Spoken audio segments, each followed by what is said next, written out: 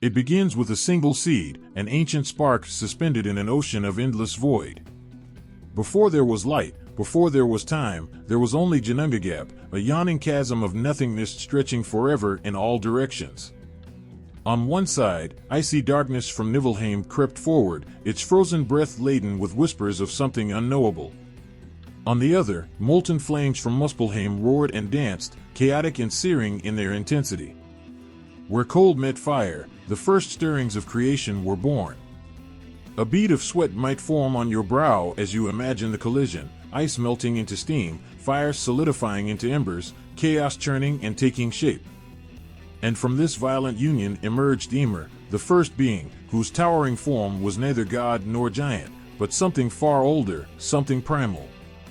His presence was colossal, his breath echoing in the chasm as his sweat birthed new beings, giants who spilled forth like shadows, their feet shaking the frost-covered expanse. From Ymir's body came the earth itself. His flesh became the soil, his bones the mountains, and his blood flowed freely to create the rivers and seas. The gods, born from another spark of creation, looked upon his immense form and made a choice. Odin, Vili, and Ve struck Ymir down, their weapons biting deep into his titanic frame. His death was not the end, it was the beginning of everything. When you walk on the earth, you tread on Ymir's skin. When you drink from a stream, you sip from his veins. Above you, the sky stretches wide and infinite, crafted from his skull. And below, in the shadows of roots and stone, his secrets linger. At the center of it all stands Yggdrasil, the great ash tree whose roots burrow into the depths of the unknown and whose branches stretch beyond the stars. It is not just a tree, it is life itself, a living bridge connecting the 9 worlds that pulse with their own unique energy. Yggdrasil's leaves rustle with whispers of fate, its bark scarred with tales of battles fought, loves lost, and destinies entwined. Beneath the tree lies the well of Urd, where the Norns, the weavers of fate, kneel, their hands tirelessly spinning the threads of life. They do not judge, they do not falter. They simply weave, each thread glimmering with stories untold, as the gods themselves lean in to listen. What mortal or immortal can ignore the pull of a destiny whispered by the roots of such a tree? Above, Asgard gleams with its golden halls, home to the Aesir gods who command storms, wisdom, and war. They feast and laugh, preparing for the inevitable chaos to come. In the distance, the rainbow bridge Bifrost arches, shimmering with every hue, both a promise and a warning of the precarious balance between worlds. Midgard, where humankind dwells, is nestled in the middle, suspended by Yggdrasil's branches like a precious gem surrounded by the endless sea. It is a world both blessed and cursed, where mortals are shaped by the choices they make and the echoes of the gods' own deeds. Far beyond, Jotunheim looms, a harsh and untamed land, home to the giants who hold no love for the gods above. Mountains rise like jagged teeth, rivers roar like untamed beasts, and the very air feels alive with an ancient grudge. In Vanaheim, the air is different, softer, more nurturing. This is where the Vanir dwell, gods of fertility and nature, masters of the gentle yet unrelenting forces that sustain life. They whisper to the trees and listen to the rivers, their magic interwoven with the very fabric of existence. Somewhere out there, the light of Alfheim flickers like a distant star. It's said that the elves who live there are radiant, beings of such beauty and grace that mortals cannot look upon them without weeping. Yet their light carries secrets, ones that only the bold dare to seek. In stark contrast, the dark caverns of Svartalfheim hum with the clang of hammers and the murmur of ancient spells. The dwarves, those master craftsmen, labor endlessly, their creations unmatched, their skill whispered of even in the halls of the gods. But it is in Muspelheim and Niflheim where the true heart of chaos lies. The fire giants of Muspelheim, led by Surtr, are said to wait patiently, their weapons glowing with the promise of an end to all things. Meanwhile, Niflheim's cold is so biting, so merciless, that even gods shudder at the thought of venturing there. Its icy winds carry the weight of 1,000 forgotten sorrows. Helheim waits in silence, a shadowed land ruled by Hel, daughter of Loki. Those who arrive in her domain do so not as warriors, but as souls who died of sickness, age, or misfortune. It is a place of rest, yes, but also of stark reflection, a mirror held up to the fragility of existence. The 9 realms are not separate, they pulse with connection, like veins of the same beating heart. When thunder crashes in Asgard, its echoes can be felt in Midgard. When a stone is moved in Jotunheim, its weight ripples through Alfheim. These worlds are not still, they are alive, each one tied to the others through threads woven by the Norns, upheld by Yggdrasil, and charged by the gods' endless dramas. Yet, for all their vastness, these worlds are fragile. Ragnarok looms like a storm cloud on the horizon, whispered of in sagas and etched into the stars. The gods know it, the mortals feel it, and even Yggdrasil trembles under its weight. If you listen closely to the winds that swirl around the great tree, you might hear it too, the creak of its ancient roots, the murmur of realms that are both timeless and fleeting. A reminder that even the most unshakable forces are vulnerable. The wolf howls, its voice cutting through the cold night air like an omen. In the flicker of firelight, a serpent's scales gleam, coiled tightly around the roots of an ancient tree. Above, a raven watches with unblinking eyes, its wings shifting in restless anticipation. These creatures are not mere animals, they are symbols, guardians, and harbingers. Their presence in Norse mythology is not incidental, they are the blood running through its veins, the breath animating its stories, and the heartbeat of its culture. The creatures of Norse lore are alive with meaning, their forms etched into the bones of the cosmos itself. Each one serves a purpose, embodying forces far greater than themselves. They are allies and adversaries, protectors and destroyers, whispering of the unseen forces that govern the worlds. Fenrir, the great wolf, is one such force. He is not just a beast, he is inevitability given flesh. Born of Loki's chaotic lineage, Fenrir grew to a size and power that terrified even the gods. His jaws could snap worlds apart, his strength unmatched. The gods, ever wary, bound him with chains of iron and magic, yet it was not enough. His hunger was insatiable, his rage unstoppable. Fenrir's presence is a reminder that some forces cannot be tamed, no matter how tightly they are bound. Then there's Jörmungandr, the Midgard serpent, a creature so vast it encircles the world, biting its own tail. It lies beneath the waves, its body pulsing with the rhythm of the sea, its very existence a symbol of cycles, creation, destruction, and rebirth. When Jörmungandr moves, storms rise, and when it finally releases its tail, the end of days will come. In its coiled form, it holds the tension of a world teetering on the edge. Sleipnir, Odin's 8-legged steed, carries a different weight. Born of trickery and transformation, Sleipnir is a creature of duality, strength and grace, speed and mystery. With 8 powerful legs, it can traverse realms and carry Odin into battle, a bridge between the divine and the mortal.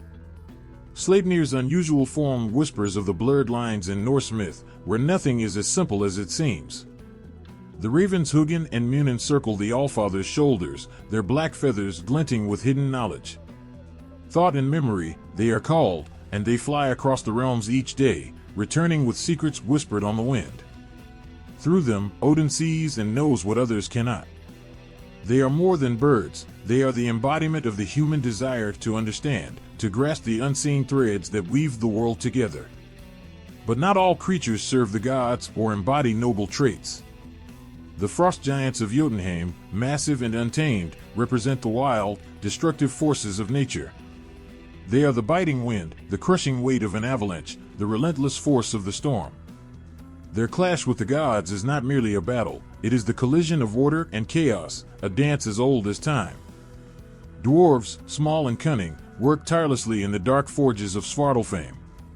From their hands come treasures of immeasurable power, Thor's hammer, Mjolnir, capable of leveling mountains, Odin's spear, Gungnir, that never misses its mark. Yet these creators are not purely benevolent. Their crafts come at a cost, and their cleverness is often tinged with deceit. They remind us that creation and destruction often walk hand in hand. Even the less prominent creatures carry profound meaning. The goat Hydrun grazes on Yggdrasil, producing mead that flows endlessly, a symbol of sustenance and celebration. The squirrel Ratatoskr scurries up and down the world tree, ferrying insults between the eagle at its top and the serpent Nidhogg below. Ratatoskr's antics seem trivial, yet his actions stoke tensions, a small reminder of how the smallest sparks can ignite great fires. In Norse culture, these creatures were more than myth, they were woven into the fabric of daily life. A farmer might glance at a raven perched on his fence and wonder if it carried a message from Odin. A fisherman might murmur a prayer to Jörmungandr before casting his net, hoping for safe passage across the waves. Animals were not just companions or sources of labor, they were living connections to the divine, signs of favor or forewarning. The sagas are filled with stories where creatures shape the fates of gods and mortals alike. Thor's battles with the giants are as much about the beasts that accompany them as the gods themselves. When Loki transforms into a mare to distract a giant stallion, the result is not only deception but the birth of Sleipnir, a creature that will carry Odin himself. These tales remind us that the lines between human, divine, and animal are fluid, each one shaping the other in unexpected ways. Even in death, the creatures of Norse lore do not lose their significance. Nidhogg, the dragon gnawing at Yggdrasil's roots, feeds on the dead and embodies the decay that balances creation. Garm, the hound that guards Helheim, stands as a silent sentry, a reminder that the end is inevitable and cannot be escaped. But these creatures are not mere allegories, they feel alive, pulsing with breath and intent. You can almost hear Fenrir's growl echoing through the void or feel the weight of Jörmungandr shifting beneath the ocean's depths. They are fierce, untamed, and unapologetically themselves. And as the gods prepare for Ragnarok, it is the creatures who will play the most pivotal roles. Fenrir will break free of his bonds, his jaws wide enough to swallow the sun. Jörmungandr will rise from the sea, its venom tainting the sky. Even the fire giant Surtur's blade will be tempered by the power of the creatures he commands. These beasts are not just participants, they are catalysts, reflections of the world's most primal forces. They teach us that life is not static but an ever-shifting balance of light and shadow, creation and destruction, order and chaos. And they leave us with a lingering question: when the end comes, will it be the gods or the creatures who hold the final word? The golden halls of Asgard shimmer like a mirage on the horizon, their brilliance reflecting a world of glory and chaos. This is no ordinary place, it is a realm where gods feast, plot, and prepare for the day everything will collapse. Yet, for all the power of the Aesir, they are not alone. Beside them, often at the edge of the feast or in the midst of battle, are creatures as extraordinary as the gods themselves. These beings are not just companions, they are extensions of the gods' will, reflections of their strengths, and sometimes, their deepest fears. Sleipnir thunders across the Bifrost, his 8 legs moving in perfect rhythm. There's a haunting beauty to his stride, a surreal grace that feels almost unnatural. Sleipnir is more than a horse, he is a paradox given form, the child of trickery and transformation. Born of Loki's cunning and a giant stallion's strength, Sleipnir carries Odin himself, the All-Father, through realms and across battles. No other steed could match his speed, nor his ability to navigate the intricate pathways of Yggdrasil. His 8 legs leave prints that seem to linger in the air, as if the fabric of reality itself is acknowledging his passage. It is said that Sleipnir can traverse distances in moments, his breath mingling with the cold winds of Niflheim 1 second, and the fiery air of Muspelheim the next. Yet, for all his might, there is a quiet sadness in Sleipnir's story. He was not born out of love or harmony but out of Loki's scheming. Perhaps that is why his eyes, intelligent and piercing, seem to hold a depth that speaks of things no one, not even the gods, could understand. Then there is Gullinbursti, the golden boar. His bristles gleam like sunlight breaking through the thickest storm clouds, a creature born of craft and ingenuity. Forged by the dwarves Sindri and Brakr, Gullinbursti was a gift to Freyr, the god of fertility and prosperity. With every step, the golden boar illuminates the path ahead, his light unyielding even in the darkest night. Gullinbursti is not merely a marvel of engineering but a symbol of life's perseverance. In the tales, he is often seen beside Freyr, carrying him into battle or running tirelessly across fields that seem to stretch forever. His golden form is a reminder of abundance, a promise that even in times of despair, there is light and hope waiting to break through. Yet, Gullinbursti is not a silent creature. In the sagas, his presence hums with vitality, a pulse that resonates with the heartbeat of the earth itself. When Freyr rides him, it is not just a display of power but an act of faith, faith in the natural order, in growth, and in the cycles of life that continue even when the gods themselves falter. Ravens too hold a sacred place in Asgard. Hugin and Munin are never far from Odin, their sharp cries cutting through the still air. Thought and memory, their names mean, and that is precisely what they embody.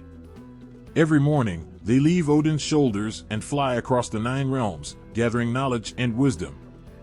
By evening, they return, their beaks heavy with secrets. Hugin and Munin are more than messengers, they are the manifestation of Odin's insatiable hunger for knowledge. They remind us that even the gods are not omniscient, that they too must seek, question, and learn. When they circle above the golden halls, their shadows stretch long and dark across the shining ground, a subtle reminder that even in the light of Asgard, darkness lingers. Among the Aesir's companions, none evoke fear like Fenrir. Though technically imprisoned far from Asgard, the shadow of the great wolf looms large over the Golden Realm.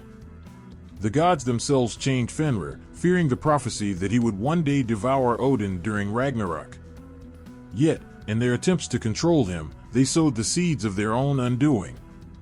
Fenrir's absence is a presence in itself. His growls, muted by distance, can still be felt in the quiet moments, a low rumble that vibrates through the walls of Valhalla. His story, one of betrayal and fury, serves as a stark contrast to the golden glow of Asgard. Where Sleipnir represents loyalty and Gullinbursti radiates hope, Fenrir is raw, untamed rage, a force that refuses to be subdued.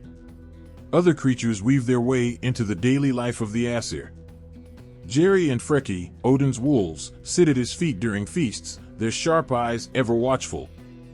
They are more than companions, they are extensions of his will, silent and deadly reminders that the Allfather's reach is far and his judgment swift. Even Thor, the mightiest of the gods, owes much to his goats, Tangrisnir and Tangjastr. These beasts pull his chariot across the skies, their hooves striking sparks that rain down like meteors. They are more than simple animals, they are partners in his relentless quest for order and justice. Yet their story is not without its peculiarities. Thor, known for his boundless appetite, has a habit of slaying and consuming them after long journeys, only to resurrect them with a flick of his hammer. It is an unsettling cycle of death and renewal, one that speaks to the brutal pragmatism of the gods. Asgard itself seems alive with the energy of these creatures. Their cries, hoofbeats, and rustling wings fill the air, mingling with the laughter and clamor of the gods. The creatures reflect the gods' complexities, their dualities, and their vulnerabilities. For every soaring raven or golden boar, there is a shadow, be it Fenrir's distant snarl or the knowledge that even the mightiest chariot-pulling goats can be sacrificed in a moment of need. And still, the creatures endure. They are not mere tools of the Aesir, they are partners, symbols, and living embodiments of forces too vast for even the gods to contain. Their stories, intertwined with the gods themselves, speak of power and fragility, loyalty and betrayal, light and shadow.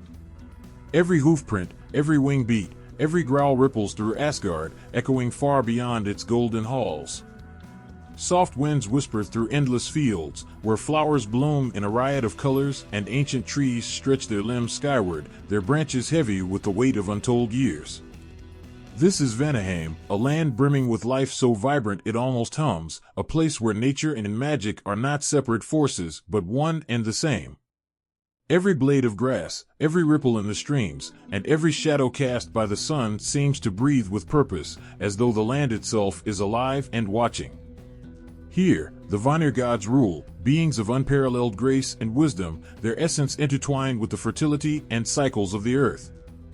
Unlike the Aesir, whose strength lies in thunderous might and conquest, the Vanir embody the softer, subtler forces of existence. Their power is a steady heartbeat, a pulse felt in the rain that nourishes crops and the winds that carry seeds to fertile soil. Among them, Freyr stands as a shining figure, his presence as warm and nurturing as the sun on a spring morning. He is the Lord of prosperity, the god of harvests, and the master of the gentle rains that bring life to the parched earth. But Freyr's connection to the land goes deeper than that. He is not just a deity of growth, he is growth itself, the essence of abundance that keeps famine at bay and life flourishing. Freyr's companion, Gullinbursti, the golden boar, roams Vanaheim with quiet majesty. His bristles gleam like the first light of dawn, his very presence a promise of hope.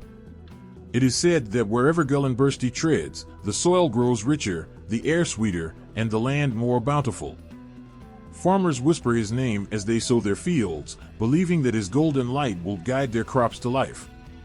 Freyr's sister, Freya, embodies a different but no less powerful aspect of Vanaheim's magic.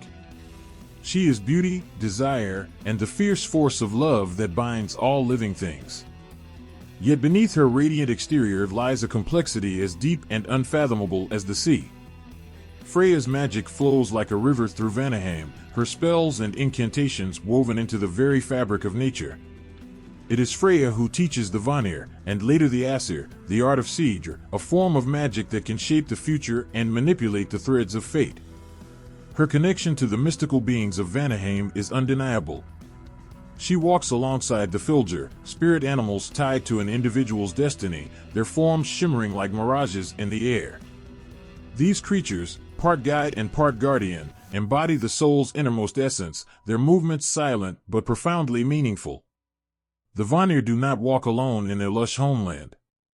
Beneath the canopies of ancient trees, strange beings stir, spirits of the forest and streams, their forms shifting between animal and ethereal shapes. Elves, radiant and otherworldly, are said to live in harmony with the Vanir, their luminous forms blending with the dappled sunlight. Their laughter carries on the breeze, soft and melodic, as they tend to the land with hands both gentle and skilled. Unlike the boisterous feasts of Asgard, the gatherings in Vanaheim are quiet and reverent. Creatures of the land join the Vanir in these sacred moments. Deer with antlers like woven branches move through the fields, their presence calming and serene. Birds with feathers shimmering in iridescent hues sing songs that seem to hold the secrets of the cosmos. Yet for all its beauty, Vanaheim is not without its mysteries. Deep in the forests, where sunlight barely pierces the canopy, dwell creatures both wondrous and strange.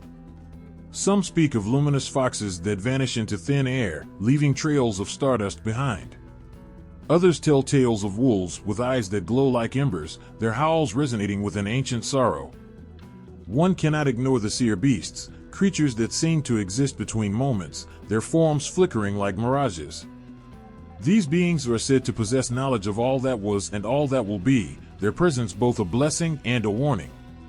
To encounter one is to glimpse the infinite web of time, a gift that many find too heavy to bear. And then there are the dragons. In Vanaheim, they are not beasts of destruction, but protectors of sacred places, their scales shimmering with colors that shift like the seasons. It is said that their breath carries the scent of blooming flowers in spring and falling leaves in autumn. These dragons are keepers of wisdom, their eyes glowing with the light of countless ages. Even the water in Vanaheim is alive with magic. Rivers and lakes teem with fish that shimmer like liquid gold, their movements graceful and hypnotic. Beneath the surface, it is said that water spirits dwell, their voices like the soft murmur of waves against the shore. Fishermen often leave offerings at the water's edge, knowing that these spirits hold sway over the abundance of their catches. The connection between the Vanir and their creatures is symbiotic, a delicate balance maintained through respect and understanding. The creatures serve as reminders that the power of the Vanir is not in domination but in coexistence. They are a reflection of the Vanir's ability to nurture, to create, and to sustain. Yet, for all its harmony, Vanaheim is not immune to the shadow of conflict. When the Aesir waged war against the Vanir, it was the creatures of Vanaheim who stood alongside their gods, fighting with a ferocity born not of hatred but of a deep love for their land. Even now, the scars of that war linger in the quiet places, where the whispers of lost lives blend with the rustling of leaves. The creatures of Vanaheim, whether they walk on four legs, soar through the skies, or slither beneath the earth, are more than companions to the Vanir. They are the embodiment of the land's essence, the living proof of a magic that is as enduring as the cycles of the seasons. And as the Vanir gaze across their verdant homeland, it is the creatures who remind them of their purpose, to protect and nurture the fragile, beautiful threads of life that bind all things together. The wind carries the scent of salt and brine as waves crash against jagged rocks, their ceaseless rhythm both comforting and menacing. Midgard, the human realm, stretches vast and wild, a place of sprawling forests, rugged mountains, and roaring seas. For all its beauty, Midgard is not tame. It pulses with life that humans do not fully understand, inhabited by creatures both seen and unseen, creatures that share their world yet remain profoundly apart. Among these beings, none cast a shadow over Midgard quite like Jörmungandr, the Midgard serpent.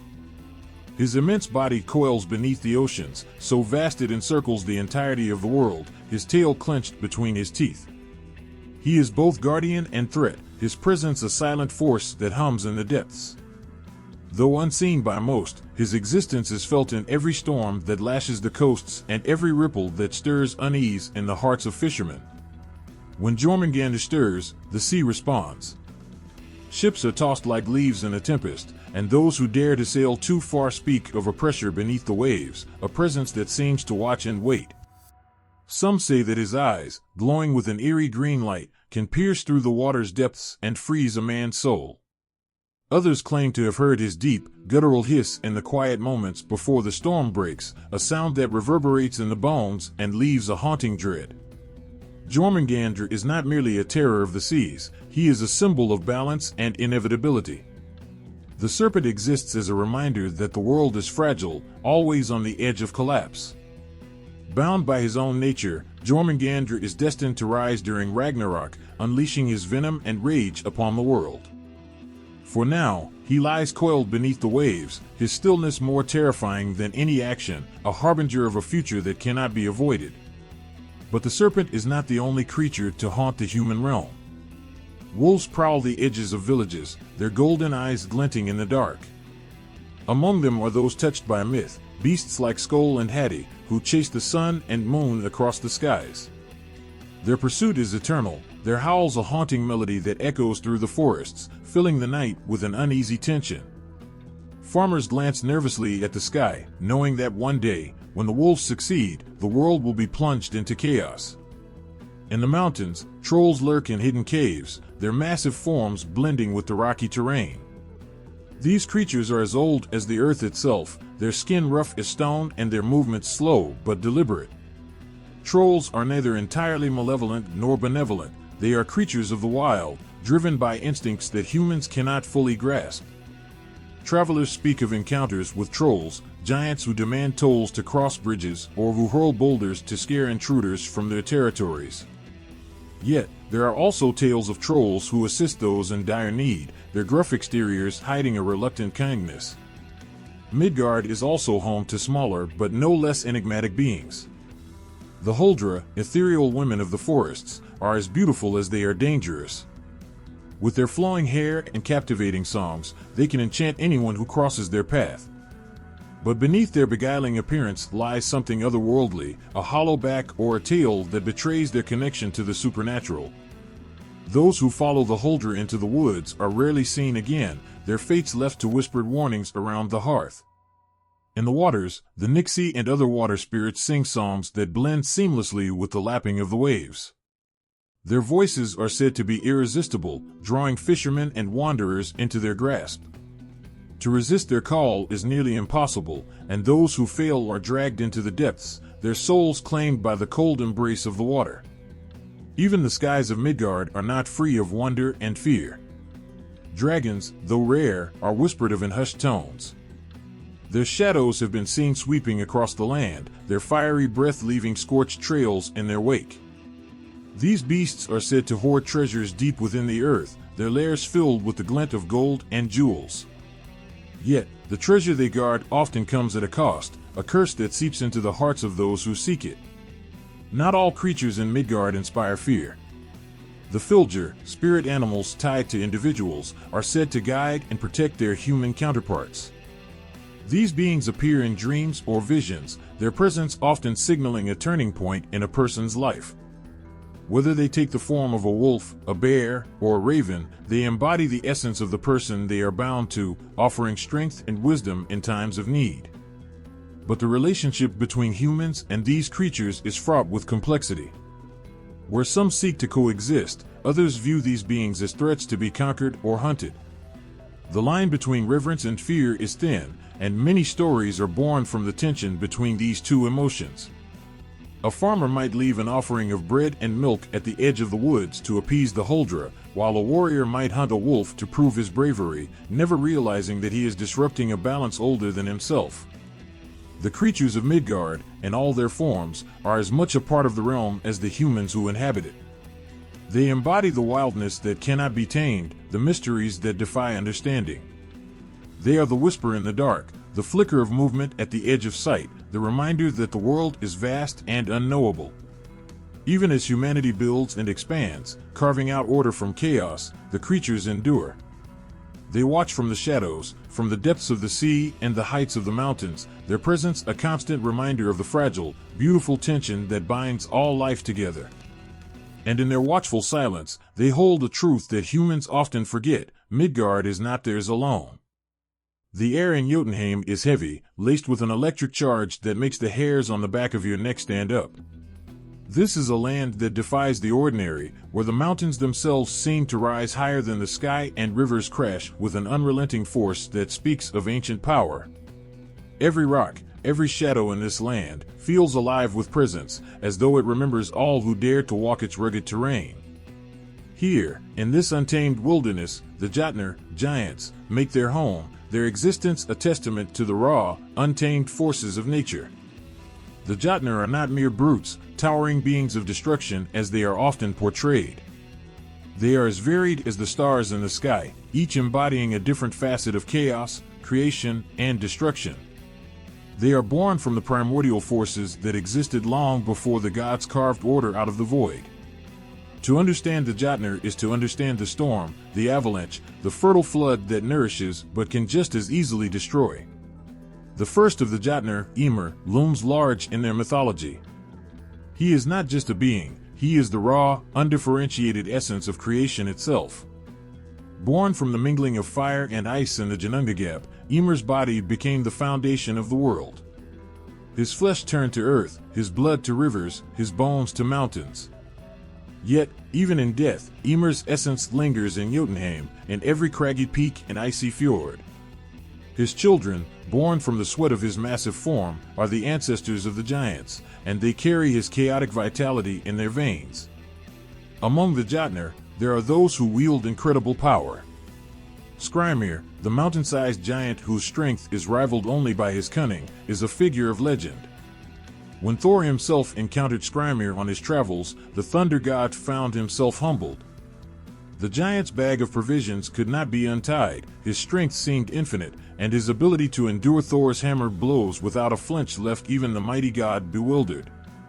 Skrymir's tale is a reminder that the giants are not merely foes to be vanquished, but forces to be reckoned with, forces that test even the strongest. Thrym, the frost giant who once stole Thor's hammer, Mjolnir, is a figure who embodies the cunning and ambition of the Jotnar. His icy halls are said to glitter with hoarded treasures, the air cold enough to bite through even the thickest furs. Thrym's audacious demand, to wed Freya in exchange for the return of the hammer, set the stage for one of the most unusual and comedic episodes in Norse myth. Yet, beneath the humor lies a stark truth: the Jotnar are not afraid to challenge the gods, to push the boundaries of what is theirs and what is not. Not all giants are hostile. Some, like Mimir, are beings of immense wisdom. Though his severed head now resides with the Aesir, Mimir's roots are in Jotunheim, where he once guarded a well of knowledge so profound that Odin himself sacrificed an eye to drink from its depths. Mimir's existence blurs the line between Jotnar and gods, showing that wisdom and chaos are not mutually exclusive. In his presence, one sees the duality of the Jotnar, their capacity for destruction matched by an equally profound ability to create, to know, and to preserve. Angerboa, the bringer of grief, is a giantess whose legacy reverberates through the sagas. She is the mother of three of Loki's most infamous children, Jörmungandr, the Midgard serpent, Fenrir, the wolf destined to devour Odin, and Hel, the ruler of the underworld. Angerboa herself is shrouded in mystery, her name whispered with both fear and reverence. She embodies the Jotnar's ability to bring forth not only chaos but also destiny, her offspring shaping the very fate of the gods themselves. The fire giants, led by the fearsome Surtur, are another force that lies in wait within Jotunheim. Surtur's flaming sword is said to burn brighter than the sun, and his presence is a constant reminder of the eventual end. At Ragnarok, he will lead the giants into battle, his fire consuming the world in a final act of destruction and rebirth. Until that day, Surtur stands vigilant, his shadow stretching over the land like a looming prophecy. Even the natural world of Jotunheim is alive with creatures that defy imagination. Frost serpents slither through the icy ravines, their scales glittering like shards of broken glass. Massive eagles perch on peaks so high that clouds gather at their feet, their cries echoing across the valleys. Trolls, some small and mischievous, others massive and brutish, dwell in the caves and forests, their glowing eyes a common sight in the twilight hours. The giants' relationship with the gods is a study in contrasts. They are enemies, allies, lovers, and rivals, their interactions a complex dance of conflict and kinship. Loki himself, though counted among the Aesir, is of Jotun blood. His wit and cunning are distinctly Jotnar traits, and his role as a bridge, and often a wedge, between the gods and the giants underscores their intertwined fates. Yet, for all their might, the Jotnar are not invincible. Their world is one of constant change, a reflection of their chaotic nature. Just as Ymir was slain to create the cosmos, the giants themselves are doomed to face their own destruction. But their end, like their existence, is not a simple vanishing. It is a transformation, a breaking apart that gives rise to something new. In Jotunheim, the air is thick with this sense of inevitability. The giants move through their world with an awareness of their role in the grand tapestry of existence. They are not merely obstacles for the gods to overcome, they are the counterbalance to order, the wild heart that beats beneath the surface of the cosmos. And though their stories may end, their essence, like the mountains and storms they embody, will endure. The light in Alfheim seems to dance, as if the very air is alive with an unspoken melody. This is a land unlike any other, where every blade of grass glows faintly and the trees rise impossibly high, their leaves shimmering with a silver-green luminescence. The streams here do not merely flow, they sparkle, their waters imbued with an ethereal glow that speaks of magic older than the gods themselves. Alfheim, the domain of the elves, is a place where beauty and mystery entwine so seamlessly that it is impossible to tell where one ends and the other begins. The Ljósálfar, or light elves, are the stewards of this radiant realm. They are beings of such grace and elegance that to behold them is said to be both a blessing and a burden, for their beauty is beyond what the mortal mind can comprehend. Their forms shimmer faintly, as though they are more light than flesh, and their movements are fluid, almost dreamlike. They dwell in harmony with Alfheim, their cities built into the living trees and hills, merging seamlessly with the natural world. Towers of glowing crystal rise above canopies, and bridges of light span across deep ravines, their structures defying mortal craftsmanship. The Ljósálfar are said to be bringers of inspiration and creativity. They are artists, poets, and musicians, their works imbued with a magic that stirs the soul. Mortals who claim to have encountered them often speak of returning with newfound talents or visions that drive them to create works of unmatched beauty. Yet, the elves themselves remain elusive, their appearances fleeting and their presence always just beyond reach. Beneath their radiant exterior, however, lies a profound depth. The Ljósálfar are not creatures of unending joy, they understand the fragility of life and the bittersweet nature of existence. This understanding lends their art a melancholic undertone, a recognition of the fleeting nature of beauty and the inevitability of change.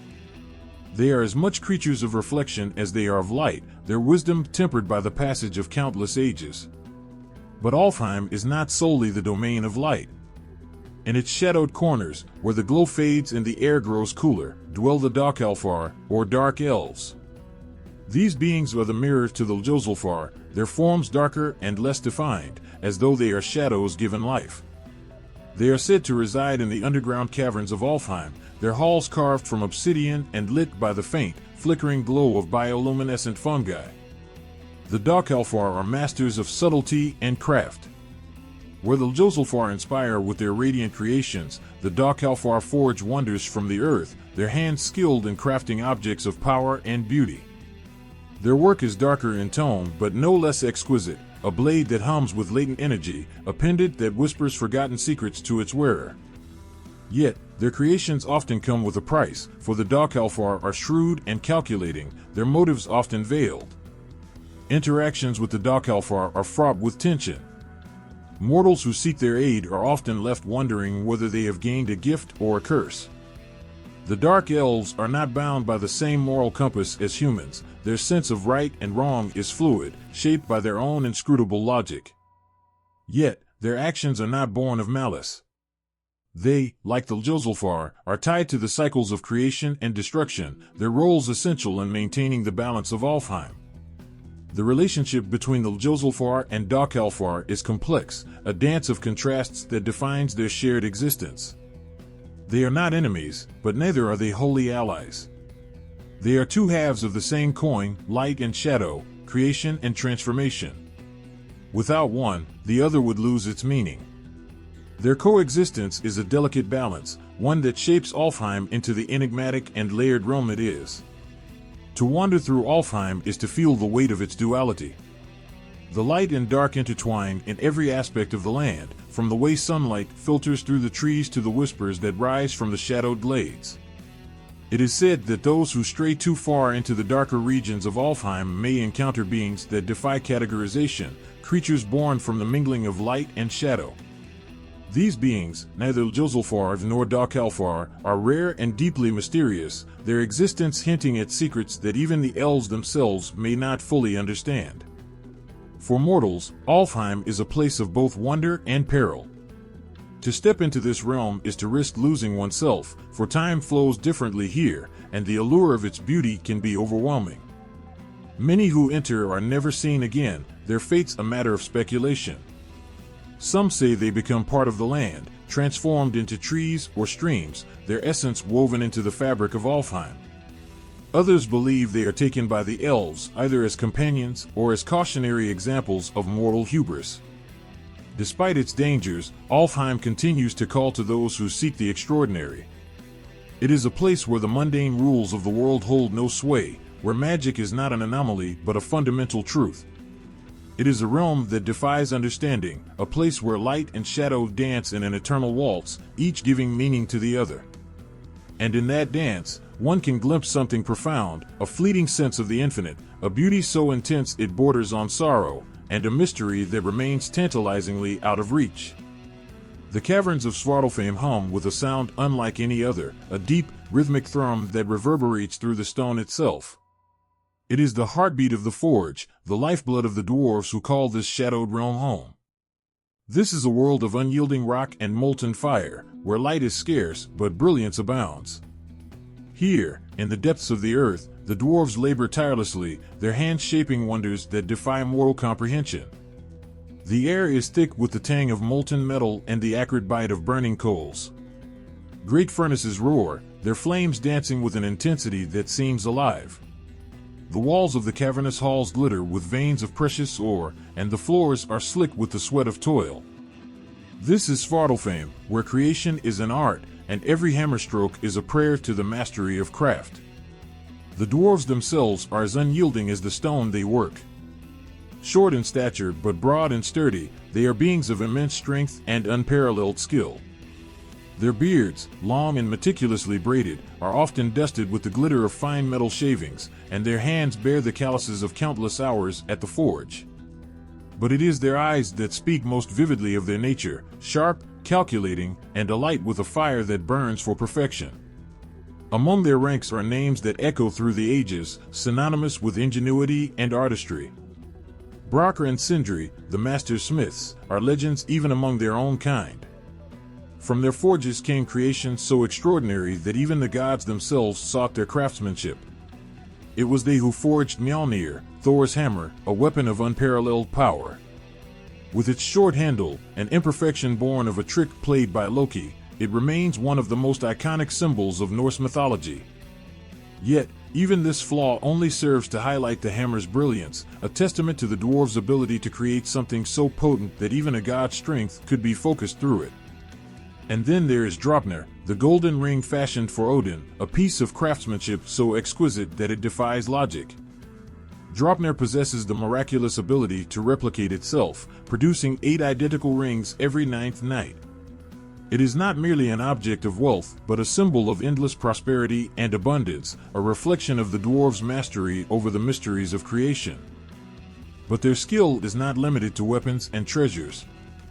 The dwarves are also the creators of Skidbladnir, the ship that always finds fair winds and can be folded into a pouch when not in use. This marvel, both practical and magical, showcases their unparalleled ingenuity, their ability to blend utility with enchantment in ways that no other beings can match. Despite their brilliance, the dwarves are not creatures of light. Their home, Svartalfheim, is a place of shadows, where sunlight rarely penetrates, and their world is one of secrecy and seclusion. They are a private and cautious people, wary of outsiders who might covet their creations or disrupt their sacred craft. Their halls are protected by complex mechanisms, traps, and labyrinthine tunnels designed to confuse and deter intruders. To find oneself lost in the depths of Svartalfheim is to enter a realm where the stone itself seems alive, shifting and closing in, a reminder that this world belongs to the dwarves alone.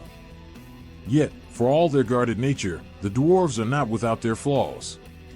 Greed and pride run deep in their veins, traits that have led to both their greatest triumphs and their most harrowing downfalls. Their desire for perfection can border on obsession, driving them to take risks that others would shun. It is said that their creations are often imbued with a part of their very souls, a price they willingly pay for the sake of their art. This devotion to their craft, while awe-inspiring, is also their curse, binding them to the fires of the forge in a way that few can understand. Their relationship with the gods is complex, marked by a mix of grudging respect, rivalry, and animosity. While the gods frequently seek out their craftsmanship, they do not always treat the dwarves with the honor they deserve. Loki, in particular, is both a benefactor and a nemesis to the dwarves, his cunning often bringing them both opportunity and strife. It was Loki's interference, after all, that led to the forging of Mjolnir, but also to the creation of treasures like Gullinbursti, Freyr's golden boar, and Gungnir, Odin's spear. The dwarves' dealings with the gods often result in objects of unparalleled power, but rarely without a cost. The realm of Svartalfheim itself mirrors its inhabitants, dark, unyielding, and filled with hidden wonders. Vast caverns stretch endlessly, lit only by the glow of forges and the occasional glint of gemstones embedded in the walls. Underground rivers flow with water so pure it seems to shimmer, and hidden pockets of crystal formations refract the dim light into rainbows that dance fleetingly across the stone. It is a place of stark beauty, where every surface tells a story of time, pressure, and transformation. But for all its wonder, Svartalfheim is not a place for the faint-hearted.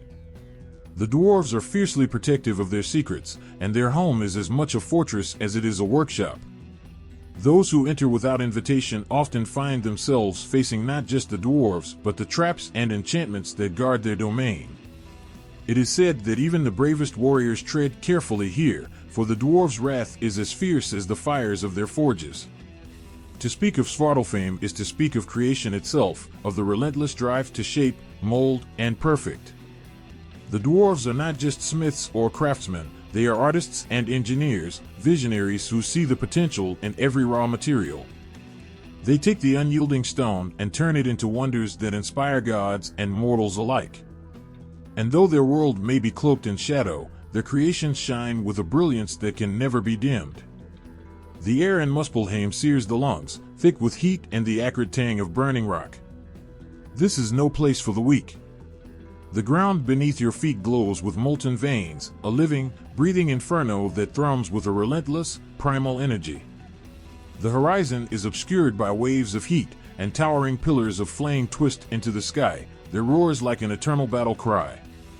Here, in this realm of fire, the very essence of destruction holds sway, and its master, Surtr, waits with a smoldering patience that promises annihilation.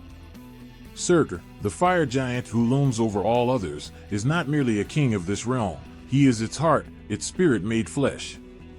His form is immense, a shadow against the blinding brightness of his own sword, which burns brighter than the sun.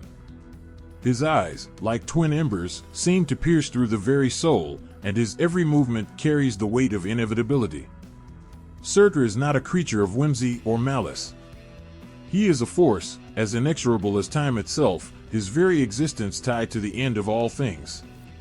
The legends speak of Surtr as the harbinger of Ragnarok, the destined end of the world. It is said that when the time comes, he will rise from Muspelheim, his sword igniting the heavens and consuming all creation in fire. This is not destruction for its own sake, but a necessary step in the cycle of death and rebirth. The fire that burns all to ash will also clear the way for new beginnings, a harsh but undeniable truth that defines the very essence of Surtr and his realm.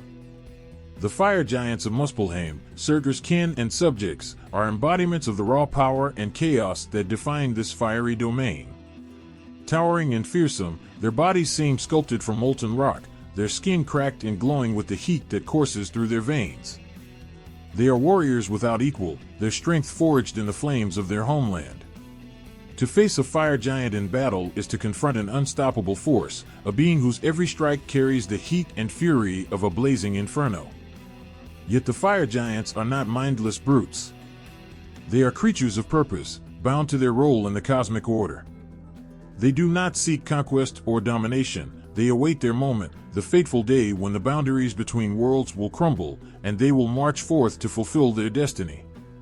Their loyalty to Surtr is absolute, their very existence tied to his. They are the sparks to his flame, the kindling to his fire. Muspelheim itself is a testament to the overwhelming power of its inhabitants.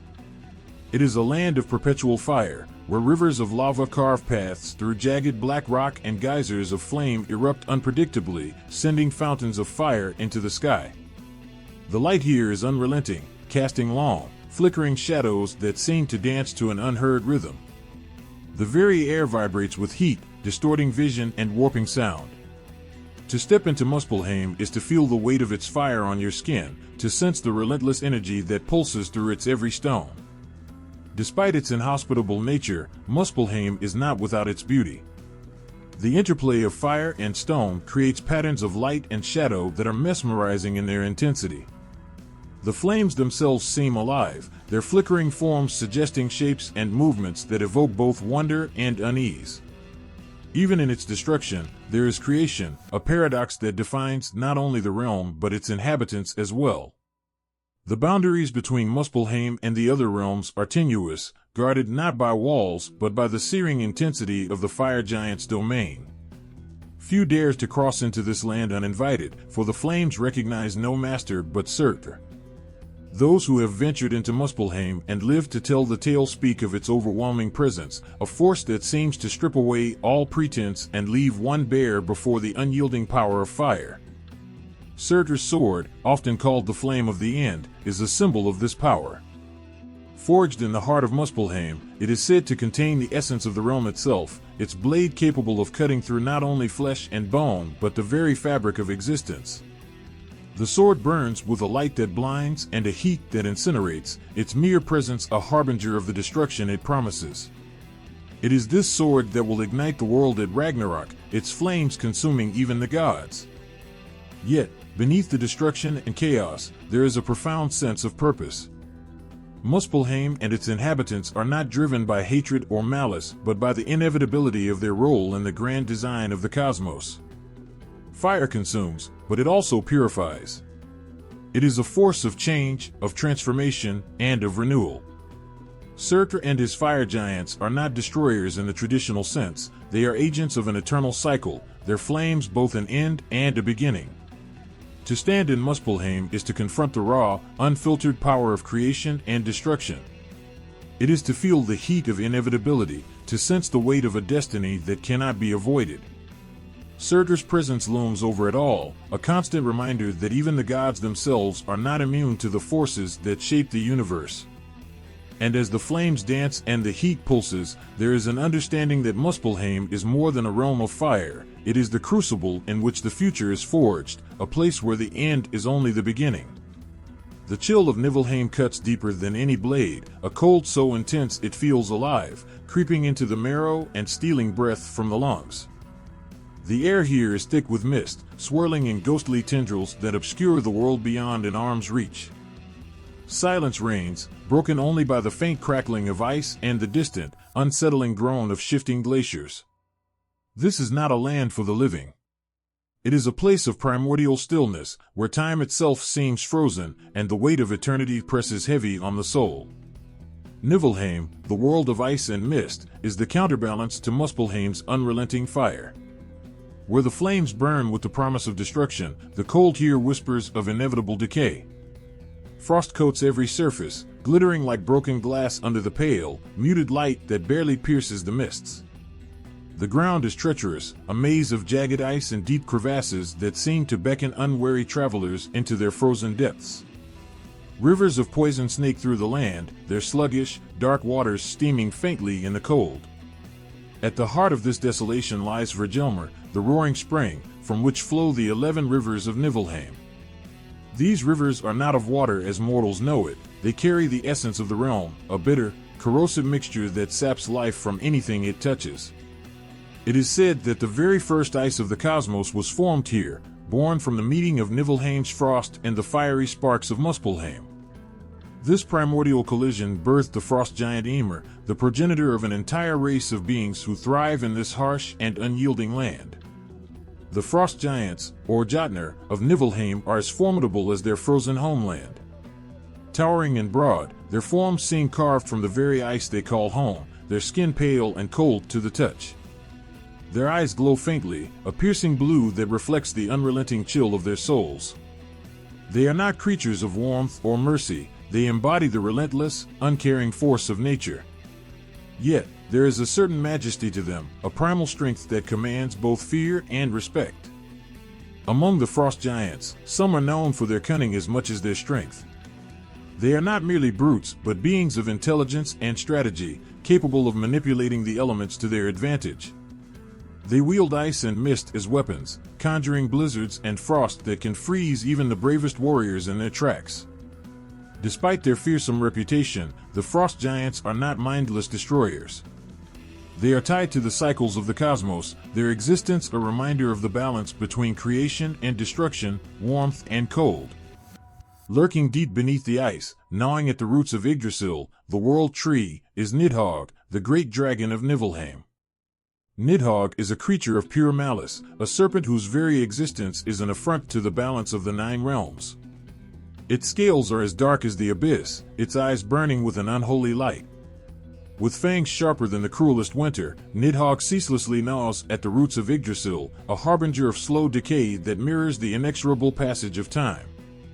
Nidhogg is not merely a beast, it is a force of entropy, a manifestation of the unrelenting erosion that even gods cannot escape.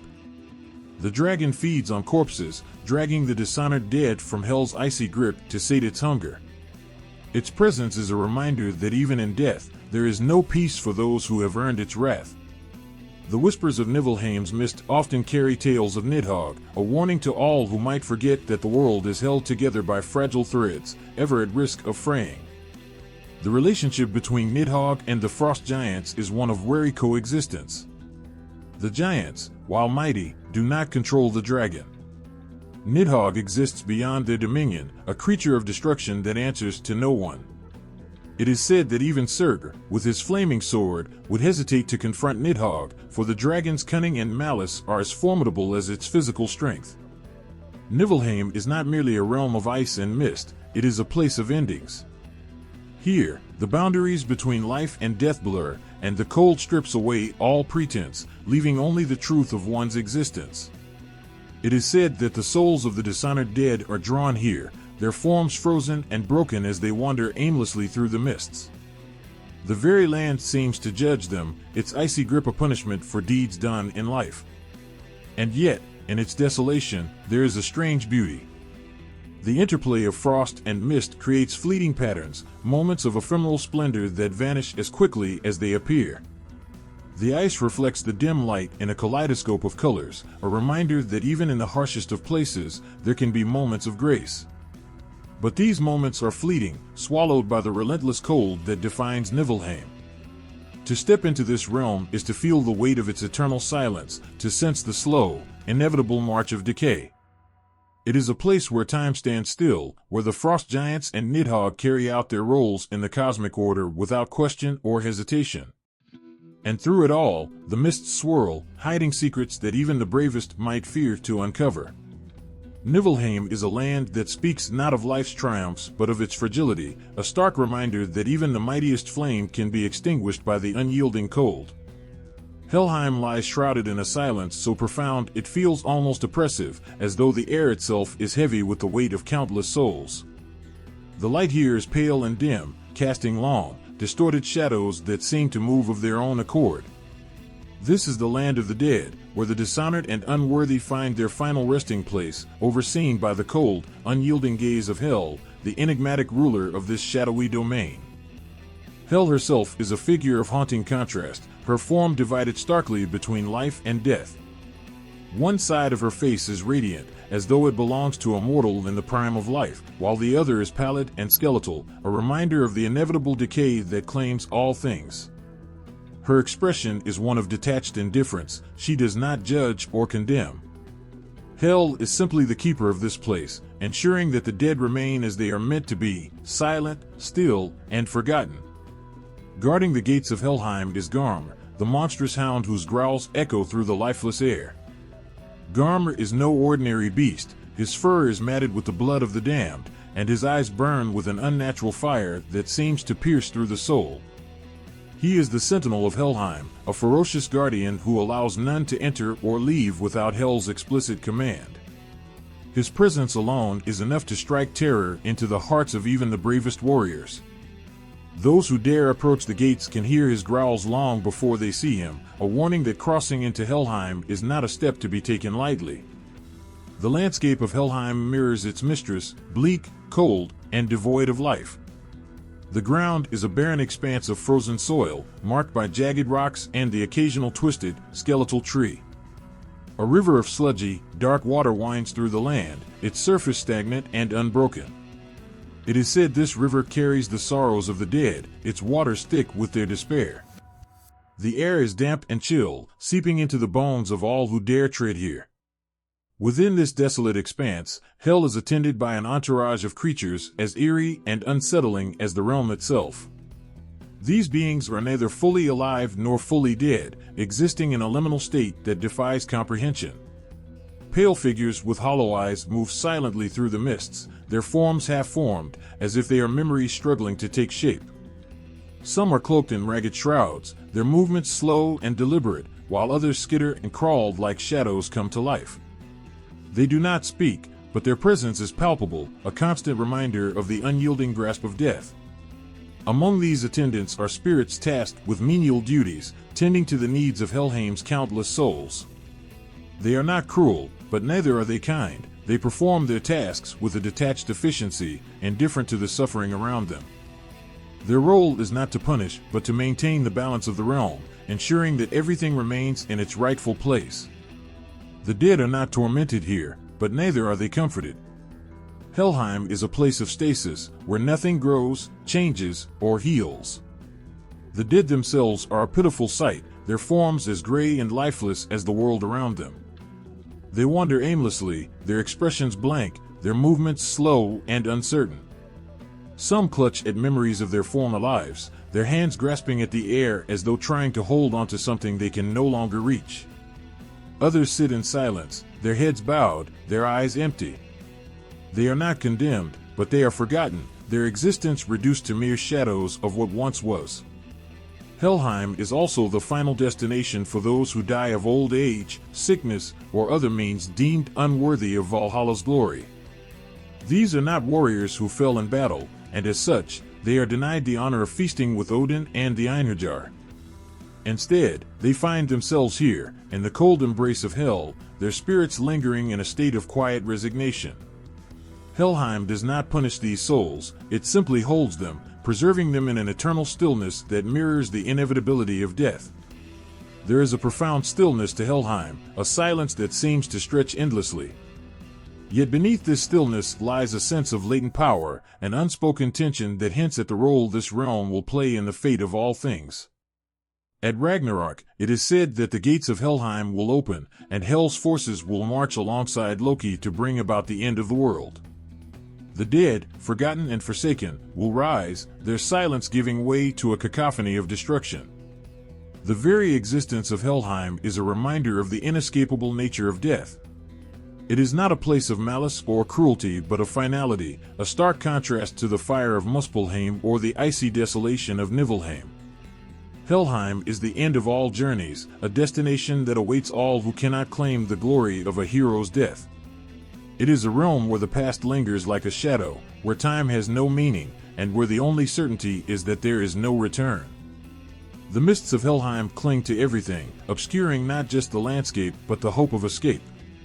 And yet, even here, amidst the silence and the cold, there is a strange kind of peace. The realm accepts all who come to it, offering no judgment, no pain, no joy, only the quiet, unyielding embrace of eternity. Hel stands at its center, her mismatched gaze surveying the stillness, a ruler not of the living but of the truth that all must face in the end. The air grows heavy with an unshakable tension when one speaks of Fenrir, the monstrous wolf who embodies the very concept of inevitability. His name echoes through Norse lore as both a terrifying prophecy and a powerful symbol. Fenrir is not merely a beast, he is a force of nature, a manifestation of chaos and rebellion, and a creature whose destiny is entwined with the downfall of gods and the unraveling of the world itself.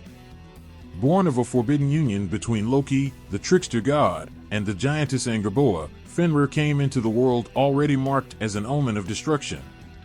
Alongside his siblings, Jörmungandr, the great serpent, and Hel, ruler of the underworld, Fenrir's very existence was a challenge to the order of the cosmos. Even as a pup, the gods recognized the danger he posed. His ferocity, even in infancy, was unmatched, and his rapid growth was a warning they could not ignore. The gods, ever fearful of what Fenrir might become, sought to contain him. But Fenrir was not a creature to be bound easily. Each attempt to restrain him ended in failure, his strength breaking every chain as if they were mere cobwebs.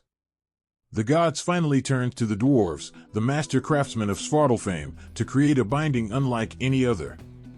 The result was Gleipnir, a silken ribbon deceptively soft but imbued with magic so potent that no force in the world could break it. Gleipnir was forged from impossible things, the sound of a cat's footfall, the beard of a woman, the roots of a mountain, the sinews of a bear, the breath of a fish, and the spittle of a bird. But Fenrir, cunning as he was strong, did not trust the gods' intentions. When they approached him with Gleipnir, he saw through their false smiles and honeyed words. He demanded a show of good faith, that one of the gods place their hand in his jaws as a pledge of their sincerity. Only Tyr, the god of war and justice, had the courage to meet Fenrir's challenge. As the ribbon tightened and Fenrir realized he had been betrayed, he snapped his jaws shut, severing Tyr's hand. His roar of fury shook the heavens, but Gleipnir held firm, and Fenrir was finally bound. The gods imprisoned Fenrir on a remote island, far from the Nine Realms, chaining him to a great rock and driving a sword into his maw to keep him silenced. There he remained, his howls echoing through the ages, a reminder of the gods' fear and their willingness to sacrifice even their honor to maintain order. Yet, in their attempt to bind Fenrir, they sowed the seeds of their own destruction. The prophecies of Ragnarok, the end of all things, paint a chilling picture of Fenrir's role in the cosmic finale. When the time comes, it is foretold that Fenrir will break free from his bindings, his rage and hunger unleashed upon the world. His eyes, like smoldering embers, will burn with hatred forged over millennia of captivity. His monstrous form will tower over all, his massive jaws capable of devouring the sky itself.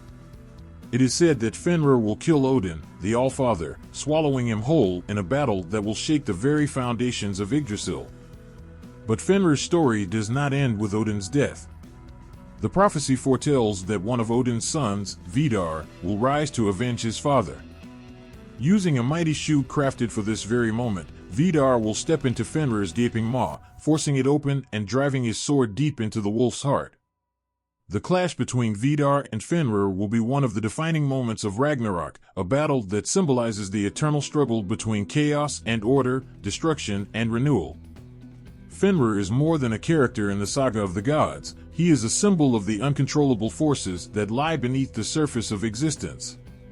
He represents the chaos that cannot be tamed, the inevitability of change, and the destructive power that resides in all things. To the gods, Fenrir was a reminder of their own mortality, of the fact that even their seemingly eternal reign would one day come to an end.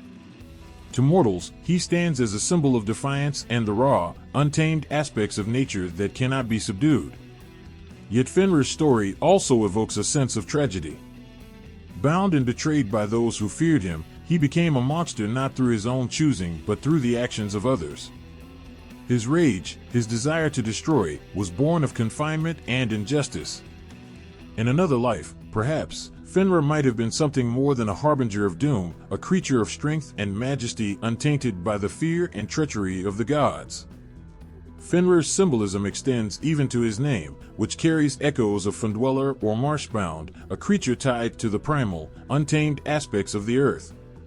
His story speaks to the duality of nature, its beauty and its terror, its capacity to create and destroy. The wolf, after all, is not only a predator but also a creature of the pack, capable of loyalty and unity. Fenrir, however, was denied this balance, cast into the role of the outcast and the destroyer. Even in his role as the devourer of gods, Fenrir's tale resonates with a profound sense of inevitability.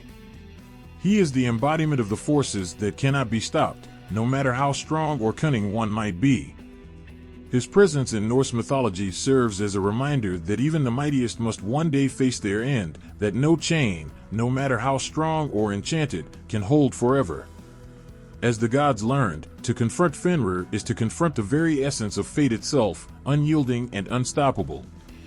Jörmungandr, the Midgard serpent, is no mere creature.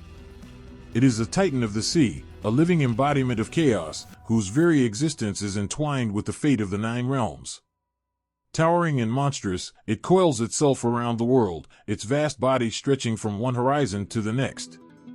In Norse myth, Jörmungandr is the serpent that encircles Midgard, holding the realms together with its sheer size and strength. But more than just a physical presence, Jörmungandr is a symbol of the uncontrollable forces of nature, the cataclysmic upheaval that will one day break free from the confines of the world. Born of the trickster god Loki and the giantess Angerboa, Jörmungandr shares his bloodline with the fierce Fenrir and the shadowy Hel. From the moment of his birth, he was destined to become a force of unimaginable power, feared by gods and giants alike. As a young serpent, Jörmungandr was cast into the ocean by Odin, the All-Father, who recognized the danger the serpent posed.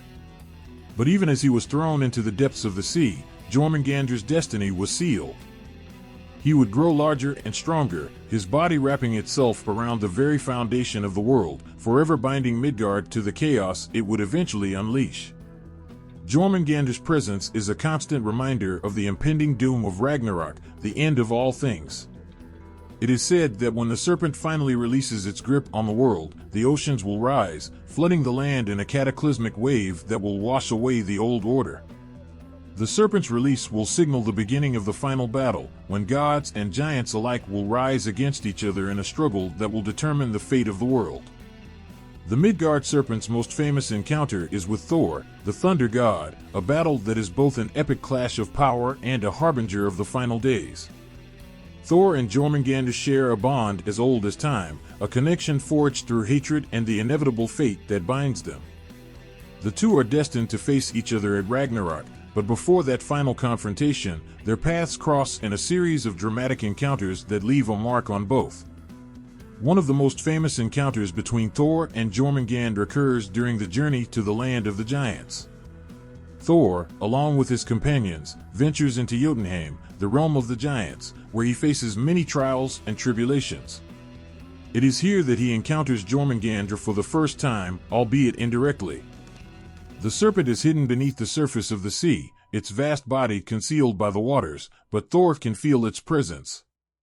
In a moment of both challenge and defiance, Thor grabs the serpent's immense body with his fishing line and begins to reel it in. The struggle is fierce, as Jörmungandr thrashes violently, pulling with all its might to escape the hook. The sea rages, and the very sky seems to tremble as the thunder god struggles against the serpent's strength. The tension between them builds, a reflection of their future confrontation at Ragnarok. Just as Thor begins to pull the serpent closer to the surface, Jörmungandr dives deep, escaping the god's grasp once again. The serpent's retreat is a reminder of its elusive, unstoppable nature. Even Thor, the mightiest of the gods, cannot defeat it. And yet, the tension between them remains, unresolved and ever-present, as if the battle is inevitable, waiting for the day when it will erupt into its final, world-shattering fury. The prophecies of Ragnarok speak of the ultimate battle between Thor and Jörmungandr, a confrontation that will mark the end of the world. When the serpent is freed from its hold on Midgard, it is said that Thor and Jörmungandr will meet in a clash that will shake the heavens themselves. The thunder god, with his mighty hammer, Mjolnir, will strike at the serpent with all his might, but Jörmungandr, with its immense power and venomous rage, will fight back with equal ferocity. The struggle will be fierce and brutal, a battle of wills and strength. Jörmungandr will lash out with its massive coils, striking at Thor with venomous bites and crashing waves of poison. Thor, with his thunderous might, will counter with the full force of his hammer, each blow shaking the earth and sky. The battle will rage on, neither side willing to yield. But in the end, it is foretold that Thor will deliver the final blow, striking Jörmungandr with such force that the serpent will fall, its massive form writhing in agony. Yet, even as Thor strikes the serpent down, the consequences of their battle will be catastrophic. As Jörmungandr dies, it will release a poisonous cloud so venomous that it will suffocate the life from everything it touches. Thor, having slain the serpent, will take a step back in victory, only to be struck by the serpent's final act of defiance. The poison will seep into his veins, and Thor will succumb to its effects, dying in the very moment of his triumph. This fatalistic encounter between Thor and Jörmungandr speaks to the inevitable nature of Ragnarok. Neither god nor serpent can escape their fate. Their battle is a reflection of the greater struggle between order and chaos, life and death. Thor's power, symbolized by Mjolnir, is immense, but it is no match for the sheer force of Jörmungandr's cosmic role. The serpent's poison, the very embodiment of decay and destruction, will destroy even the mightiest of gods. And Thor, despite his strength, is not immune to the forces that lie beyond his control. Jörmungandr is not merely a creature of destruction, it is a force of nature, a reminder that all things, no matter how powerful, must face their end. The serpent's release at Ragnarok will mark the beginning of the world's rebirth, as chaos consumes the old order to make way for something new. The poison that flows from Jörmungandr's body will cleanse the world, and from its ashes, the possibility of a new creation will arise. But for now, Jörmungandr remains beneath the waves, coiled around the world, waiting for the day when it will rise again, ready to fulfill its destiny. Sleipnir, the eight-legged steed of Odin, is no ordinary horse. It is a creature of mythic proportions, a being whose very existence challenges the natural laws of the world. Sleipnir's origins, powers, and significance in Norse mythology are as fantastical as they are profound, a symbol of both the extraordinary and the surreal. Sleipnir is not just a horse, it is a creature born of trickery, strength, and deep cosmic purpose, carrying Odin, the All-Father, through the realms with unmatched swiftness. The tale of Sleipnir's birth is as strange as the horse itself. His mother, the giantess Svalfari, was a horse of incredible strength and beauty, owned by a master builder in Jotunheim. The builder, in his arrogance, promised to build a wall around Asgard so strong and high that the gods would be protected from any threat. The gods, desperate to protect themselves, agreed to the terms, but with one condition: he had to complete the wall in a single winter, with the help of only his horse, Svalfari. The builder, confident in his abilities, accepted, not realizing the full implications of his bargain. As the winter months passed, the builder's work progressed rapidly, aided by his horse's strength. The gods, growing concerned that they might lose their wager, turned to Loki, the trickster god, for help. Loki, ever the schemer, devised a plan to thwart the builder's progress. In the form of a mare, Loki seduced Svalfari, and the two horses ran together through the night. By the time the builder realized what had happened, it was too late. The builder's work was delayed, and the gods were freed from their agreement. But Loki's actions had unintended consequences. From Svalfari, Loki bore a foal, a horse unlike any other, Sleipnir, the eight-legged steed. Sleipnir's 8 legs are a striking feature, giving him unparalleled speed and agility. In many ways, these legs symbolize the extraordinary nature of the creature. Each of his legs allows him to run faster than any other being in the 9 realms, covering vast distances in the blink of an eye. He can traverse land, sea, and even the skies, crossing the boundaries of time and space with ease.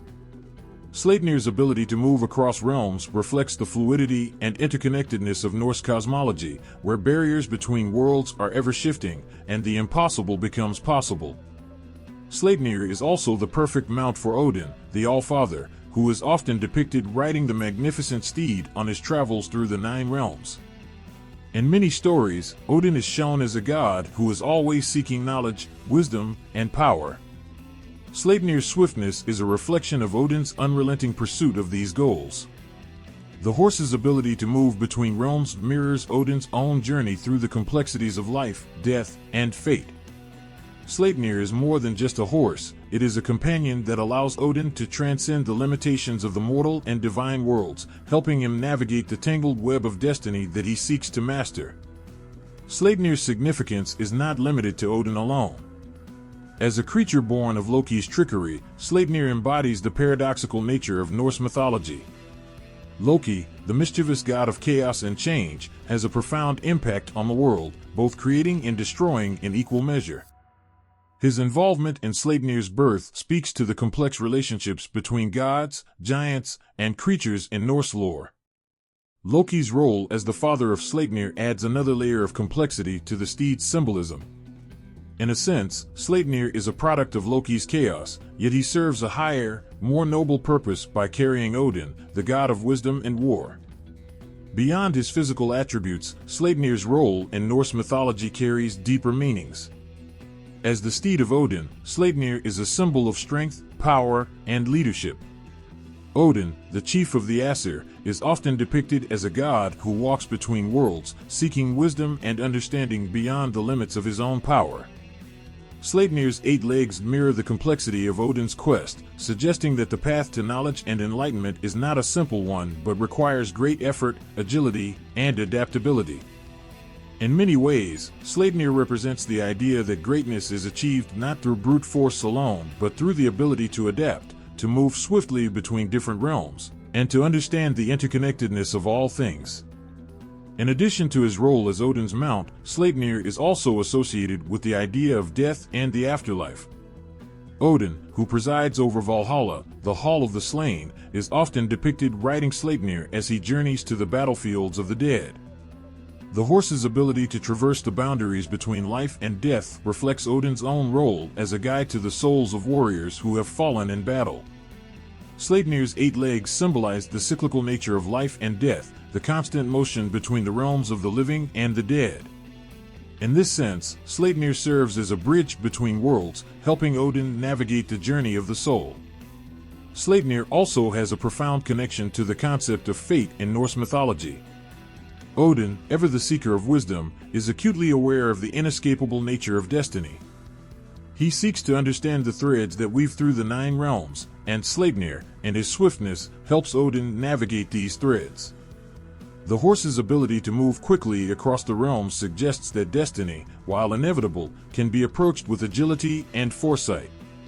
Sleipnir, as a creature of both wisdom and speed, embodies the delicate balance between free will and fate, a theme that resonates deeply throughout Norse mythology. Sleipnir's unique origins and his connection to the gods make him a symbol of both the miraculous and the inevitable. Born of Loki's trickery, the steed is a product of chaos, yet he serves a noble purpose, carrying Odin through the realms of life and death. Sleipnir's 8 legs, his ability to move between worlds, and his deep connection to the pursuit of knowledge make him one of the most significant and powerful creatures in Norse mythology. He is not just a horse, but a creature that embodies the complexities of the gods, the realms, and the cosmic forces that shape the fate of all things. In the endless sky above Asgard, 2 ravens circle, their wings cutting through the air with quiet precision. Hugin and Munin, Odin's loyal companions, are no mere birds. They are extensions of Odin's own mind, symbols of thought and memory that guide him through the vastness of the 9 realms. Hugin, whose name means thought, and Munin, meaning memory, are not only the eyes of the All-Father but also the keepers of his inner world, carrying his thoughts and memories across time and space, ever present, ever vigilant. From the moment of their birth, these ravens were destined to play a pivotal role in Odin's quest for wisdom. In a world filled with danger, deceit, and uncertainty, Odin relied on them to bring him knowledge from the corners of the world that even the gods could not reach. Every morning, at the crack of dawn, Odin would release Hugin and Munin from his hall in Asgard. The ravens would soar through the skies, flying across the 9 realms, gathering information, and witnessing the unfolding of events. By evening, they would return to Odin, perched upon his shoulders, whispering their findings into his ears. Hugin and Munin are much more than messengers, they are the very embodiment of the gods' intellectual and emotional power. Odin's thirst for knowledge is legendary, a hunger that drives him to seek the wisdom of both gods and mortals alike. But this thirst is not just for the knowledge of the present, it is for the knowledge of all things, past, present, and future. His pursuit of wisdom is intertwined with the need to understand the deeper truths of the universe. Through Hugin and Munin, Odin's thoughts stretch across time, his memories linking the moments of the past to the ever-unfolding present. Memory, in Norse lore, is not just a passive recollection of the past. It is a dynamic force, one that shapes the present and the future. In many ways, memory is the lens through which one perceives the world. For Odin, memory is not just the accumulation of experiences, it is the foundation of his power. The ability to remember and reflect on past events, to understand their consequences, is what allows him to navigate the challenges of his reign and the fate of the gods. Munin, with his sharp memory, serves as a constant reminder to Odin of the lessons learned from the past, the mistakes made, and the wisdom gained from centuries of living. Hugin, on the other hand, is the embodiment of thought, the force that drives Odin to question, to analyze, to seek understanding. Thought is the spark of creation, the catalyst for action. It is through thought that Odin can see beyond the surface of things, pierce the veil of illusion, and understand the deeper workings of the universe. Hugin's role as the embodiment of thought suggests that it is through the constant exercise of the mind that one can uncover the truths of existence. For Odin, this pursuit of mental clarity is not merely an intellectual exercise but a matter of life and death, as the fate of the gods hinges upon his ability to understand the future and the forces that shape it. But it is not just Odin who benefits from Hugin and Munin's observations. The raven's ability to fly freely across the 9 realms grants them access to knowledge that is beyond the reach of even the most powerful gods. They witness the unfolding of history, the ebb and flow of civilizations, the rise and fall of kingdoms, and the whispers of the future. Through them, Odin gains insights into the world of men, the machinations of giants, and the shifting tides of fate. Their role is to act as a bridge between the realms, connecting Odin with the events that shape the world. They are his eyes in the dark corners of the universe, allowing him to see the forces that threaten Asgard and the 9 realms. The relationship between Hugin and Munin and their master is one of profound trust and mutual respect. Odin knows that his ravens carry with them the very essence of his intellect and his memories. They are not mere servants but equal partners in his quest for wisdom. And yet, the ravens' loyalty is not without its costs.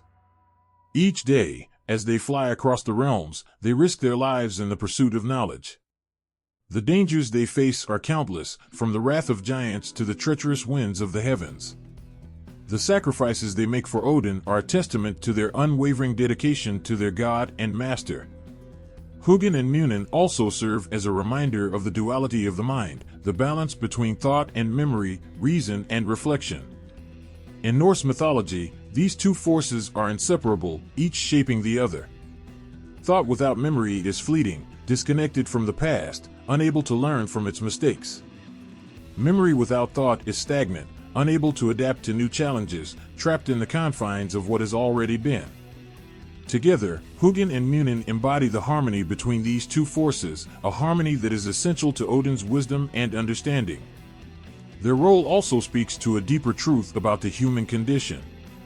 In Norse mythology, as in life, memory and thought are both a blessing and a curse. To remember is to bear the weight of the past, to carry the burden of loss and regret. To think is to face the uncertainty of the future, to be forever caught between what is known and what is unknown. For Odin, this tension is both his strength and his sorrow. He seeks knowledge, but he is also burdened by it. The knowledge he gains from Hugin and Munin comes with a price, an awareness of the inevitable end, the fleeting nature of life, and the weight of the choices that shape the future. Hugin and Munin, perched on Odin's shoulders, are not just companions in his journey, they are extensions of his soul. They carry with them the thoughts and memories of a god who seeks to understand the very fabric of existence. Through them, Odin is able to peer into the depths of time, unraveling the mysteries of the world, knowing full well that each new piece of knowledge comes with its own set of consequences. Their role is a reminder that knowledge, while powerful, is never without its cost, and that thought and memory, while essential to understanding, are also heavy burdens to bear. As they fly through the skies, Hugin and Munin continue their eternal task, ever present, ever watchful. They are the embodiment of the mind's endless quest for understanding, the eternal dance between thought and memory, the two forces that guide Odin through the complexities of the nine realms. And in their eyes, the secrets of the universe are always within reach, waiting to be revealed. Beneath the shadow of Odin's mighty throne, two wolves lie at the feet of the Allfather. Jerry and Freki, his loyal companions, are not just beasts of fur and fawn, they are symbols of the power, primal force, and the wild aspects of nature that Odin himself embodies. Where Sleipnir represents wisdom and intellect, and Hugin and Munin reflect thought and memory, Jerry and Freki embody the raw, untamed forces of the world. These wolves, often found by Odin's side, serve not just as companions, but as extensions of his soul, guardians of the chaos that flows through all things. Their names alone speak to the nature of their bond with Odin. Jerry, whose name translates to greedy or ravenous, and Freki, meaning the one who devours, are two creatures who symbolize an insatiable hunger, not just for food, but for the very essence of existence itself. Their hunger mirrors the eternal longing of the Allfather, who is constantly seeking knowledge, power, and strength. Odin, a god who has sacrificed much in his own pursuit of wisdom, shares this ravenous thirst for understanding and mastery over the forces of fate. In many ways, Jerry and Freki serve as the physical manifestation of Odin's own connection to the wild, untamed forces of the world. These wolves are creatures of instinct, driven by the primal urge to survive, to hunt, and to dominate. They represent the chaotic forces that exist within every being, the impulses and desires that cannot be fully controlled by reason or intellect. They remind Odin that even in his quest for wisdom, he must never forget the importance of these raw forces, the primal nature that exists at the core of all things. Their loyalty to Odin is unwavering, and their role in his life is clear. Where other gods may rely on strategies, wisdom, and intellect to secure their power, Odin understands that the wild and the untamed must be kept close, not tamed or dismissed. Jerry and Freki are not mere beasts, they are his companions, the two creatures who accompany him through both the quiet moments of reflection and the thunderous chaos of battle. They are by his side as he rules Asgard, guarding him, protecting him, and reflecting the internal conflicts he faces as a god torn between wisdom and the forces of destruction.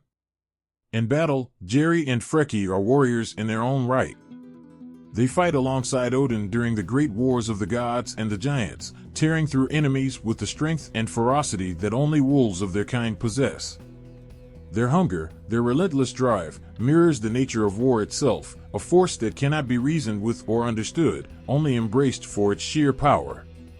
Where Odin's intellect and his cunning might win in battles, it is the wolf's instinct and savagery that serve as a reminder of the primal energy at the heart of all conflicts. Their presence on the battlefield emphasizes the theme of duality that runs through Norse mythology, the constant push and pull between reason and chaos, intellect and primal force. The connection between Odin and his wolves also speaks to a deeper truth about leadership. A king or a god who surrounds himself with only those who are rational, composed, and strategic would be a leader out of touch with the world's true nature. Odin understands that leadership is not just about wisdom, but about balance. To lead, he must harness both the orderly and the chaotic forces that shape the world. Jerry and Freki represent the wild side of his reign, the parts of himself that cannot be tamed or controlled. They are not just companions in battle, but reminders to Odin that he must always respect the untamable nature of the universe. Jerry and Freki also represent a deep connection to the wolf as a symbol in Norse mythology. The wolf, a creature often associated with the wild and untamed forces of nature, embodies both fear and respect. It is a creature that is both feared and admired, embodying the struggle between the civilized and the primal, the known and the unknown. In many ways, Jerry and Freki's role alongside Odin speaks to this duality. They are both his fierce protectors and his closest companions, embodying both the loyalty and the unpredictability of the wolf. In the greater tapestry of Norse lore, wolves are symbolic of fate and death, two forces that are deeply intertwined with Odin's role as the god who oversees both war and the afterlife. Jerry and Freki, as Odin's wolves, embody this connection. They represent the relentless march of time, the hunger for power, and the inevitability of death. Their presence by Odin's side is a reminder that death is not something to be feared or avoided, but something to be embraced, understood, and even revered. The wolves are not simply beasts of the hunt, they are guardians of the natural order, protectors of the divine balance that Odin strives to maintain. As much as they are associated with chaos and destruction, Jerry and Freki also represent the cyclical nature of existence. The wolf's hunger is never fully satisfied, just as Odin's search for knowledge and power never truly ends. Jerry and Freki serve as a constant reminder of the perpetual drive for growth, change, and evolution that defines not only the gods, but the world itself. Through them, Odin is reminded that life, like the hunt, is an unending cycle. The hunger may never be fully quelled, but it is in that hunger that the world finds its rhythm. Their bond with Odin transcends the physical realm.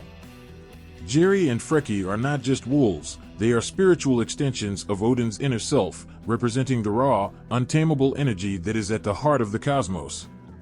Their loyalty to him is absolute, their bond unbreakable. They are, in many ways, the perfect companions for the All-Father, loyal, fierce, and untamed. And like their master, they are both a force of creation and destruction, a reminder that the balance of power in the nine realms lies in the eternal struggle between order and chaos, between reason and instinct. Odin's wolves are not just symbols of destruction or savagery, they are reflections of the complex, multifaceted nature of the god himself. Through them, Odin is reminded that even as he seeks wisdom, he must never lose sight of the primal forces that drive the world. In their hunger and their loyalty, Jerry and Freki stand as a testament to the duality of existence, the struggle between the mind and the heart, the controlled and the wild, the divine and the earthly. And in this struggle, Odin finds his true power. In the depths of the roots of Yggdrasil, the great world tree, lies a creature so fearsome, so ancient, that its very name sends a chill through the realms. Nidhogg, the dragon serpent, gnaws at the roots of the tree, forever bound to the cycle of life, death, and destruction. Its presence is a reminder of the inevitable decay and destruction that all things must face, a creature whose hunger is never satisfied, whose appetite for the very essence of life knows no end. Nidhogg is a being of contradiction. Though it is a dragon, it does not fly through the skies, breathing fire like the dragons of other tales. Instead, it dwells in the dark, unseen spaces beneath the great tree, hidden from the gaze of most. It is in this unseen place that it feeds on the roots of Yggdrasil, gnawing away at the very foundation of the world, threatening the tree's stability and, in turn, the stability of the nine realms. And yet, despite its destructive nature, Nidhogg's role is not one of mindless malice. It is bound to Yggdrasil by a cosmic law, playing its part in the cycle of life and death that governs the fate of all beings. The world tree, Yggdrasil, stands at the center of the cosmos, its branches reaching across all the 9 realms. It connects the heavens to the underworld, the gods to the mortals, and life to death. As long as Yggdrasil stands, the 9 realms are kept in balance, and the world continues its eternal dance. But that balance is delicate, and the roots of the tree are just as important as its towering branches. It is from these roots that Nidhogg feeds, causing slow, constant damage to the tree's very foundation. Nidhogg's role in Norse mythology is both terrifying and necessary. It is a symbol of death and decay, a reminder that all things, no matter how strong or enduring, must eventually fall apart. Just as the roots of Yggdrasil cannot remain unscathed, no being, no matter how mighty, can escape the inevitability of decay. The dragon's endless gnawing is an act of destruction, but it is also an act of renewal. For in the destruction of the roots, there is the possibility for new growth, new beginnings. This dual nature of Nidhogg is what makes it such a powerful symbol in Norse cosmology. It is not simply a creature of destruction, but one that is part of a greater cycle, a cycle that governs life and death, creation and destruction. Nidhogg is also intricately tied to the concept of fate in Norse mythology. Just as the Norns, the 3 women who control the fate of all beings, sit at the roots of Yggdrasil, weaving the threads of destiny, Nidhogg gnaws at those very roots, threatening the structure upon which fate is built. It serves as a constant reminder that fate is not an unchangeable, static force. It is constantly in flux, constantly threatened by the forces of destruction. And yet, just as the Norns continue their weaving, so too does Nidhogg continue its endless task. The dragon represents the dark forces that push against the weave of fate, always pulling at the threads, always seeking to undo the order of the universe. Nidhogg's connection to death is another key aspect of its role in Norse mythology. The dragon feeds on the roots of Yggdrasil, but it is also known to feast upon the corpses of the dead. It is said that Nidhogg dwells in Helheim, the realm of the dead, where it tears at the bodies of the fallen, devouring their flesh. This gruesome act links Nidhogg to the forces of death and decay, and it reinforces the idea that in Norse cosmology, death is not an end but a transformation. The bodies of the dead, like the roots of Yggdrasil, are consumed, broken down, and returned to the earth to feed new life. Nidhogg is a part of this process, a dark and terrifying force that ensures the cycle of life and death continues, no matter how fearsome or tragic. Despite its ominous nature, Nidhogg is not without its own vulnerability. The very thing that sustains it, its endless hunger, also makes it dependent on the roots of Yggdrasil. As long as the dragon continues to gnaw at the tree's foundation, it weakens its own connection to the world. Nidhogg's fate is inextricably tied to the fate of Yggdrasil itself. If the tree were to fall, so too would Nidhogg, along with the delicate balance that it maintains. This cyclical relationship between the dragon and the tree reflects the intertwined nature of all things in Norse mythology. Life and death, creation and destruction, are not separate forces, but intertwined elements of a greater whole. Nidhogg's significance also lies in its connection to the coming of Ragnarok, the prophesied end of the world. In the final days of the cosmos, when the great battle between the gods and the giants takes place, Nidhogg is said to play a central role.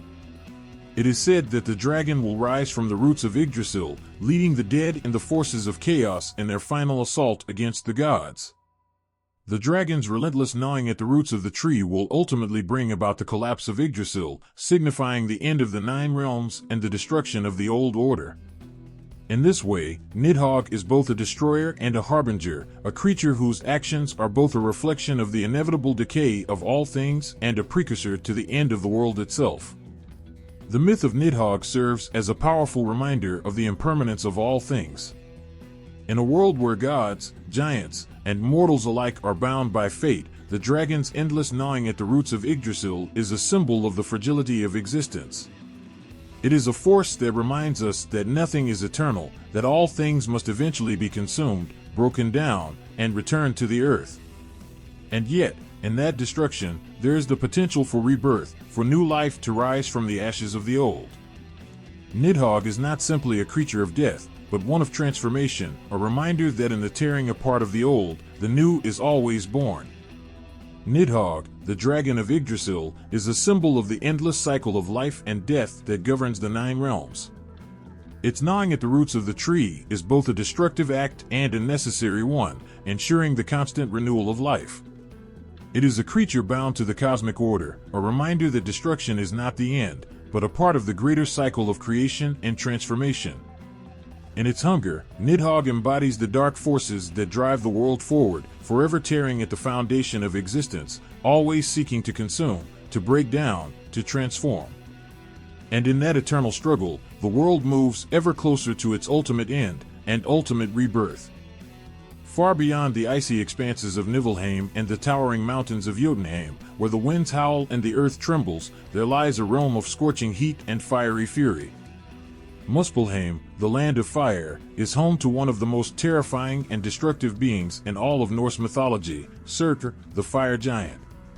Cloaked in flames, with a sword that glows as bright as the sun, Surtur is a being whose very presence heralds the end of days, a creature whose purpose is to bring about the destruction of the world itself. Surtur is not just any giant, he is the leader of the fire giants, the ruler of Muspelheim, and one of the central figures in the prophecy of Ragnarok, the cataclysmic battle that will mark the end of the 9 realms. His name, meaning black or swarthy, seems to be a reminder that fire, while destructive, can also be consuming, darkening everything it touches.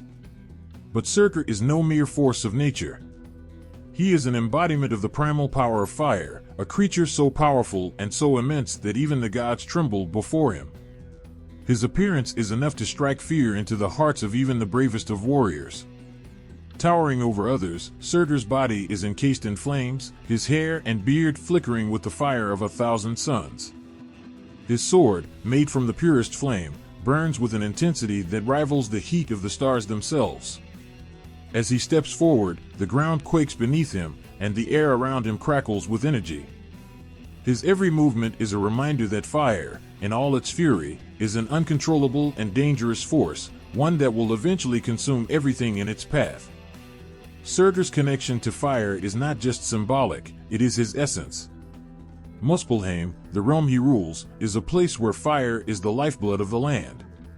Volcanic eruptions and fiery storms are commonplace in this desolate and harsh world, where the fire giants live in constant battle with the forces of ice and cold.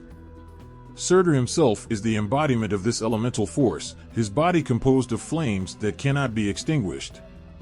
In many ways, Surtur represents the power of destruction that fire brings, the power to burn everything to the ground, to leave nothing in its wake but ash and ruin.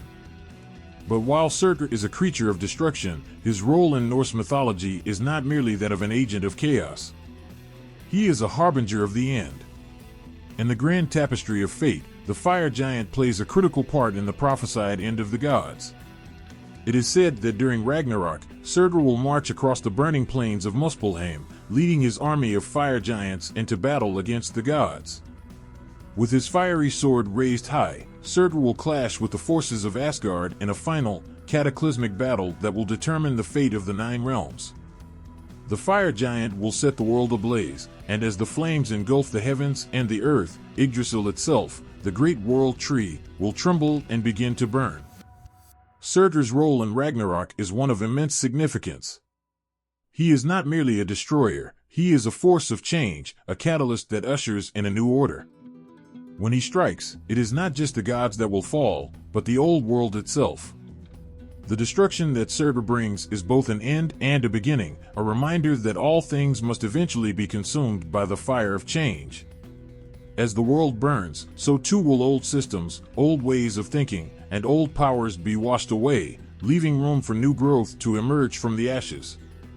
The flames that Surtur ignites are not just destructive, they are transformative. But the fire giant is not without his vulnerabilities. Despite his immense power, Surtur's role in the great battle of Ragnarok is bound by fate. He, like the gods, is a part of a larger cosmic plan, and his victory over the gods, while inevitable, is not the end of the story. Surtur's fire will ravage the world, but it is also a necessary part of the cycle of life, death, and rebirth. Just as the flames of fire clear away the old and make room for the new, Surtur's destruction will pave the way for a new era, a world born from the ashes of the old, where new gods will rise and new life will flourish. This paradox is at the heart of Surtur's significance. He is both the force of destruction and the agent of rebirth, the fiery harbinger of both the end of the old world and the beginning of the new. The fire giant is not just a villain or a destroyer, he is a reminder of the cyclical nature of existence. All things must come to an end, but in that end, there is the possibility for renewal, for new life to emerge from the scorched earth. Surtur's role in Ragnarok is both tragic and necessary. Without the fire that he brings, the new world could not arise. Surtur's connection to fire also symbolizes the destructive power that exists within all things. Fire is both life-giving and life-destroying, a force that can warm homes and fuel progress, but also one that can burn cities to the ground and consume everything in its path. Surtur embodies this duality. He is a destroyer, but he is also a necessary force in the cosmic order. His fire is not just chaos, it is part of the natural cycle of life, the inevitable destruction that makes way for growth and renewal. As Surtur moves toward his destiny in the final battle, the skies above Muspelheim burn with an intensity that matches his fury. His army of fire giants marches alongside him, their faces twisted in flames, their hearts filled with the heat of destruction. Surtur raises his sword high, and as the first stroke of flame cuts through the sky, the 9 realms tremble. The gods stand ready, their fate sealed by the very nature of the fire giant who leads the charge. Surtur is more than a monster, he is the embodiment of the primal force that drives the universe, a force that cannot be stopped, only embraced. The fire giant's presence in Norse mythology speaks to the inevitability of change, the necessity of destruction, and the transformative power of fire. Surtur is a creature of myth, but his symbolism is timeless. He reminds us that the world is not static, that all things must eventually come to an end, and that in destruction, there is always the possibility for something new to rise from the ashes. Fire, in all its destructive glory, is the force that makes life possible. And in Surtur, we see the embodiment of that force, the force that will bring the world to its knees, and, in its final act, will allow a new world to rise from the flames. In the shadowed forests and sun-dappled groves, and the endless expanse of stars and hidden recesses of the earth, the elves live. Beings of unparalleled beauty and grace, their world is divided between two contrasting factions, the light elves, radiant and ethereal, and the dark elves, shrouded in mystery and shadows. These two races of elves, though bound by the same ancient roots, embody the eternal struggle between light and darkness, creation and destruction, peace and turmoil. The light elves, or Ljósálfar, are the beings of light, the shining children of the cosmos, closely tied to the realm of Alfheim. They dwell in the bright and airy spaces, their world bathed in the gentle warmth of the sun's rays. Their beauty is so profound that the sight of them is said to be like gazing upon the sun itself, a blinding, pure, radiant light that can overwhelm the senses. Their skin seems to shimmer with an otherworldly glow, and their eyes reflect the clarity of the heavens. These elves are creatures of harmony, peace, and magic. They are attuned to the forces of nature, to the elements, and to the very pulse of the world around them. They are the caretakers of the land, bringing balance to the forces of creation. To the light elves, the world is a living, breathing entity, and they seek to protect and nurture it in every way possible. The light elves are also beings of great power. Their magic flows like a river of light, pure and untainted by the shadows of the world. They are skilled in the art of healing, of creation, and of communication with the natural world. Their songs can bring peace to troubled hearts, and their whispers can summon the winds to carry messages across the realms. They are often seen as the embodiments of goodness and beauty in the Norse cosmology, beings whose very presence is a blessing to the earth. However, their power is not one of conquest or dominance. The light elves understand the balance of the world, and they seek to live in harmony with all living things. They are not warriors in the traditional sense. Instead, they wield the magic of light to heal, protect, and guide.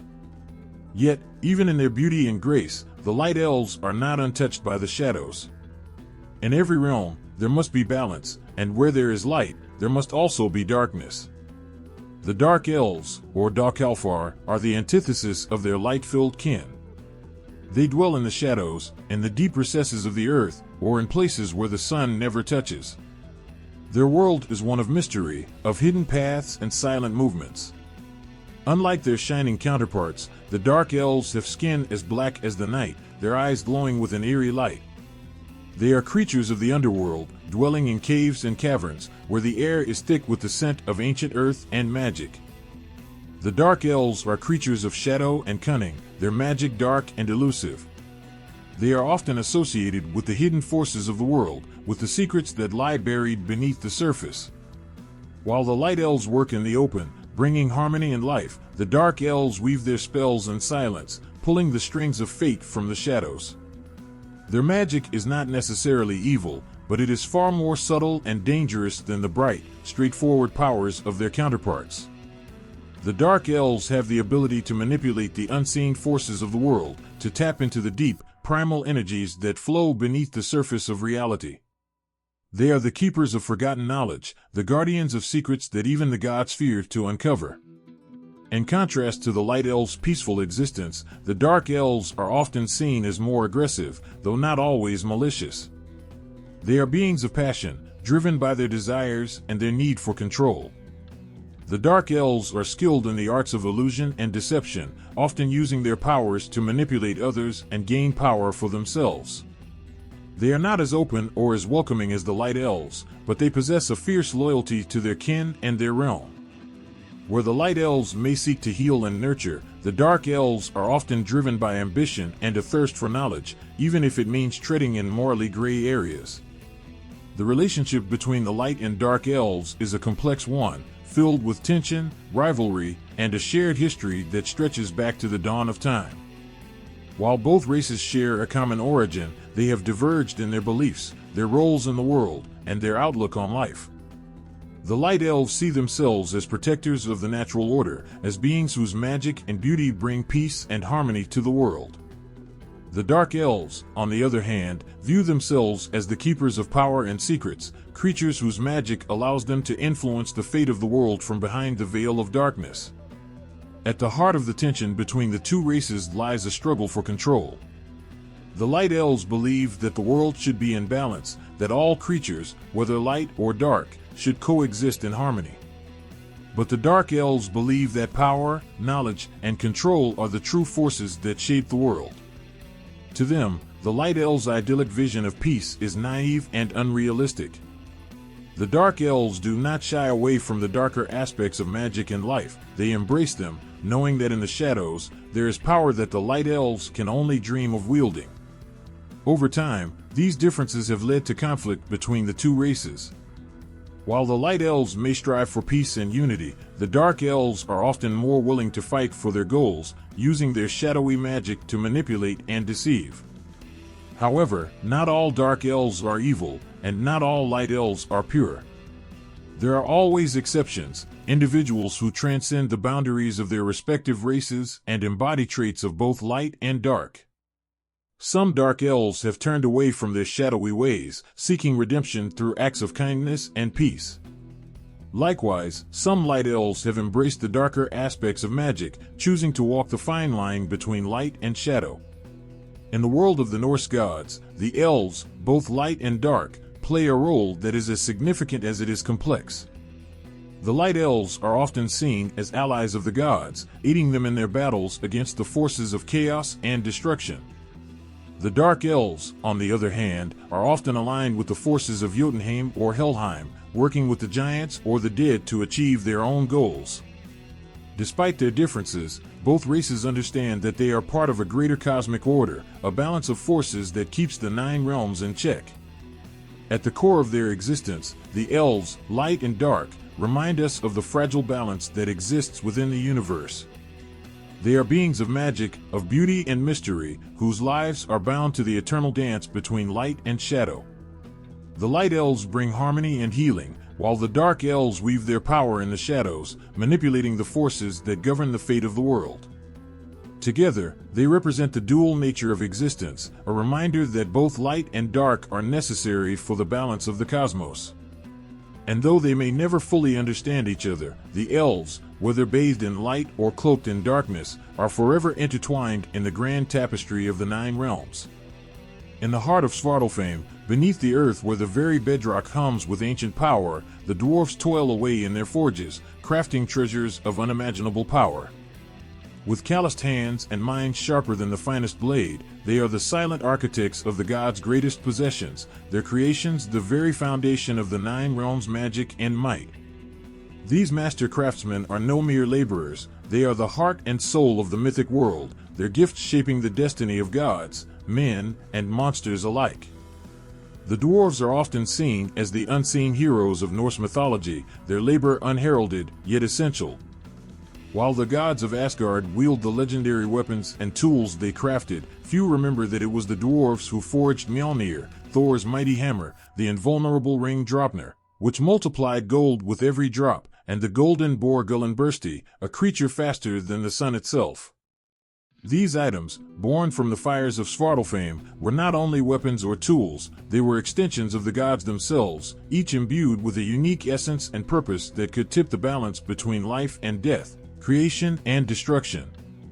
The tale of Mjolnir is perhaps the most famous of these legendary creations. It is said that when Loki, the trickster god, cut off the hair of Sif, Thor's wife, he was forced to make reparations by sending the trickster god to Svartalfheim to procure gifts for the gods.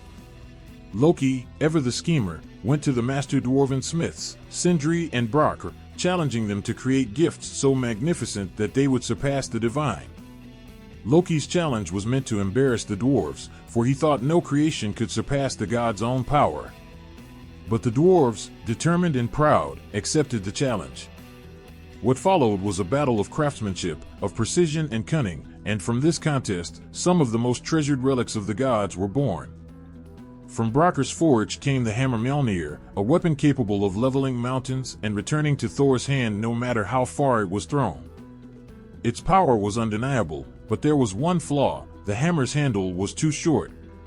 It would never be the perfect weapon in the eyes of the gods, yet it became Thor's most treasured possession, its shortness giving it a unique versatility that made it as dangerous as it was revered.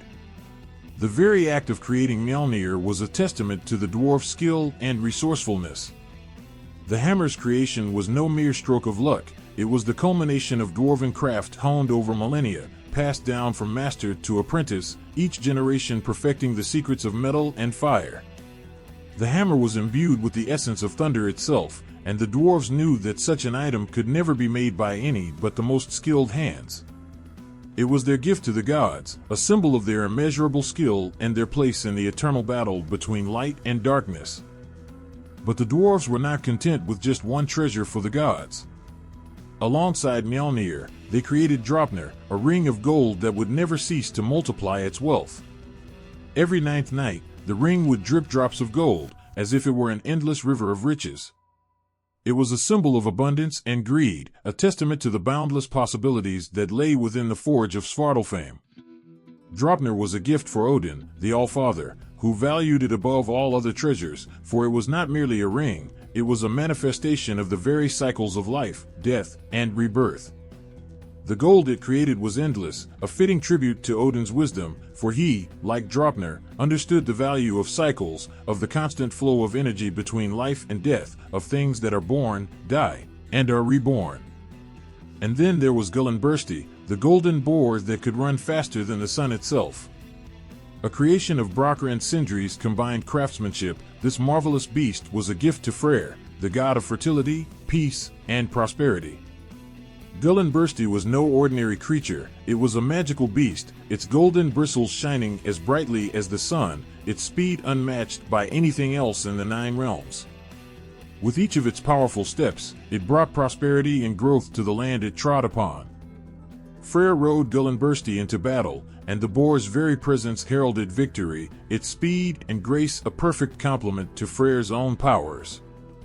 Like all dwarven creations, Gullinbursti was not just a tool, it was a symbol of the power of the earth itself, a living manifestation of the dwarves' deep connection to the world and its primal forces.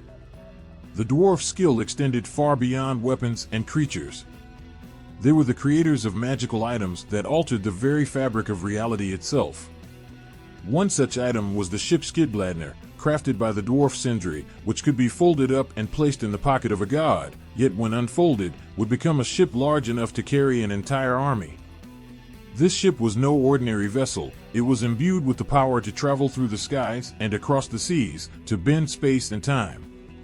It was a ship that could carry the gods wherever they needed to go, a tool of unimaginable usefulness in the face of Ragnarok. Even the very halls of the gods, the great city of Asgard, were influenced by dwarven hands. The dwarves were the master builders, their skill in construction unparalleled. The walls of Asgard were said to be built with stone so perfectly fit together that not even the trickster god Loki could slip a strand of hair between them. The very foundations of Asgard's strength were built by the dwarves, whose understanding of stone, metal, and fire was beyond compare. But the dwarves were not without their struggles.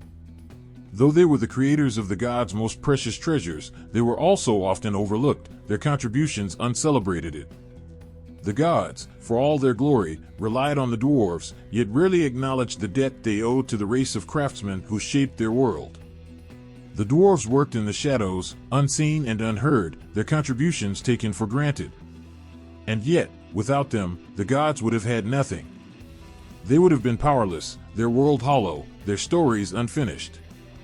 In the silence of their forges, the dwarves continued to craft, each hammer strike echoing the eternal rhythm of creation and destruction.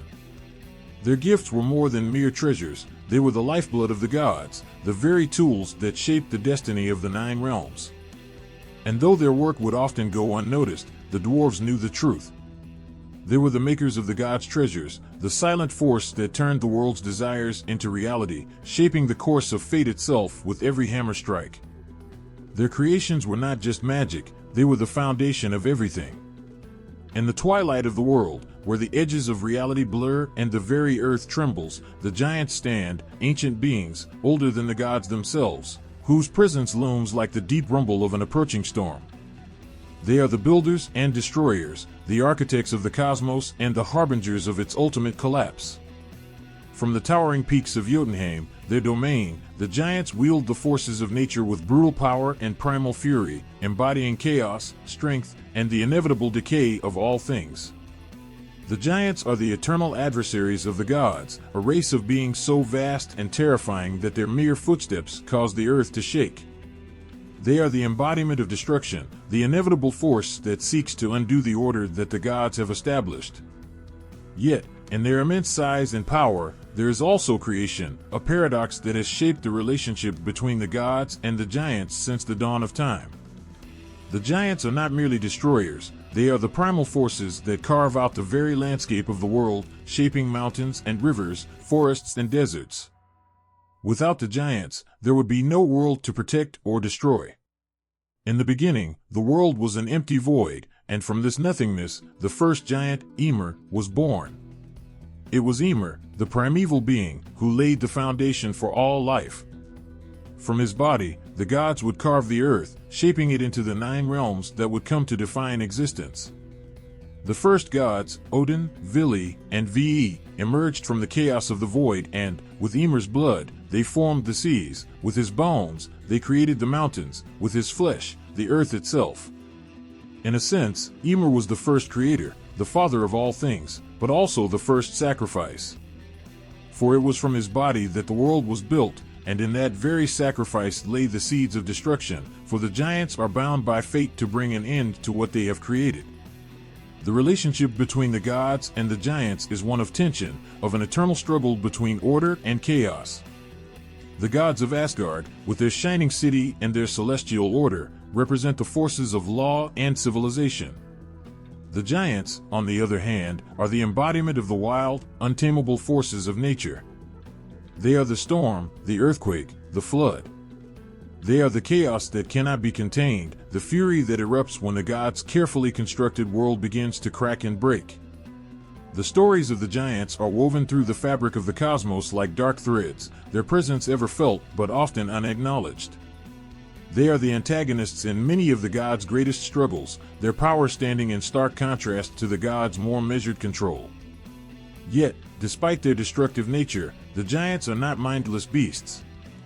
They are cunning, wise, and deeply connected to the forces of nature.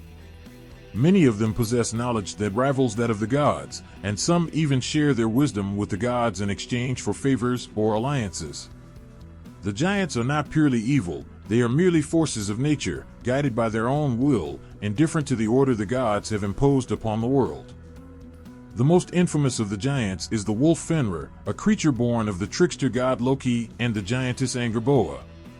Fenrir is destined to bring about the death of Odin during Ragnarok, a prophecy that has haunted the gods for eons. His sheer size and ferocity are a testament to the untamable power of the giants. Raised by the gods in an attempt to control his potential for destruction, Fenrir eventually breaks free of his chains, setting in motion the events that will lead to the end of the world. Fenrir's story is one of betrayal, fate, and the inescapable nature of destiny. Despite all the gods' efforts to contain him, the wolf will always break free, just as the giants will always seek to destroy what the gods have built. Another notable figure in the pantheon of giants is Jörmungandr, the Midgard serpent, whose very existence is tied to the fate of the world. Jörmungandr was cast into the ocean by Odin, where he grew so large that he encircled the entire earth, his tail biting his own tail. This serpent, like Fenrir, is tied to the coming of Ragnarok. During the final battle, Jörmungandr will rise from the sea to face Thor, the thunder god. Their battle will be legendary, and in the end, both will perish. Jörmungandr represents the deep, uncontrollable forces of the world, forces that, no matter how hard the gods try to contain them, will always return to challenge the order of the heavens. But not all giants are destined for destruction. There are those among them who play a more subtle, yet equally important role in the world's narrative. Take the giantess Skadi, for example. Skadi was a powerful and proud woman, a goddess of winter and hunting, who sought revenge against the gods for the death of her father. In her quest for vengeance, she demanded that the gods give her a husband, choosing from among the gods based solely on their feet. She chose the god Njord, the god of the sea, and though their marriage was not one of love, it symbolized the uneasy union between the elements of nature. Skadi represents the more complex side of the giants, their connection to the natural world, their struggle for balance, and their uneasy alliance with the gods. Even the mightiest of the giants, like Surtur, leader of the fire giants from Muspelheim, have their role to play in the cosmic order. Surtur's flaming sword is said to cut the sky asunder during Ragnarok, ushering in the end of all things. His fiery destruction is inevitable, as is the burning of the world. But even in this fiery apocalypse, there is renewal. For after the flames die down, it is said that a new world will rise, cleansed by fire, and the cycle of life will begin again. Surtur, like the other giants, is a necessary part of this cycle, a destroyer who, in the end, makes room for creation. The giants' role in Norse mythology is not simply that of enemies or antagonists. They are the forces of chaos, the primal powers that challenge the gods at every turn. Without them, the gods would not know the depths of their own power, for it is only in the face of destruction that they can truly define what they are trying to protect. The giants are the builders and destroyers, the ancient forces that shape the world and will, in the end, bring it to its inevitable conclusion. But even in their destruction, there is creation, and even in their chaos, there is the possibility of renewal. The giants are not just enemies of the gods, they are the necessary force of change, the elemental power that keeps the world from stagnating, forcing everything to grow, evolve, and, eventually, fade away. In the blood-soaked fields of battle, where the clash of weapons and the cries of warriors fill the air, there is a presence that floats above the chaos, their wings sweeping the battlefield like a storm. The Valkyries, those divine maidens of Odin, descend from the heavens, their eyes scanning the carnage below, seeking out the fallen. They are the choosers of the slain, the ones who decide the fate of those who die in battle. With a single glance, they choose who will join Odin in Valhalla, and who will be lost to the darkness of Helheim. The Valkyries are not mere messengers of death. They are powerful warriors in their own right, fierce and untouchable, with the strength to match any god or hero. Their presence is both a blessing and a curse to the men who fight below. To die with honor in battle is to earn the favor of the Valkyries, and thus be chosen to join Odin in his hall, where the greatest warriors will feast and prepare for the final battle of Ragnarok. But for those who fall in dishonor, there is no escape from the cold grip of hell, the underworld, where they will wander in darkness for all eternity. The Valkyries are daughters of Odin, born from his desire to gather the bravest souls for the war that will come with Ragnarok. They are his agents, sent to the mortal realm to select the warriors who will aid him in his final battle. Their task is not one of pity or sorrow. They are not there to mourn the dead, but to ensure that only the best and most honorable will rise to join the ranks of the gods in Valhalla. To be chosen by a Valkyrie is to be given a place in the greatest of all feasts, a place where the slain will rise each day, drink mead, and fight again, preparing for the day when they will march to the final battle that will decide the fate of all worlds. The Valkyries are often depicted as beautiful women, their armor gleaming like the stars, their eyes sharp and calculating, always watching, always searching. Their power lies not just in their physical strength, but in their ability to see the true nature of a warrior. They do not judge by age or appearance, they judge by the warrior's heart. Only those who have fought with honor, who have spilled blood in the name of a just cause, are worthy of the Valkyrie's blessing. And when a Valkyrie chooses a warrior, it is not a decision made lightly.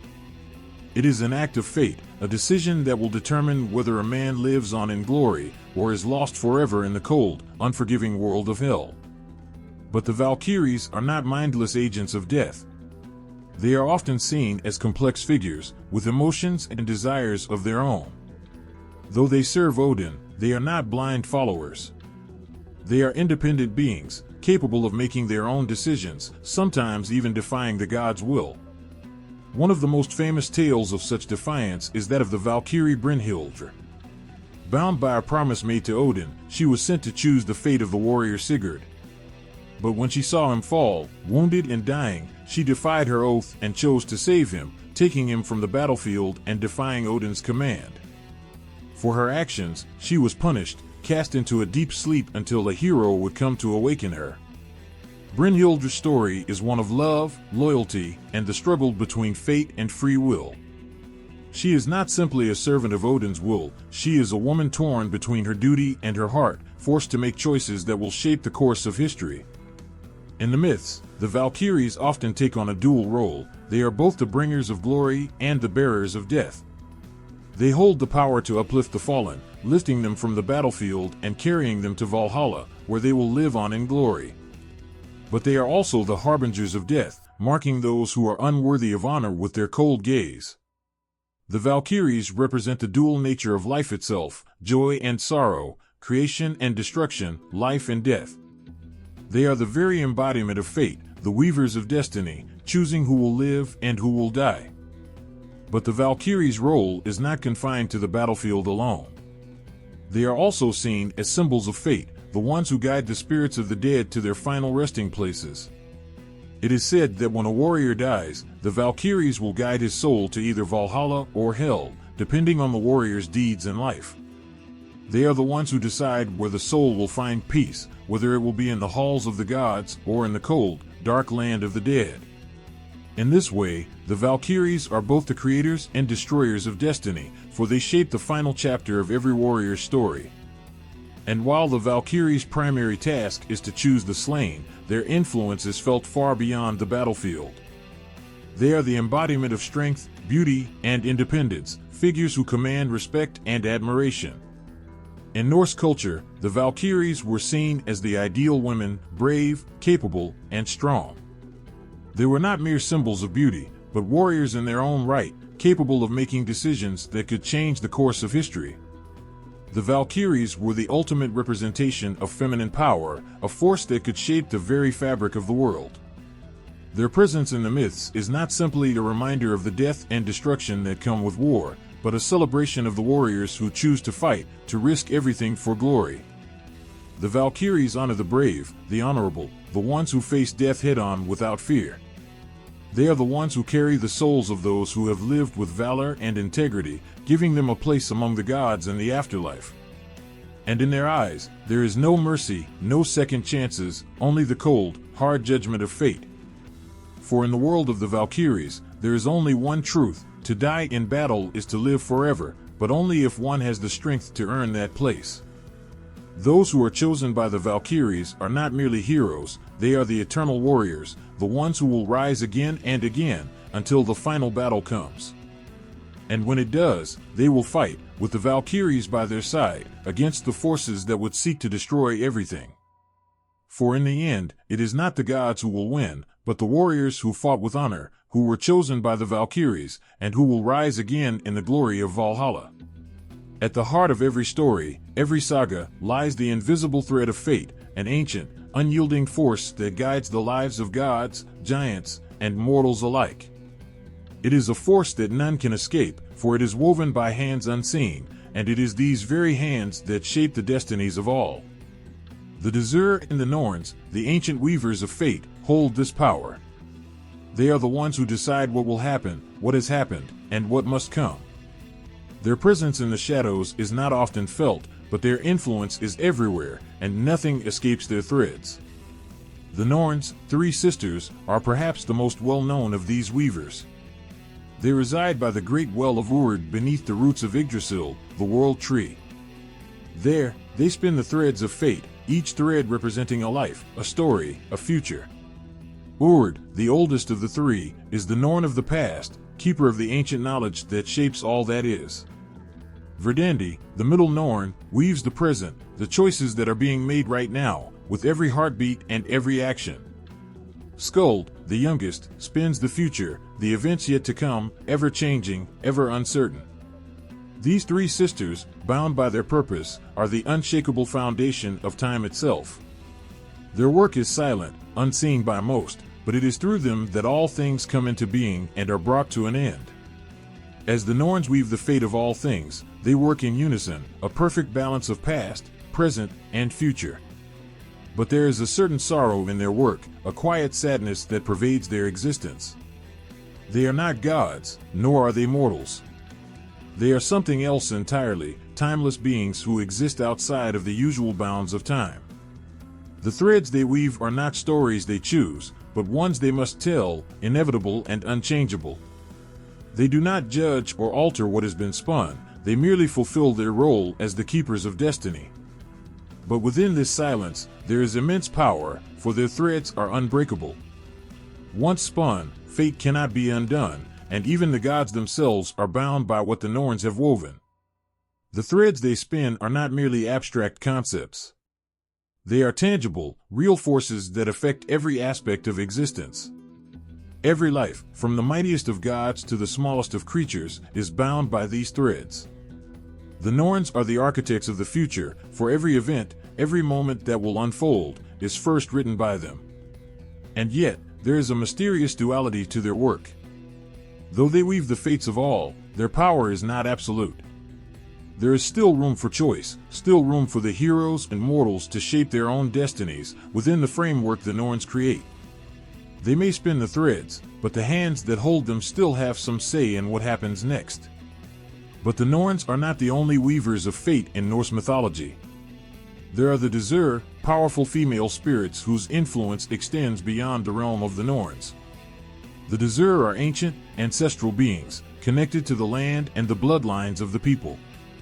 Unlike the Norns, who shape the fate of the cosmos, the Dazur are more personal. They are the spirits of the departed, ancestors and protectors who watch over their descendants. They are the guardian spirits, the ones who ensure the continuation of family lines, the ones who watch over the living and guide them toward their destined path. Where the Norns are cold and impassive, the Dazur are fierce and protective.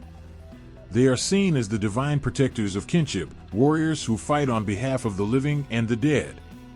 The Dazur do not only watch over the future, they are the spirits that guide the present, helping those they favor, often intervening in times of need. These spirits are closely tied to the ancestors of a people, and they are especially revered in times of crisis or great importance.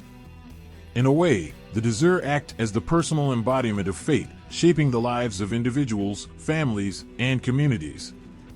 They are the spirits that walk beside you, ever vigilant, ever present, ensuring that the thread of your life remains strong. The Dazur are often depicted as powerful women, sometimes goddesses, sometimes spirits, but always figures of great authority and power. They stand between the world of the living and the world of the dead, acting as intermediaries, guiding souls to their afterlife and ensuring that their descendants prosper. In a sense, the Dazur are the protectors of the old ways, of traditions and bloodlines, and they are often invoked in times of peril, when a person or family seeks strength, protection, or guidance. These two forces, the Norns and the Dazur, work in tandem to guide the world's destiny, but they are not without their tensions.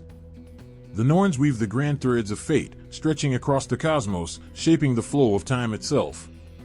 The Dazur, on the other hand, weave the threads of individual lives, working with the hearts and souls of mortals to guide them along their path.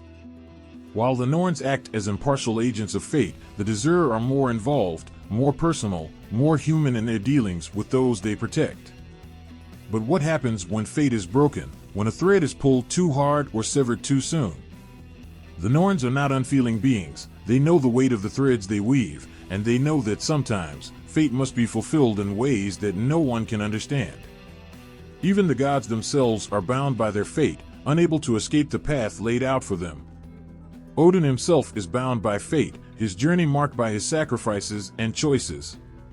He, too, must face his own death at Ragnarok, as foretold by the Norns, no matter how much he struggles to change it. And yet, despite the seemingly unchangeable nature of the threads they weave, there is an air of uncertainty in the very fabric of fate. The Norns may spin the threads, but those who walk the earth still have the ability to choose how to live within them.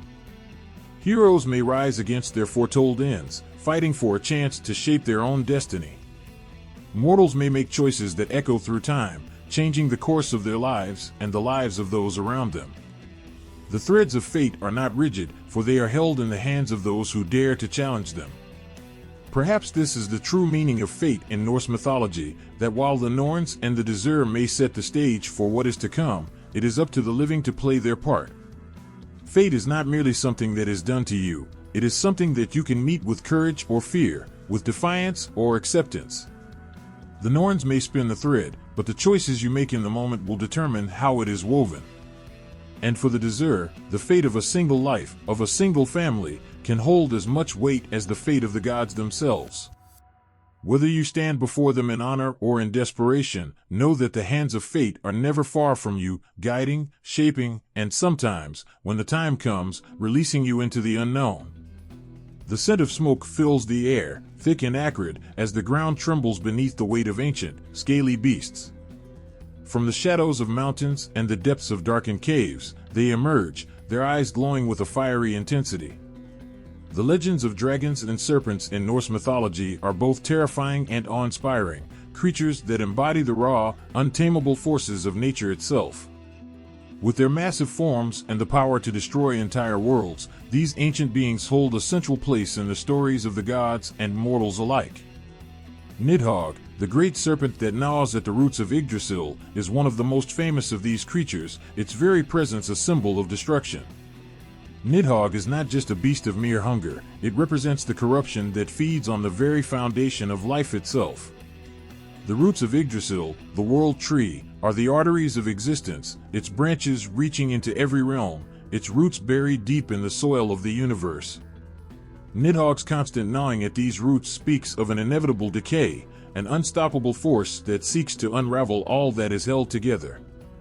Its name, which translates to Curse Striker, fits it perfectly, for it is a creature of constant threat, a reminder that even the most beautiful things are vulnerable to corruption. But Nidhogg is not alone in its destructive nature. The Norse myths tell of another great serpent, Jörmungandr, the Midgard serpent, a creature so vast that its body encircles the entire world. When Jörmungandr is angered, the oceans rise, and the world shakes. Its role in Ragnarok is crucial. It is said that the serpent will be freed from its bonds, and with a single swipe of its mighty tail, it will bring about the end of all things. The creature's enmity with Thor is legendary, as the two are fated to face each other in the final battle, a clash of gods and serpents that will mark the end of the world. What is it about these dragons and serpents that so captivates the imagination? Perhaps it is the sheer magnitude of their power, an unrelenting, almost godlike force that seems impossible to defeat. Or maybe it is their embodiment of chaos, of the forces of nature that can neither be tamed nor controlled. These creatures are not merely monsters to be slain, they are forces that test the very limits of mortal strength and godly will. But while Nidhogg and Jörmungandr are symbols of destruction, other dragons in Norse mythology offer different kinds of power. Take, for example, Fafnir, the dragon whose greed transformed him into a terrifying creature of legend. Fafnir was once a dwarf, a member of the Svartalfar, but his insatiable desire for gold led him down a dark path. Consumed by greed, Fafnir killed his own father to claim a vast treasure hoard, and in doing so, he was cursed to become a dragon, the embodiment of avarice. His transformation into a dragon is one of the most poignant tales in Norse myth, for it shows how a simple desire for wealth can lead to destruction and a loss of humanity. Fafnir's tale also ties into the myth of Sigurd, the great hero who slays the dragon to claim the treasure, and in doing so, uncovers a greater truth about the cost of greed. The dragons and serpents of Norse mythology, in their many forms, are not just creatures of terror, they are reflections of human nature and the struggles that come with the forces of the world. Whether it's the primordial chaos of Nidhogg or the lust for power in the case of Fafnir, these creatures represent the darker sides of existence. They are born from the very chaos that predates creation, and they are forever linked to the inevitability of destruction.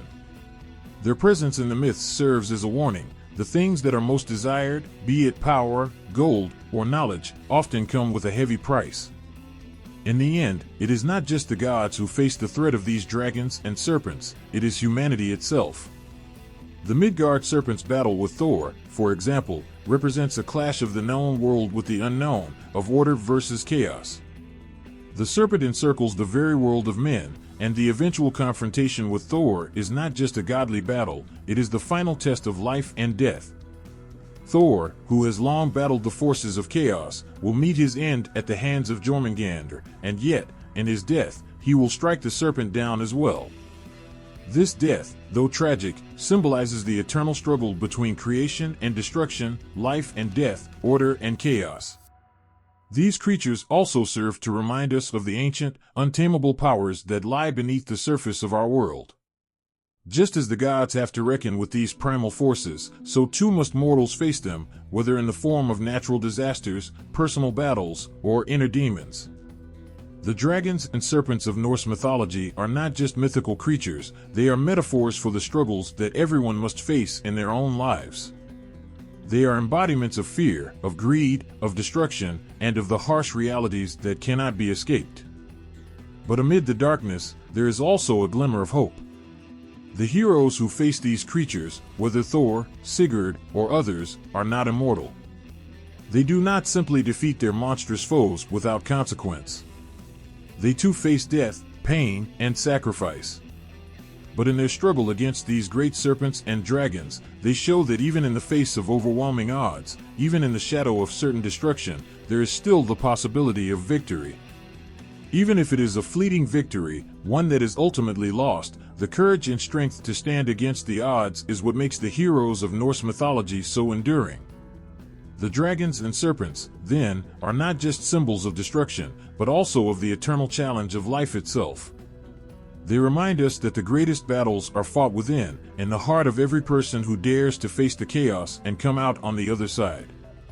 Whether it's the clash of gods or the struggles of everyday life, these creatures are timeless reminders of the forces that shape the world and the heroes who rise to meet them. And as long as these stories are told, as long as the shadows of dragons and serpents continue to haunt the land, the struggle between light and darkness will endure.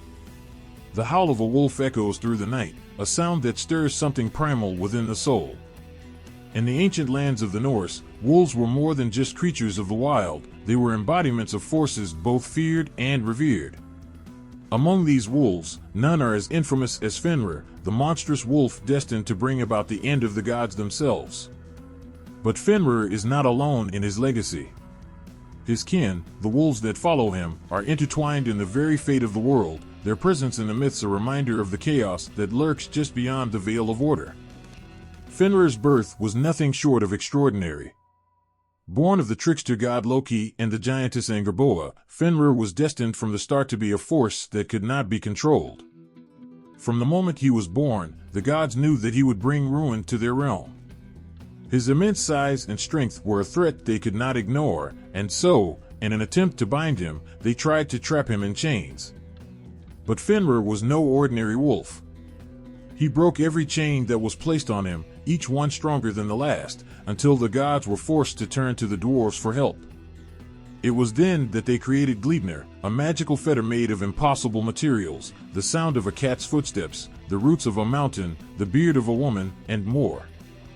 With it, they trapped Fenrir, chaining him to a rock in the depths of a dark forest. Despite his imprisonment, Fenrir's fate was sealed long before he was bound. The prophecy spoke of the day when he would break free from his chains and bring about the final battle of Ragnarok. His teeth would gnash against the gods, his mighty jaws would devour Odin himself. It was a fate that even the gods could not escape, and in their efforts to bind Fenrir, they only played into the hands of destiny. This was the tragic irony of his story. The very thing they feared, his power, his rage, his unrelenting will, was the thing that would destroy them. But Fenrir's story is not just about destruction. He is more than a simple monster, he is a symbol of the chaos that lies at the heart of all things. Fenrir is the embodiment of untamed power, of primal rage, and the inescapable nature of fate.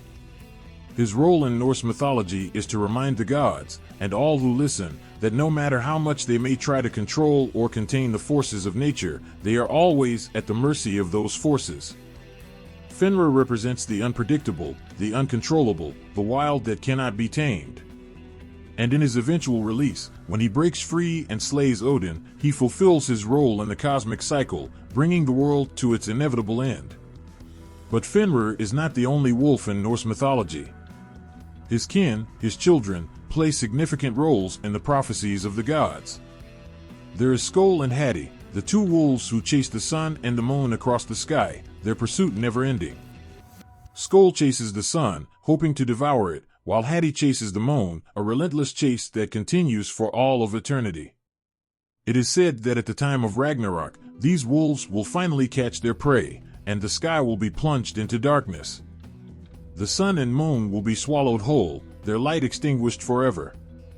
Skoll and Hati are not mere animals, they are forces of nature, their ceaseless pursuit a reminder that time is fleeting, and that even the sun and the moon are not immune to the pull of fate. The wolves, in their many forms, are not just creatures of destruction. They are embodiments of the uncontrollable forces of nature that govern the world. They are the harbingers of change, the agents of chaos who bring about the end of things and the beginning of others. In their pursuit of their prey, in their ceaseless hunger, they reflect the cycles of life and death, creation and destruction, that define the universe. They are the untamed forces that stand outside the realm of gods and men, forever chasing, forever hungry, forever destined to bring about the next stage in the cosmic order. In the end, the wolves of Norse mythology are both terrifying and beautiful. They are the darkness that lurks in the corners of the world, the forces that cannot be controlled or understood. They are the embodiment of fate itself, relentless in their pursuit of their destined end. But they are also reminders of the natural world, of the chaos and the untamed wilderness that lies beyond the boundaries of civilization. The wolves are not evil, nor are they good, they simply are. And in their presence, in their howls that echo through the night, there is both terror and awe. For in the end, we are all bound by the same fate as the wolves, to chase, to hunger, to live, and to die. And just as Fenrir's jaws will one day close on Odin, so too will the cycles of the world continue, relentless and unyielding. The air is thick with the scent of damp earth, the forest dark and still, save for the occasional rustle of leaves as something large and heavy moves between the trees. In the distance, a low growl rises from the shadows, and the ground trembles beneath its force. Trolls. Ancient beings of myth and terror. They are creatures that walk in the twilight, just beyond the reach of light, their hulking forms and monstrous strength a constant threat to both gods and mortals alike. In the shadows of Norse folklore, they are creatures of fear, but they are also something more. Trolls, in the world of Norse mythology, are not simply monsters or villains. They are beings that represent the primal, untamable forces of nature. Often depicted as large, brutish creatures with an almost grotesque appearance, trolls are connected to the mountains, the forests, and the hidden places where humans dare not tread. They live in caves, in deep forests, and beneath the roots of ancient trees. Their very existence is tied to the harsh and unforgiving landscapes of the north, to the places where civilization has not yet reached. But trolls are not merely solitary creatures, they are often depicted as part of a larger, almost clan-like society. They form families, living together in remote places far from the eyes of the gods and men. They are cunning and territorial, fiercely protecting their domains from any intruders. A troll's rage is something to be feared, for their immense strength and resistance to magic make them formidable foes. A single troll can be a terror to entire villages, smashing through homes and fields, scattering people in every direction. In some tales, they are shown to be slow-witted, but in others, they possess a cunning intelligence that makes them even more dangerous. They are adaptable, able to survive in the harshest of conditions, and they are rarely without their own dark, destructive will. Yet, like many creatures of Norse myth, trolls are not one-dimensional monsters. Their roles in the sagas vary, and sometimes they are seen as protectors of the land, guarding treasures or hidden places. Trolls often hold the secrets of ancient magic, knowledge passed down through generations of their kind. They are creatures of the wild, connected to the very fabric of the natural world, and their wisdom is sometimes sought by those who are brave enough to approach them. In some stories, trolls are depicted as guardians of the old ways, living outside of the influence of gods and men, holding on to ancient secrets that might otherwise be forgotten. One of the most famous types of trolls in Norse mythology are the Jotnar, the giants who live in Jotunheim, the land of the giants. While the giants of the Norse pantheon are often depicted as powerful, godlike beings in their own right, the trolls share many similarities with them. In fact, trolls are often considered a type of giant, albeit one that is more beastly, more closely tied to the earth and the natural forces that exist within it. The Jotnar, like the trolls, are often at odds with the gods, and many of the battles between gods and giants in the myths reflect the tension between order and chaos, civilization and the untamed wilderness. Trolls, in this sense, are not just mindless creatures, they are embodiments of the ancient, primal forces that are constantly in opposition to the more structured, controlled world of the gods and their followers. Trolls are also frequently linked to the night. In Norse myth, they are creatures of shadow and darkness, their forms twisting and shifting in the moonlight. It is said that trolls are unable to survive in the light of day, the sun turns them to stone. This particular trait is not just a physical weakness, it is symbolic of the troll's connection to the unknown, to the forces that lie beyond the safety of daylight. The light of the sun is a metaphor for civilization, for order, for the known world. The trolls, however, belong to the dark, to the wild, to the untamed and the unexplored. They are creatures of the night, and it is in the darkness that they find their strength. In some of the more famous stories, trolls are depicted as formidable adversaries to the heroes of the sagas. In one well-known tale, the hero of the story faces off against a family of trolls, outwitting them through cleverness and bravery. The trolls in these tales may be strong, but they are often tricked by the heroes, who use their wits to overcome the brute force of the trolls. This dynamic between strength and intelligence reflects the larger themes of Norse mythology, that might is not always the ultimate power, and even the most powerful forces can be overcome with skill and cunning. But trolls are not only enemies, they are sometimes allies. In some stories, trolls are seen as helpful figures, guiding heroes through difficult terrain or offering wisdom that can aid in the completion of a great task. They are connected to the land, and their knowledge of the wild places can be a boon to those who seek it. Yet, this help often comes with a price. Trolls are not to be trusted easily, and their motives are not always clear. They may offer assistance in exchange for a bargain, a favor that must be repaid in the future. In the world of the trolls, nothing is ever truly free. There is a deep connection between the trolls and the land they inhabit. In many stories, trolls are depicted as guardians of specific places, ancient forests, hidden caves, and forgotten mountains. Their role as protectors of the land gives them a certain power over nature, as though they are bound to the very earth itself. The relationship between the trolls and the environment is symbiotic. The land provides for them, and in turn, they guard it fiercely. In some ways, trolls are a manifestation of the untamed aspects of nature, ferocious, unpredictable, and often hostile, but also essential to the balance of the world. Trolls also represent the challenges and dangers of the natural world, forces that cannot be controlled by human hands, that are too wild, too immense, and too ancient to be tamed. They are not evil in the traditional sense, but they are embodiments of the chaos and danger that lurk in the wild. To encounter a troll is to confront the raw, untamed power of nature itself, to face the primal forces that exist beyond the boundaries of civilization. And yet, trolls are not purely destructive, they are also a part of the world's natural order, playing a role in the cycle of life and death, creation and destruction. In the end, trolls are as much a part of Norse mythology as the gods, the giants, and the other legendary creatures that inhabit the myths. They are creatures of contradiction, fierce and protective, cunning and brutal, isolated yet integral to the fabric of the world. They remind us of the untamed forces of nature, of the darkness that lies just beyond the reach of the light. And in their presence, whether as enemies or allies, they challenge us to confront the raw, unyielding power of the world around us. The sea churns violently, the waves crashing against each other in a furious frenzy, as something enormous shifts beneath the surface. A long, serpentine shape breaks through the water, its massive tentacles reaching into the sky like the hands of an ancient god. The water darkens, and a strange silence settles over the ship. The crew stares, wide-eyed, as the shape rises higher, its form a monstrous silhouette against the horizon. This is no ordinary beast. This is the Kraken.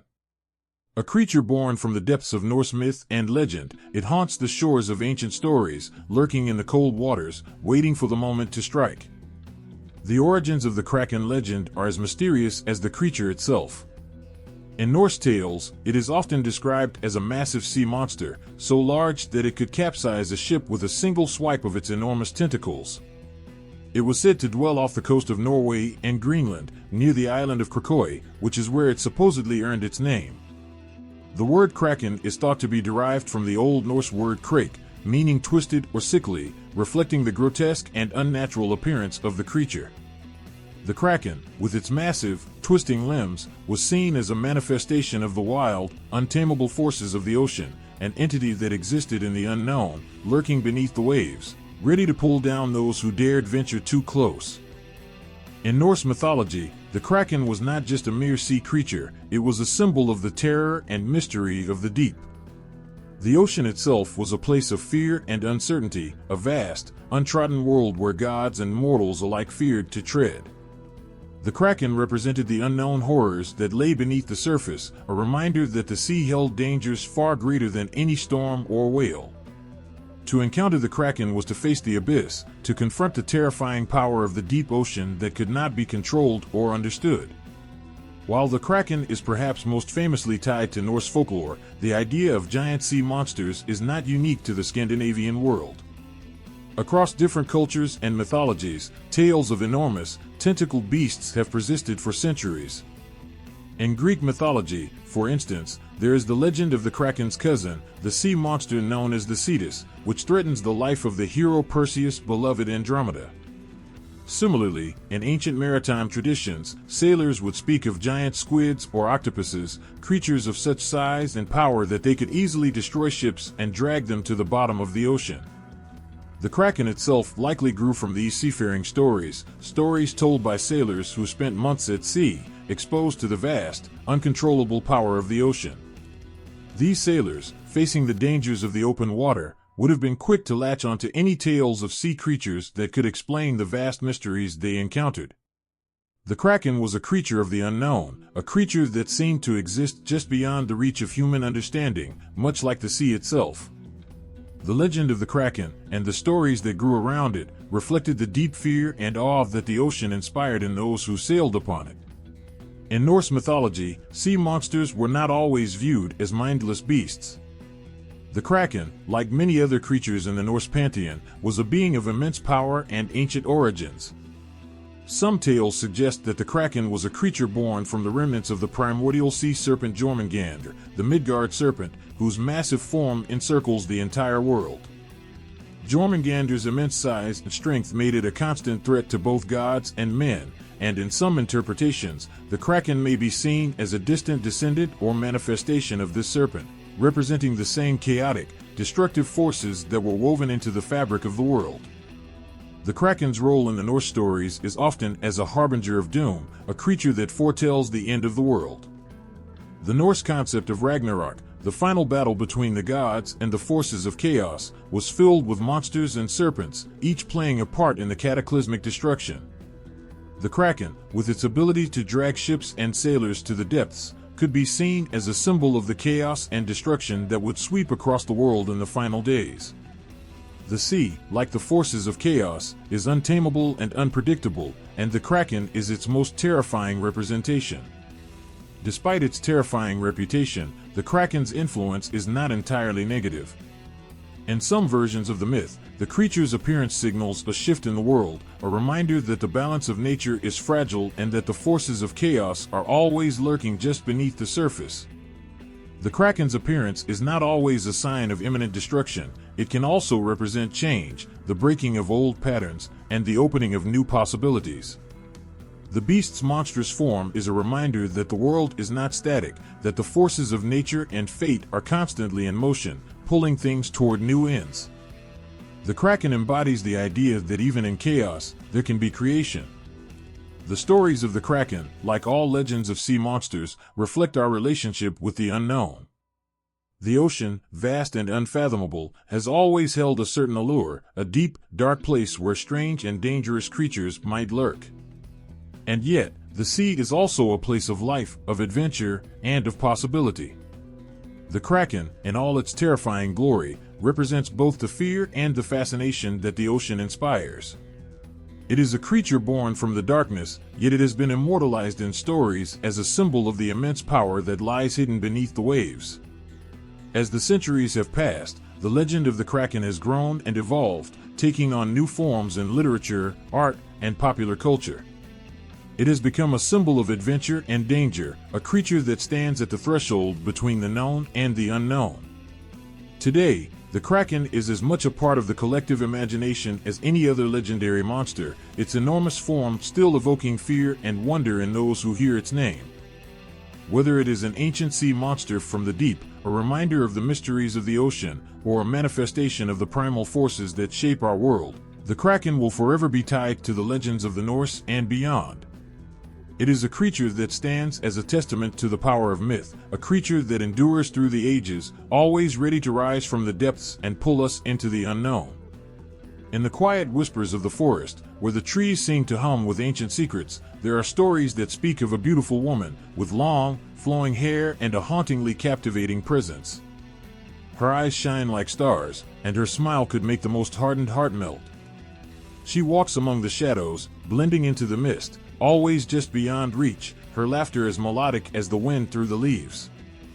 But beneath her beauty lies a darkness, a danger that can pull a man into the depths of the forest, never to be seen again. This is the Huldra, the forest spirit, an alluring creature of both enchantment and peril.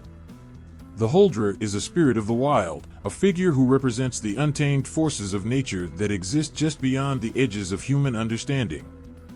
She is a creature who walks the line between the beautiful and the terrifying, between the known and the unknown. In Norse folklore, she is often described as a beautiful woman, with a cow's tail hidden beneath her clothes, a secret that she tries to keep hidden from those who encounter her. The Huldra's beauty is enough to draw men into the forest, where they are at her mercy. Some versions of the tale say that she has the power to make men fall in love with her, only to trap them in the woods, where they vanish without a trace. Others tell of her seducing men, leading them astray, before leaving them hopelessly lost in the forest. Yet, for all her dangerous allure, the Huldra is not entirely evil. Like many creatures in Norse mythology, she is a figure of duality. She embodies both the nurturing and the destructive aspects of the wild. There are tales in which the Huldra is a helpful spirit, guiding lost travelers to safety or offering her aid in exchange for respect or gifts. She is connected to the land, to the deep, ancient forests where the boundaries between the living and the supernatural blur. The forests are her domain, and she watches over them, both guarding and ruling over the creatures that live within. The Huldra's relationship with the human world is complex. She can be both a protector and a punisher, rewarding those who honor the wild and punishing those who take it for granted. The allure of the Huldra is what makes her such a dangerous figure.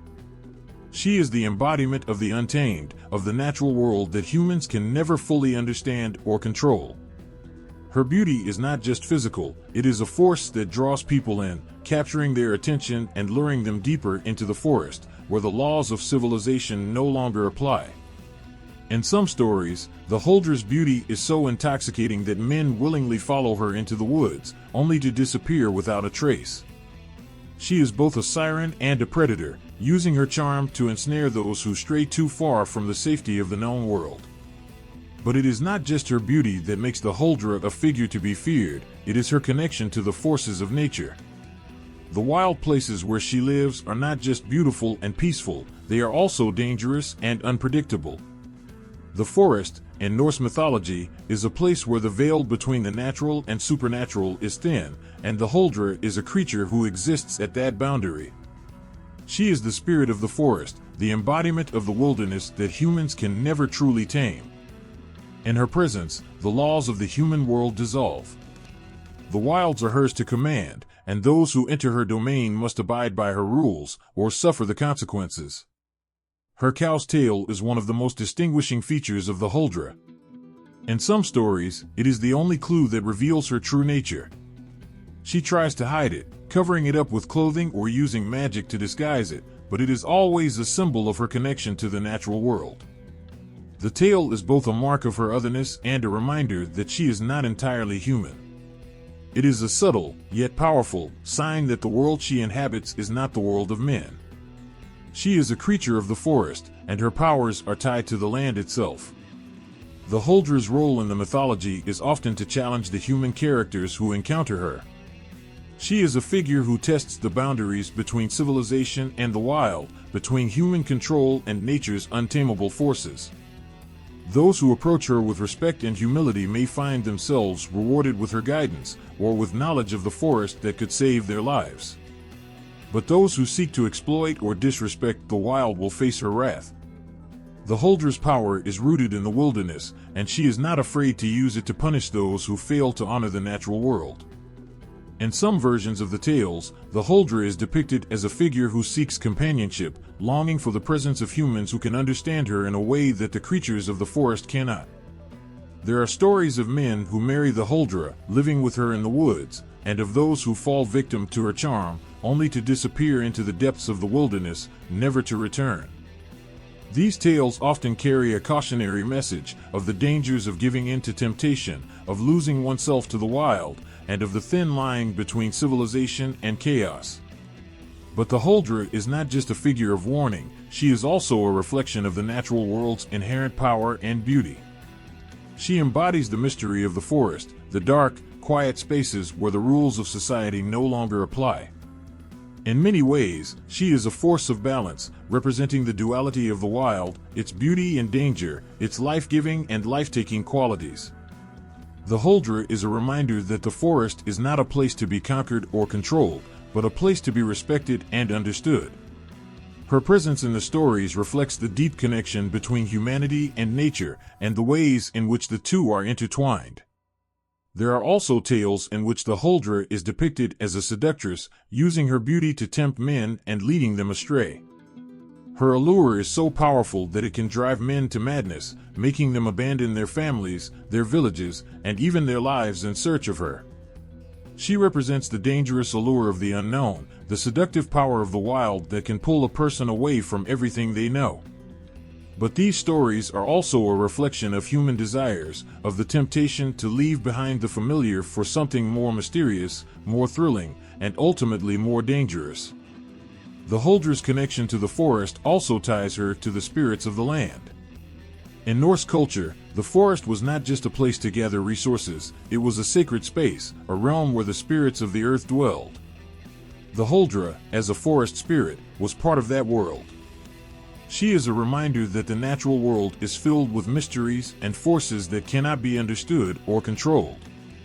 The forest, like the sea, is a place of both beauty and danger, a place where the line between the real and the supernatural blurs. And in the heart of that wild, untamable place walks the Huldra, beautiful, dangerous, and forever entwined with the deep, primal forces of nature. The stories of the Huldra are a reflection of our own relationship with the wild. She is both an invitation and a warning, a reminder of the beauty that lies in nature, but also of the dangers that lurk just beyond the safety of the familiar.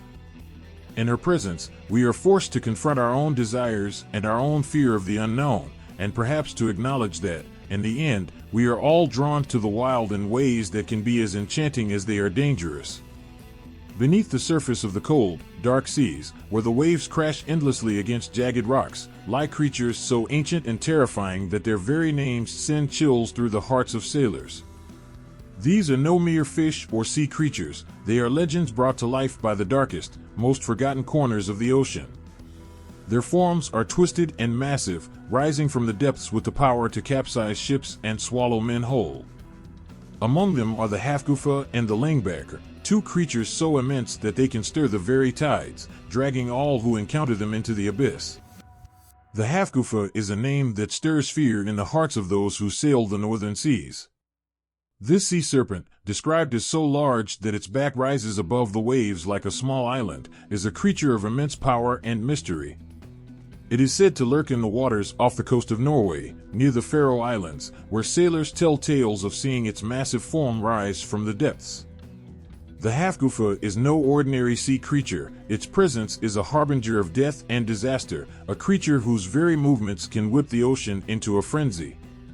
In some accounts, the Hafgufa's rise is so immense that it causes violent storms, pulling ships into the deep before disappearing once again beneath the surface.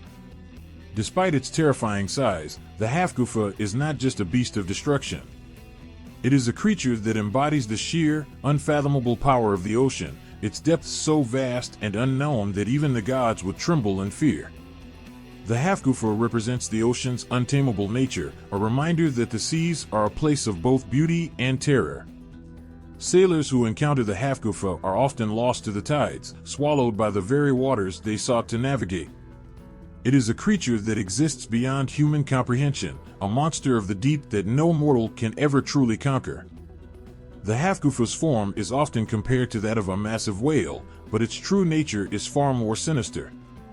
The creature is said to have enormous tentacles, each one capable of crushing a ship with ease. Its eyes, dark as the deepest caverns, glow with an otherworldly light, drawing sailors toward it, only to drag them down into the darkness. The Hafgufa is a symbol of the ocean's wrath, a reminder that no matter how much humans try to tame the seas, they are always at the mercy of the vast, endless abyss.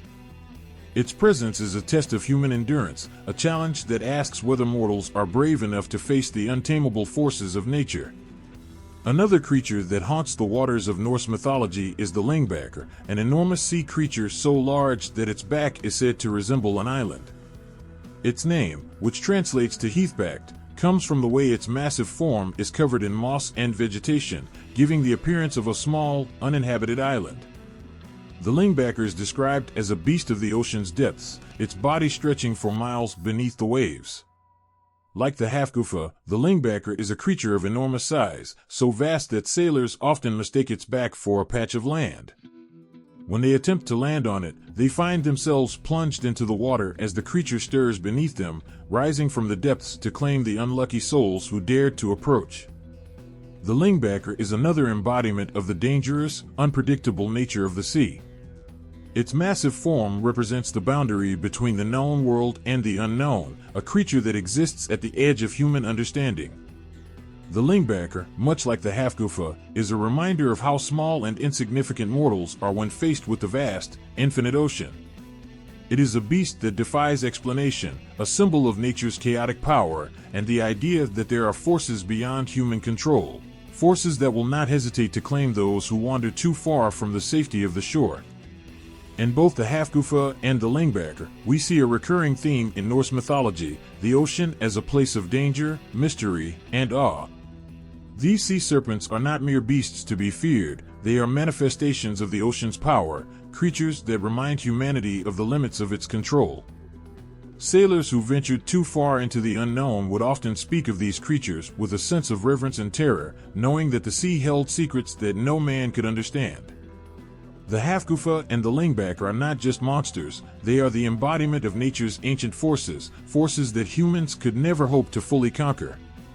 But these creatures are not only representations of fear, they are also symbols of the wild, untamable beauty of the sea. The ocean is a place of vast, untrodden beauty, a world of endless horizons and hidden depths. It is a realm where the creatures that dwell within it are free from the constraints of human society, where the laws of nature reign supreme. The Hafgufa and the Lingbacker, in their terrifying majesty, are reminders that the ocean is a world unto itself, a place where life and death intertwine, and where the boundaries of the known world fade into the unknown. The stories of these creatures have been passed down through the generations, each retelling adding to the mystery and terror that surrounds them. In the minds of sailors and fishermen, the Hafgufa and the Lingback are not just myths, they are warnings, cautionary tales told to remind future generations of the dangers of the sea. They are creatures that live in the deepest, darkest parts of the ocean, where no light reaches and no man can follow. To encounter one of them is to encounter the raw, primal force of nature itself, a force that can either destroy or transform. But even as these creatures stir fear in the hearts of sailors, there is also a strange allure to them. They represent the mystery of the ocean, the thrill of the unknown, and the sense of wonder that comes from encountering something so vast and powerful. The Hafgufa and the Lingback are not just monsters, they are icons of the ancient, elemental forces that shape our world, forces that we will never fully understand, no matter how far we travel. They remind us that there is always something bigger than us, something more powerful, something beyond our control. And yet, we continue to sail toward the horizon, ever drawn to the sea, ever searching for the creatures that dwell in its depths. The gods of Norse mythology are not solitary beings who stand apart from the natural world, rather, they are intertwined with it in ways that blur the lines between the divine and the earthly. Their bond with the creatures of the world, beasts of great power, wisdom, and mysticism, reflects the unity between the gods and the forces of nature. These creatures are not simply companions, they are protectors, messengers, and symbols of the gods' deep connection to the world they govern. Among the most iconic of these divine allies are Odin's ravens, Thor's mighty goats, and Freya's sacred feline, a trio of companions that carry their own significance and purpose, shaping the fates of both gods and mortals alike. Odin, the All-Father, is the god of wisdom, war, and the mysteries of the universe. But while his intellect is boundless, it is his bond with his two ravens, Hugin and Munin, that gives him access to knowledge of the past, present, and future. These ravens, whose names translate to thought and memory, are Odin's constant companions. Every day, they fly across the 9 realms, gathering information and returning to Odin to whisper the secrets they have gleaned. It is through them that Odin remains all-knowing, connected to the pulse of the world, always aware of what is happening in the farthest corners of existence. Hugin and Munin are no ordinary birds. They are extensions of Odin's own mind, one representing his ability to think and reason, the other symbolizing the vast storehouse of his memories. Together, they embody the idea that knowledge is not just something to be acquired, but something to be nurtured and remembered. The ravens are the eyes and ears of the All-Father, their wings carrying them across the realms like the whispers of ancient knowledge. Their importance cannot be overstated. Without them, Odin would be limited, unable to perceive the full scope of the universe's workings. And yet, despite their importance, the ravens serve as a reminder that even the gods must rely on the creatures of the world to fulfill their destinies. They are not solitary figures, but part of a greater cosmic dance in which each being, divine or mortal, animal or human, has its role to play. Thor, the god of thunder, is known for his strength, his fierce nature, and his unyielding will. But even Thor, the protector of both gods and mortals, has companions who are both a reflection of his character and a source of his might. His 2 goats, Tangrisnir and Tangjastr, are no mere beasts of burden. These goats are magical, able to pull Thor's chariot across the sky, carrying the thunder god as he travels between realms. Each time Thor rides into battle or embarks on his many quests, the goats are there, charging ahead with unstoppable energy, their hooves striking the earth like thunder itself. Thor's relationship with his goats is deeply symbolic. The goats, with their relentless energy and power, mirror Thor's own strength and determination. They are not docile animals, they are wild and untamable, just as Thor himself is a force of nature. The goats are also linked to Thor's hammer, Mjolnir, which, like the thunder god's chariot, is a tool of immense power. When the goats are sacrificed and eaten, they are restored the next day, reborn with renewed strength, just as Thor's power is ever-renewing, a force that cannot be defeated. The goats are more than simple companions, they are an extension of Thor's identity, and their connection to him shows that even the mightiest of gods are bound to the natural world, reliant on the creatures they share it with. Then there is Freya, the goddess of love, beauty, and fertility. Known for her stunning beauty and her power to shape the future, Freya's companions are as mystical and enchanting as she is. Among the most famous of these is her sacred feline, which pulls her chariot across the skies. The cat, much like the goddess herself, is both elegant and powerful, embodying the grace and independence that Freya represents. Her feline companion is not just a pet, but a creature of immense importance, one who is intimately tied to Freya's nature. Cats, in Norse lore, are often seen as symbols of magic and mystery, creatures that walk between worlds with ease. As the goddess of love and fertility, Freya's bond with the cat speaks to her ability to shape destinies, to control the forces of life and death with the subtlety and beauty of a cat's movements. But Freya's bond with animals extends beyond her cat. She is also said to have a magical cloak made of falcon feathers, a gift from the god of the winds, Jord. This cloak allows Freya to transform into a falcon and fly across the realms at will. The falcon, like the cat, represents freedom and transformation, qualities that Freya embodies as a goddess of love, magic, and change. Her ability to shapeshift is a symbol of her control over the forces of nature and her power to influence the lives of mortals. In Freya's story, animals are not just companions, they are tools of magic, transformations, and divine will. The relationship between the gods and their animal allies is one that speaks to the deep interconnection between the divine and the natural world. These creatures are not simply pets or symbols of power, they are vital aspects of the gods' identities, each one embodying a different facet of their personalities and abilities. Odin's ravens are extensions of his mind, granting him knowledge that transcends the mortal world. Thor's goats are symbols of strength, their energy and endurance reflecting the thunder god's unyielding power. Freya's cat is a creature of magic and mystery, embodying the grace and beauty of the goddess herself. Together, these animals reveal the profound bond between the gods and the world they govern, one that is built on mutual respect, reliance, and understanding.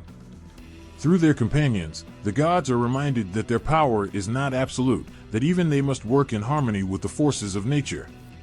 Each animal allied serves a specific role in the gods' lives, helping them to fulfill their destinies and to shape the world. These creatures are not just passive symbols, they are active participants in the unfolding of the cosmic story, each one playing a crucial part in the lives of the gods and the fate of the nine realms. In the end, the relationship between the gods and their animal companions is a reflection of the world itself, a place where all beings, no matter how divine or mortal, are interconnected and bound together by the forces of nature. In the vast tapestry of Norse mythology, where gods, giants, and creatures of all shapes and sizes intertwine with mortal lives, the relationship between humans and these beings is complex, filled with both alliance and confrontation. The human realm, Midgard, sits at the crossroads of the divine and the monstrous, and it is here that the fates of gods and men often collide. Some humans form alliances with the creatures that roam the forests, seas, and skies, while others become embroiled in epic struggles, fighting against the very creatures that threaten their world. The stories of these encounters are marked by both respect and rivalry, love and hatred, survival and destruction. The creatures of Norse mythology are not mere myths, they are forces of nature, capable of both aiding and challenging humanity at every turn. One of the most poignant examples of human and creature alliances is found in the myth of the great wolf, Fenrir. While Fenrir is often seen as an enemy of the gods, destined to bring about the fall of Odin during Ragnarok, his relationship with humans is more layered than simply that of a foe. In certain accounts, Fenrir's early years are marked by an unspoken bond with the world of men. As a pup, he was raised among the gods themselves in Asgard, alongside their children and warriors. It was only after his rapid growth, after his immense power became undeniable, that the gods began to fear the creature they had once cared for like a companion. But even as Fenrir's destiny was set against them, his connection to humans remained more complicated, symbolizing the fine line between companionship and rivalry, between friendship and betrayal. Yet, while Fenrir stands as an ominous figure, there are also instances where creatures play a far more benevolent role, forming bonds with humans who respect their power and majesty. Take, for example, the sacred horse, Sleipnir, the eight-legged steed of Odin.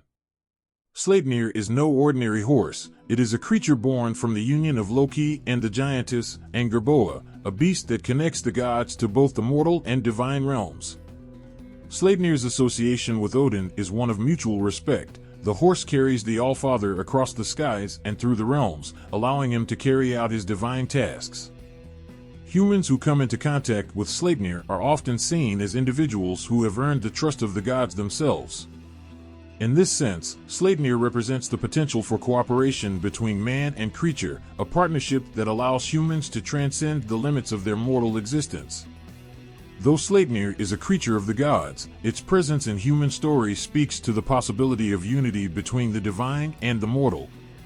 However, the line between human allies and adversaries is often blurred by the very nature of the creatures with whom they interact. Consider the example of Jörmungandr, the Midgard serpent, whose very existence is a threat to mankind. The serpent, with its massive coils that encircle the earth, is said to be so immense that it can cause the oceans to rise and drown entire lands in its wake. Thor's repeated confrontations with Jörmungandr in Norse mythology highlight the serpent's role as both an adversary to humanity and a force of nature that must be reckoned with. The god of thunder faces the serpent in a battle that mirrors the eternal struggle between man and the wild, between the gods and the uncontrollable forces of the world. The Midgard serpent represents the dark and destructive side of nature, a creature whose very existence stands as a reminder that humanity is always vulnerable to the forces it cannot see or understand. Yet, for all the destruction Jörmungandr represents, it is also a symbol of balance, of the necessary destruction that brings about rebirth. The serpent's role in Ragnarok, when it will face Thor in a final battle, is a reminder that the natural world is cyclical. Even the greatest of threats, even the most fearsome of creatures, must eventually fall in the face of time's relentless march. This complex relationship between humans and creatures, one of both respect and fear, is at the heart of many Norse tales. There is no simple enemy or ally in these stories. Every creature, whether benevolent or destructive, exists to teach the humans who encounter them something about their world, their limits, and their place in the grand scheme of things. It is not only through direct combat or companionship that humans interact with these creatures, but also through the stories they tell. Many humans in Norse mythology encounter creatures in the wild, whether in the form of trolls, wolves, or other beasts, and are forced to navigate the challenges they present. These creatures are not simply obstacles, they are reflections of the world itself, wild, unpredictable, and untamable. To defeat or understand a creature in Norse mythology is to understand oneself, to confront the raw and unfiltered forces of nature that lie just beyond the boundaries of human civilization. Take the trolls, for example. Often seen as monstrous and hostile to humans, trolls are creatures of the forests, mountains, and caves, ancient beings that embody the untamed wilderness. Their interactions with humans are rarely peaceful. In many stories, trolls are depicted as cunning and malicious, setting traps for unsuspecting travelers. They are forces that test the resilience and wit of those who cross their path, forcing humans to outsmart or overpower them in order to survive. And yet, in some cases, the line between troll and human blurs. There are tales of trolls who, through some twist of fate or act of kindness, form alliances with humans. the troll wife of some Norse heroes, or the trolls who turn into allies after being outwitted, reflect the idea that no creature is purely evil and no human purely good. The world of Norse mythology is built on shades of gray, where alliances and adversaries are ever-changing. Humans are also challenged by the creatures of the seas, particularly the massive sea serpents that roam the depths. These creatures, like Hafgufa and Lingbacker, may be terrifying, but they also represent the endless bounty and dangers of the ocean. When sailors confront these monsters, they are not merely fighting for survival, they are engaging in a struggle for understanding, for conquering the unknown forces that govern the tides and the skies. The ocean, much like the creatures it holds, is a world where humans can either ally with or be devoured by the forces of nature. Sailors who respect the creatures of the sea often find safe passage, those who underestimate them are pulled into the depths. The constant theme running through Norse mythology is that the boundary between human and creature is not rigid. Humans can forge bonds with even the most terrifying of beings, or they can fall victim to the very forces they seek to control. The creatures of this world are not mere obstacles, they are the living, breathing embodiment of nature's raw power. Whether adversaries or allies, they remind humans that the forces of the natural world are always present, waiting to either aid or challenge them in their endless struggle for survival. Each encounter, whether on the battlefield or in the forest, is a reflection of humanity's relationship with the untamable forces that shape their world. Ragnarok, the cataclysmic end of the world in Norse mythology, is not just a battle between gods and giants, but a confrontation between forces so primal that they shape the fate of the 9 realms.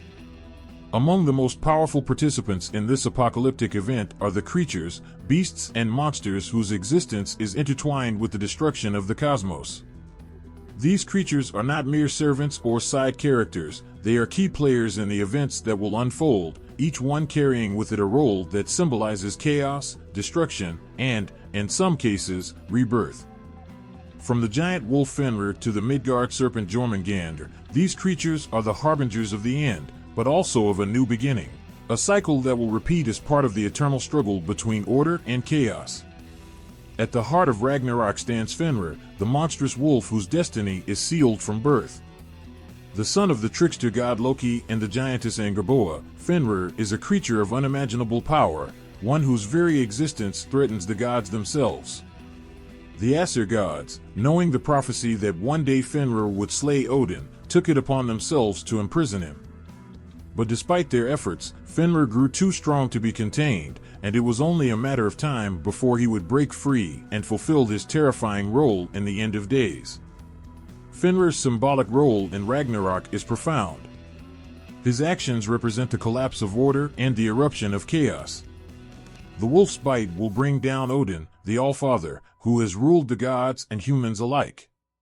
The gods who once feared him, who sought to control his fate, now must face the consequences of their actions. Fenrir's killing of Odin represents the ultimate reversal of power. The father god, who once held the keys to fate itself, will fall at the jaws of a creature he tried to control. But Fenrir's victory will be short-lived. The wolf will soon be killed by Odin's son, Vidar, in a vengeance so fierce that it symbolizes the rebirth of the world after the destruction. Fenrir's story during Ragnarok speaks to the idea of destiny itself, a cycle of rise and fall, creation and destruction. The gods may try to avoid or resist fate, but in the end, the monsters they once feared will bring them to their knees. The beast's role in Ragnarok is both a literal and metaphorical representation of how uncontrollable forces, no matter how much one tries to tame them, will always assert their dominance. Fenrir is the living embodiment of fate, reminding both gods and mortals that nothing, not even the mightiest, can escape the inevitability of what is written in the stars. Equally important in the unfolding of Ragnarok is Jörmungandr, the great Midgard serpent. Encircling the entire world, Jörmungandr has lived for centuries, waiting for the day when it will rise up to face the god Thor. According to prophecy, Jörmungandr and Thor will meet on the battlefield during Ragnarok, where they will engage in a battle that will shake the very foundations of the earth. The Midgard serpent is an ancient, primordial being that represents the uncontrollable forces of nature, chaos, the deep unknown, and the destructive power of the oceans. Jörmungandr's role in the end of days is tied directly to Thor's. The god of thunder, whose strength and will have always stood as a barrier against the darker forces, will finally meet his match in the serpent. The two will battle in a cosmic struggle that mirrors the clash between order and chaos. Thor, wielding his mighty hammer Mjolnir, will fight with all his strength to bring down the serpent that has terrorized the world since its birth. The earth will tremble as their clash sends shockwaves across the realms, but ultimately, it is said that Thor will kill Jörmungandr. Yet, in a bitter twist of fate, Thor will only be able to take a few steps before succumbing to the serpent's venom. This final battle is a powerful symbol of the fleeting nature of victory and the inevitability of death. Jörmungandr's role in Ragnarok speaks to the idea of humanity's struggle against the forces of nature, the unknown, and the darkness that lies beneath the surface of the world. In a way, it is a battle that mirrors the struggle that all living beings face against the forces they cannot control or fully understand. The Midgard serpent is a creature that lurks beneath the surface, waiting for its moment to rise and bring forth destruction. Its relationship with Thor is a metaphor for the eternal battle between man's strength and the overwhelming power of nature, a reminder that no matter how hard one fights, the forces of the world can sometimes overwhelm even the mightiest. Yet, for all the destruction that Fenrir and Jörmungandr bring to the world of gods and men, there are other creatures in Ragnarok whose role is tied to rebirth, renewal, and the cycle of life and death. Among these creatures is the dragon Nidhogg, who gnaws at the roots of Yggdrasil, the world tree. Nidhogg is a creature of destruction, its insatiable hunger representing the forces that slowly corrode and break down all things, just as the roots of Yggdrasil, the foundation of the cosmos, are gnawed away. The dragon's role in Ragnarok is one of finality. It symbolizes the disintegration of the old world as it gives way to the new. As the gods and giants clash, Nidhogg will rise up from the underworld, feeding on the destruction that Ragnarok will bring. But in the aftermath of the battle, when the dust has settled and the world is in ruin, it is Nidhogg who will be left to clean up the remnants of the old world. The dragon's role in the aftermath of Ragnarok is symbolic of the cycle of life. For after the destruction comes regeneration, and Nidhogg, in its dark, primal way, is part of this natural process of decay and renewal. The ancient dragon's gnawing of the world tree will eventually lead to the fall of the old world, but from that destruction, a new world will rise.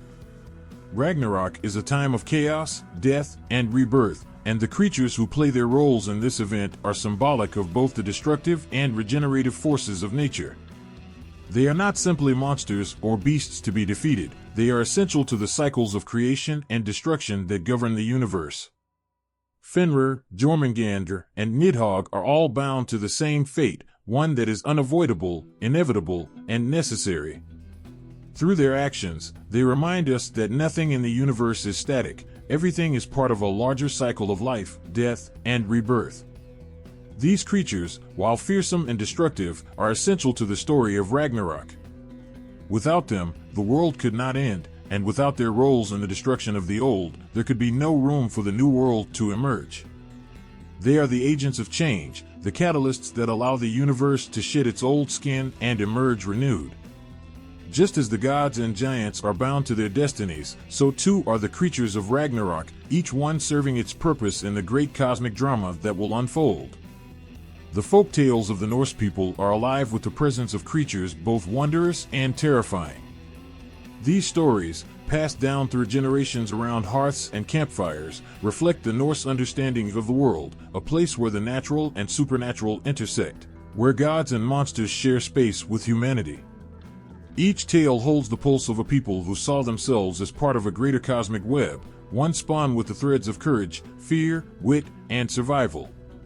Norse creatures, be they trolls, elves, dragons, or sea serpents, were not just characters in these stories but living symbols of the forces that shaped everyday life. Among the most enduring tales is that of the mountain troll, a creature so deeply ingrained in Scandinavian folklore that it still lingers in the cultural imagination. These hulking, brutish beings are often depicted as dim-witted but immensely strong. Trolls are said to inhabit the craggy peaks and dark caves, emerging only at night lest they turn to stone in the sunlight. One well-known story tells of a young farmer named Bjorn who, while traveling through the mountains, sought shelter in a seemingly abandoned cave. As night fell, the cave's true occupant, a massive troll, returned. Bjorn, though terrified, was clever. He noticed the troll was boasting about its strength, crushing boulders with its bare hands. "Can you crush the sun as you crush those stones?" Bjorn asked, feigning awe. The troll, offended by the suggestion that it could not, grabbed a large rock and hurled it into the sky just as the first rays of dawn broke. The sunlight struck the troll, turning it to stone forever. Tales like this were told to both frighten and inspire, teaching that wit and courage could overcome even the most fearsome foe. Elves, too, feature prominently in Norse folk tales, though their roles are often ambiguous. The Ljósálfar, light elves, were described as radiant and beautiful, bringing blessings of fertility and prosperity, while the Dökkálfar, dark elves, were shadowy, lurking figures who could bring mischief or harm. One popular tale speaks of a farmer's daughter who, while walking through the woods, encountered a procession of light-footed, otherworldly figures. Enchanted by their beauty, she followed them to a grand hall hidden beneath an ancient tree. There, the elves offered her food and drink more delicious than anything she had ever tasted. But the girl, remembering her mother's warning to never eat the food of the Fae, refused. Her rejection enraged the elves, and they cursed her with silence, unable to speak of what she had seen. In this tale, the elves represent the allure and danger of the otherworldly. Their magic could bestow wonders or curses, reminding listeners of the thin line between blessing and bane. The story also reflects the importance of caution and respect for the unknown, a recurring theme in Norse lore. The oceans, vast and mysterious, were fertile grounds for tales of sea serpents and other aquatic creatures. Among these, the legend of the Hafgufa stands out. Said to be so large it was often mistaken for an island, the Hafgufa was a sea monster feared by sailors. It is said that when the Hafgufa opened its massive jaws, entire ships could sail into its maw, only to be swallowed whole when it closed. One haunting tale recounts a group of sailors who, after days of being lost at sea, rejoiced when they spotted land on the horizon. Exhausted and desperate, they rowed toward it, dropping anchor on the shore. But as the first sailor stepped onto the land, he felt the ground quiver beneath his feet. Too late, they realized they had landed on the back of the Hafgufa. The monster descended, dragging the ship and its crew into the depths. Such stories served as both cautionary tales and expressions of reverence for the unpredictable power of the sea. Dragons also loom large in Norse folk tales, their fiery breath and hoarded treasures capturing the imagination. One of the most famous tales is that of Fafnir, a dragon born not from nature but greed. Fafnir was once a man, transformed into a monstrous dragon by his obsession with gold. His story is a reminder of the corrupting power of greed. In one version of the tale, a hero named Sigurd is tasked with slaying the dragon. Guided by the advice of a wise but cunning dwarf, Sigurd hides in a trench beneath the path Fafnir takes to drink. As the dragon slithers above him, Sigurd thrusts his sword into its underbelly, killing it. However, Fafnir's death does not bring peace. Instead, it unleashes curses and betrayal, demonstrating that even the most heroic deeds can have dark consequences. In quieter tales, Norse creatures serve as protectors and guides. The Huldra, forest spirits with human-like beauty and cow-like tails, were said to lead lost travelers out of the woods if they were treated with kindness and respect. But the Huldra were also known to punish those who showed arrogance or cruelty, leading them deeper into the wilderness until they vanished forever. These spirits reflected the Norse reverence for nature and the belief that the wild had its own consciousness, one that demanded respect and care. The concept of shapeshifting is another common motif, appearing in tales of creatures like the Selkies. These seal-like beings could shed their skins to take human form, often living among humans until their true nature was discovered. One story tells of a fisherman who, finding a Selkie's discarded sealskin, hid it to force her to stay with him. Though she became his wife and bore him children, she never stopped longing for the sea. Years later, she found the hidden skin and returned to the waves, leaving her human family behind. This story is bittersweet, emphasizing themes of freedom, longing, and the cost of denying one's true self. Norse folk tales often blur the lines between the natural and supernatural, teaching lessons about bravery, caution, and the complexity of human nature. The creatures in these tales are not simply monsters or magical beings, they are reflections of the world's wonders and dangers. Whether they inspire awe, terror, or compassion, they remind us of the story's central message: the forces of nature and fate are vast, unpredictable, and deserving of respect. Through these tales, the Norse people found meaning in their struggles and triumphs, weaving a rich tapestry of myth and folklore that continues to captivate the imagination.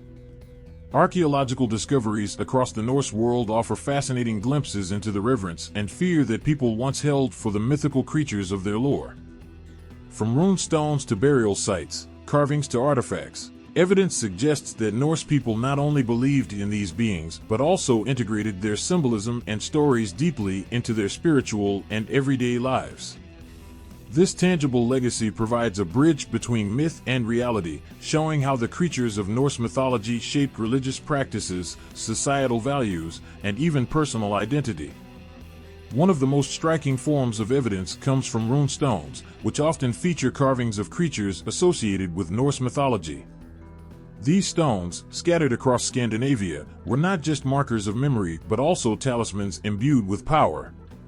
Many display intricate depictions of dragons, serpents, wolves, and other mythical beings. The Oseberg ship burial, one of the most famous Viking-era archaeological discoveries, includes wooden carvings of serpentine and dragon-like creatures on its sledges and wagon. These carvings are thought to invoke protection and strength, drawing from the mythic association of such creatures with both destruction and safeguarding. Wolves, in particular, held a special place in Norse symbolism.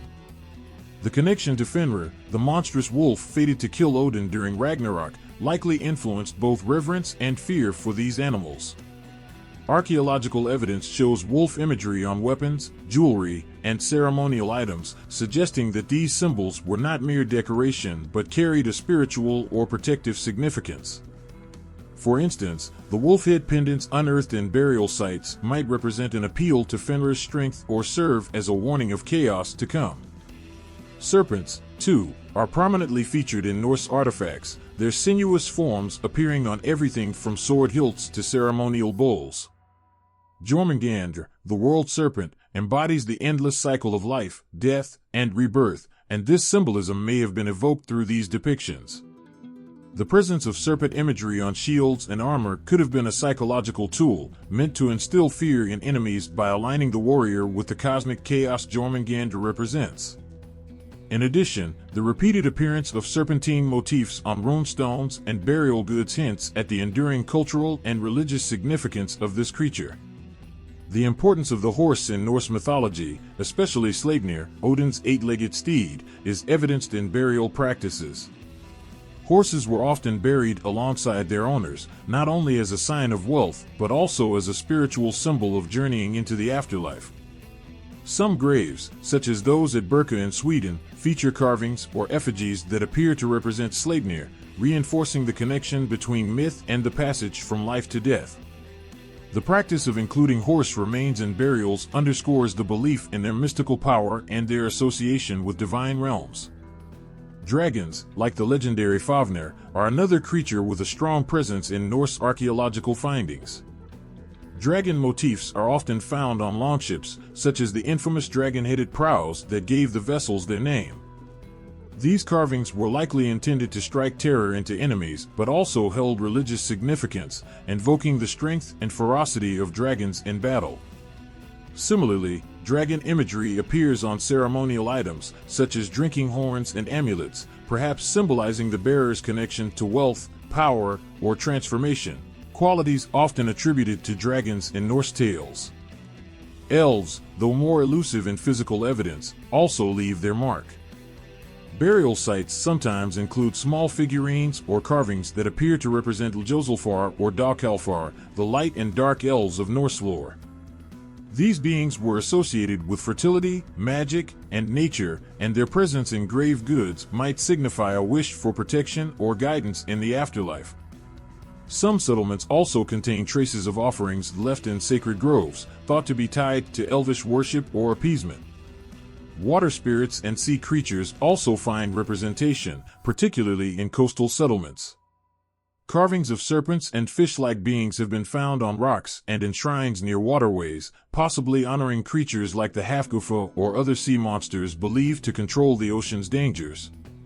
Ritual offerings, such as weapons and jewelry, have been uncovered in lakes and rivers, suggesting that these locations were considered sacred and linked to aquatic deities or creatures. Another remarkable aspect of Norse creature worship is the ceremonial use of animal remains. The inclusion of animal bones in burial sites, particularly those of wolves, bears, and serpents, suggests that these animals were seen as intermediaries between humans and the divine.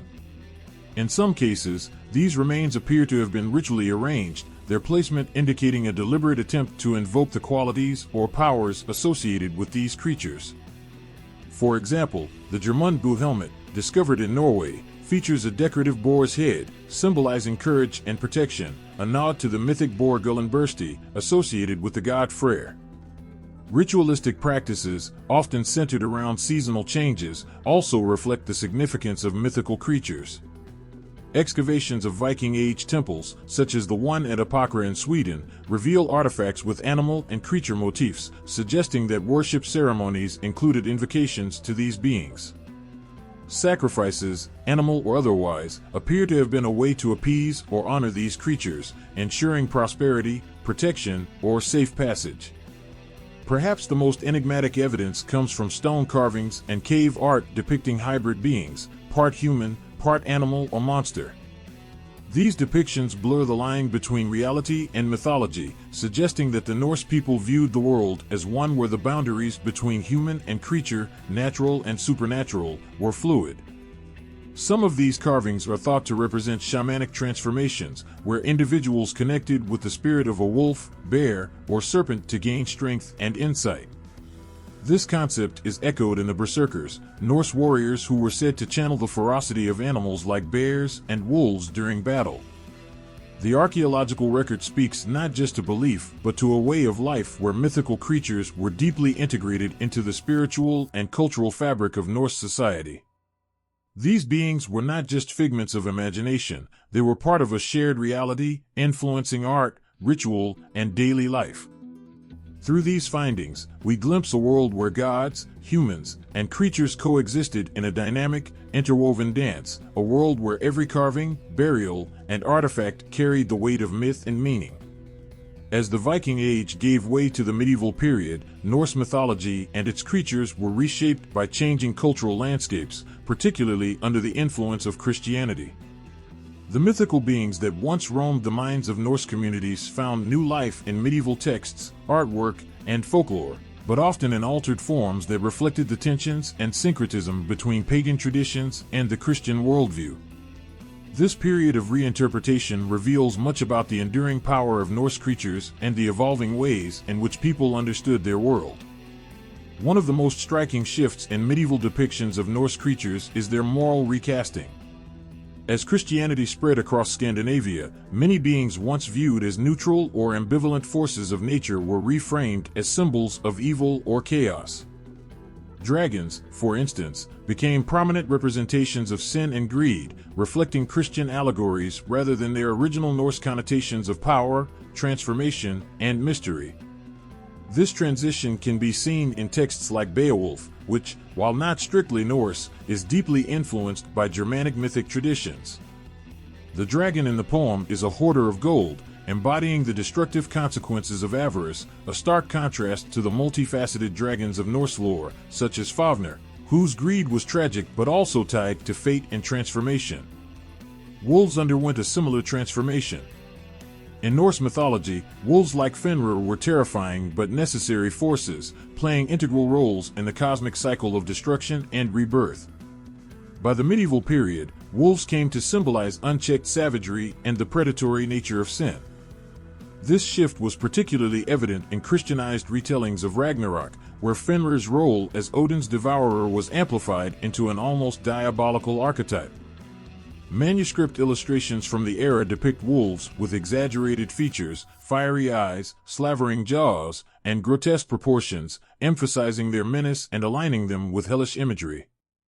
Trolls, those lumbering figures of Norse folklore, also evolved under the lens of medieval Christianity. Once seen as embodiments of the wild, trolls were now interpreted as malevolent forces tied to the devil or as cursed beings cast out of God's light.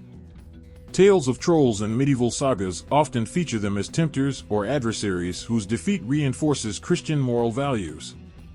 For example, in some stories, trolls are tricked into exposure to sunlight and turned to stone, their downfall serving as an allegory for the triumph of divine truth over darkness and ignorance. Elves experienced perhaps the most complex transformation. In Norse mythology, the Ljósálfar and Dökkálfar were ethereal beings with a dual nature, sometimes benevolent, sometimes capricious. By the medieval period, elves became more closely associated with mischief and malevolence. Christian texts frequently linked them to witchcraft or demonic influence. For instance, illnesses or misfortunes were often attributed to elfshot, an unseen attack by these otherworldly beings. This concept lingered in folklore well into the later Middle Ages and early modern period, influencing popular beliefs about magic and the supernatural. Dwarves, known in Norse mythology as master craftsmen and creators of the gods' treasures, were reimagined in medieval lore as both cunning and morally ambiguous. While their skill in crafting remained a prominent trait, they were often portrayed as greedy and untrustworthy, reflecting Christian moral suspicion of material wealth and earthly desires. Despite this shift, the medieval fascination with dwarves' creations persisted, inspiring tales of enchanted swords, magical rings, and hidden treasures that captured the imagination of audiences across Europe. Sea creatures like the Kraken and Jörmungandr also took on new dimensions in medieval interpretations.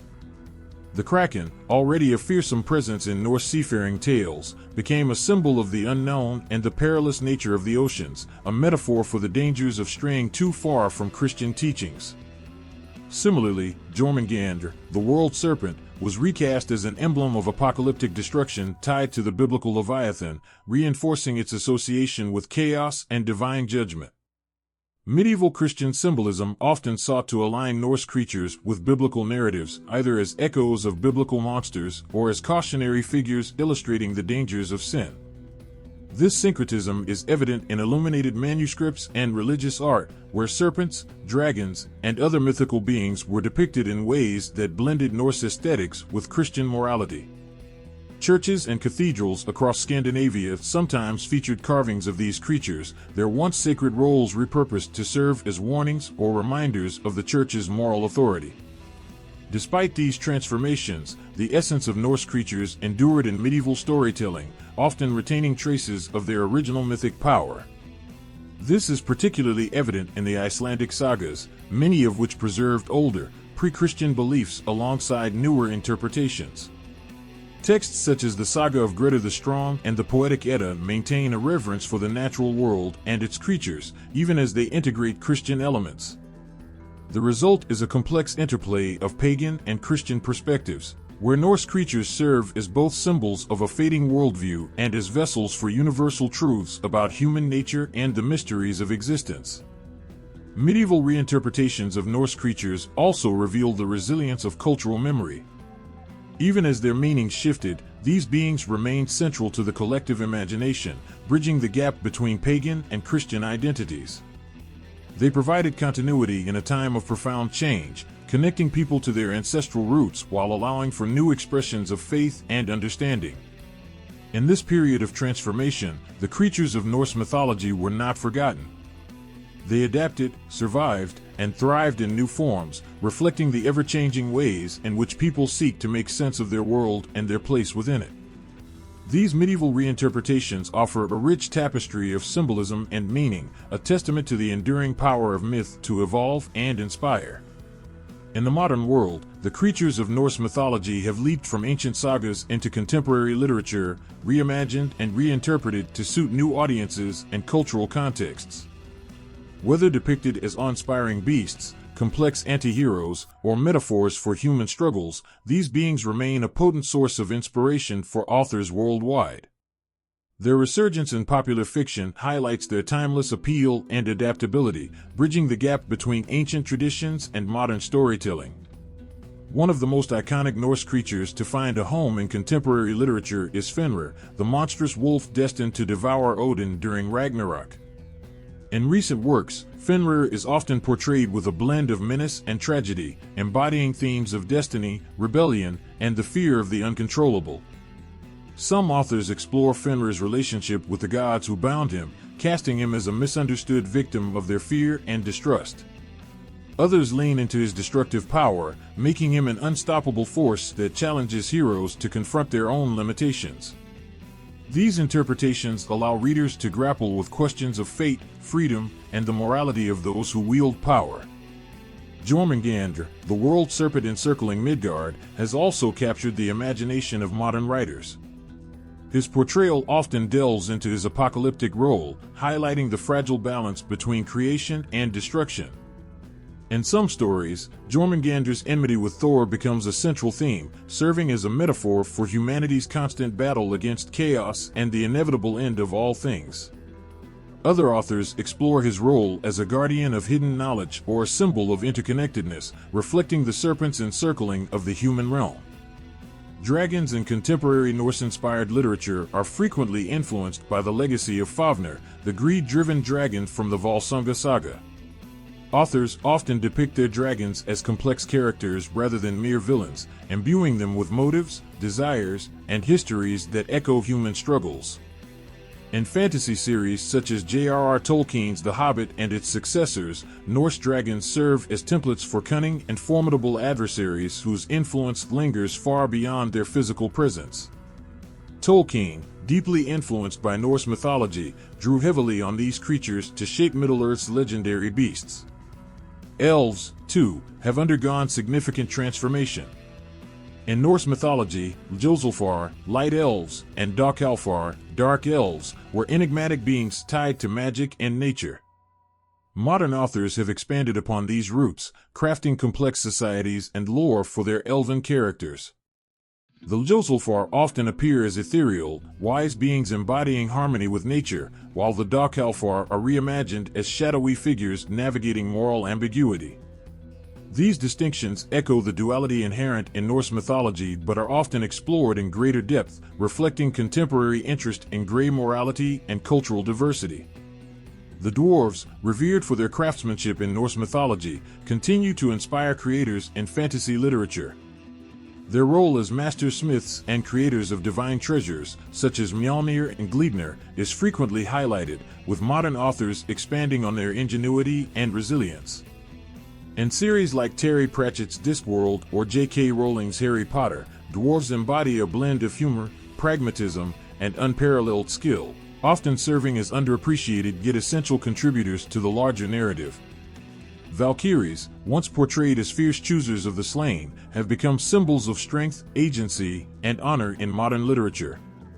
Often reimagined as warriors, leaders, or even rebels against divine authority, Valkyries resonate with contemporary audiences seeking stories of empowerment and defiance against oppressive systems.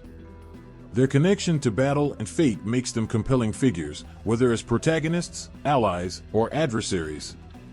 Trolls, previously depicted as brutish and dim-witted in folklore, have been reinvented in myriad ways. Some authors retain their traditional malevolence, using them as obstacles for heroes to overcome, while others humanize them, exploring their lives and struggles.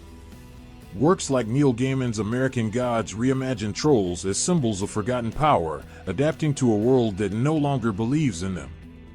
Contemporary depictions of Norse creatures often reflect the complexities of modern life, addressing themes like environmental destruction, identity, and the clash of old and new. The Kraken, for instance, has become a metaphor for humanity's exploitation of the seas, appearing as a terrifying reminder of nature's vengeance in eco-thrillers and speculative fiction. Similarly, Nidhogg, the serpent gnawing at Yggdrasil's roots, is sometimes reimagined as a force that represents human consumption and decay, a critique of modern industrial society. Moreover, Norse creatures have found their way into urban fantasy and science fiction, bridging ancient myths with futuristic settings. In these genres, they often serve as metaphors for alienation, cultural identity, and the enduring presence of myth in an age of technology. The blending of old myths with new worlds breathes fresh life into these timeless figures, ensuring their relevance in an ever-changing landscape. The influence of Norse creatures extends beyond books into film, television, and video games, creating a feedback loop that further enriches their literary portrayals.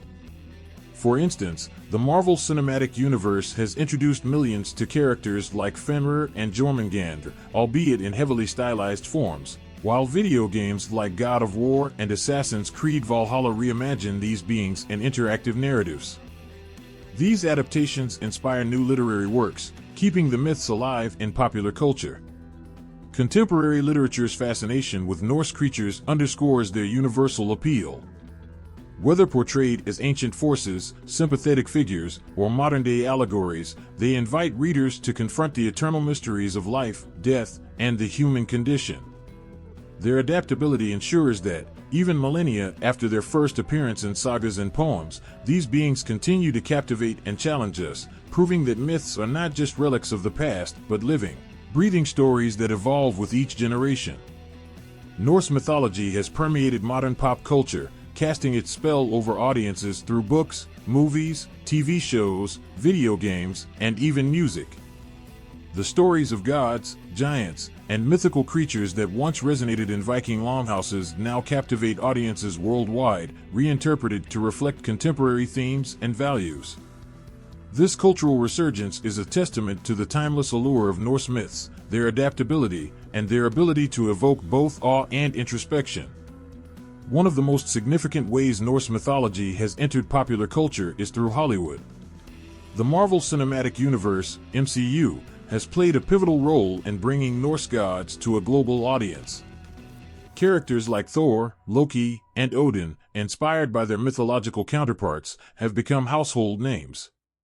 While Marvel's interpretations take creative liberties, depicting the gods as alien beings and reshaping their relationships, the essence of their myths persists. Loki's cunning, Thor's might, and Odin's enigmatic wisdom echo their ancient origins, even as they grapple with modern dilemmas of identity, morality, and power. TV shows have also embraced Norse mythology, often weaving its themes into epic narratives. The History Channel's Vikings combined historical drama with mythological undertones, exploring the spiritual beliefs of the Norse people alongside their conquests and struggles. Netflix's Ragnarok took a modern approach, reimagining Norse gods and giants as reincarnated beings in a small Norwegian town, fighting to prevent an environmental apocalypse. These series reflect how Norse mythology can be both a lens for exploring historical perspectives and a framework for addressing contemporary issues. In literature, Norse myths have inspired countless works of fiction, from high fantasy to urban adventure. J.R.R. Tolkien, one of the most influential fantasy writers of all time, drew heavily from Norse mythology to craft The Lord of the Rings. The dwarves, elves, and even the concept of Middle-earth owe much to Norse sagas and cosmology. More recently, authors like Neil Gaiman have brought Norse myths directly into the spotlight. Gaiman's Norse mythology retells the classic tales with vivid prose, introducing a new generation to the trials of the gods and the inevitable approach of Ragnarok. Video games have further cemented Norse mythology's place in modern culture, offering interactive experiences that immerse players in mythic worlds. Games like God of War reimagine these ancient stories with stunning visuals and complex narratives.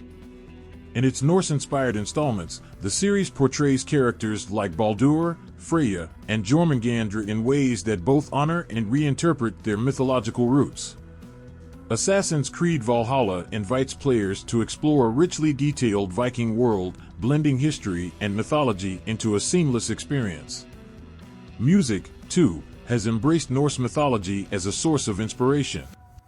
Bands like Amon Amarth weave mythological themes into their lyrics, crafting powerful anthems that evoke the raw energy of the Viking Age. The themes of courage, fate, and defiance that run through Norse myths resonate deeply in genres like metal, where the grandeur of the stories aligns perfectly with the intensity of the music. Art and fashion have also embraced Norse aesthetics. From tattoos depicting Yggdrasil or Mjolnir to intricate jewelry inspired by Viking artifacts, Norse mythology has become a symbol of strength, resilience, and connection to the natural world. This aesthetic appeals not only to those of Scandinavian heritage, but to anyone drawn to its universal themes of struggle, survival, and transformation. Perhaps one of the most striking aspects of Norse mythology's presence in pop culture is its ability to adapt without losing its essence. Creators across mediums have taken these ancient tales and reshaped them, using the myths as metaphors for modern challenges. Environmental concerns, questions of identity, and the consequences of unchecked power all find expression through Norse-inspired stories. Loki's moral ambiguity, Thor's struggle with worthiness, and the inevitability of Ragnarok resonate with a world grappling with uncertainty and change. At the same time, this resurgence has sparked renewed interest in the original myths and their cultural contexts.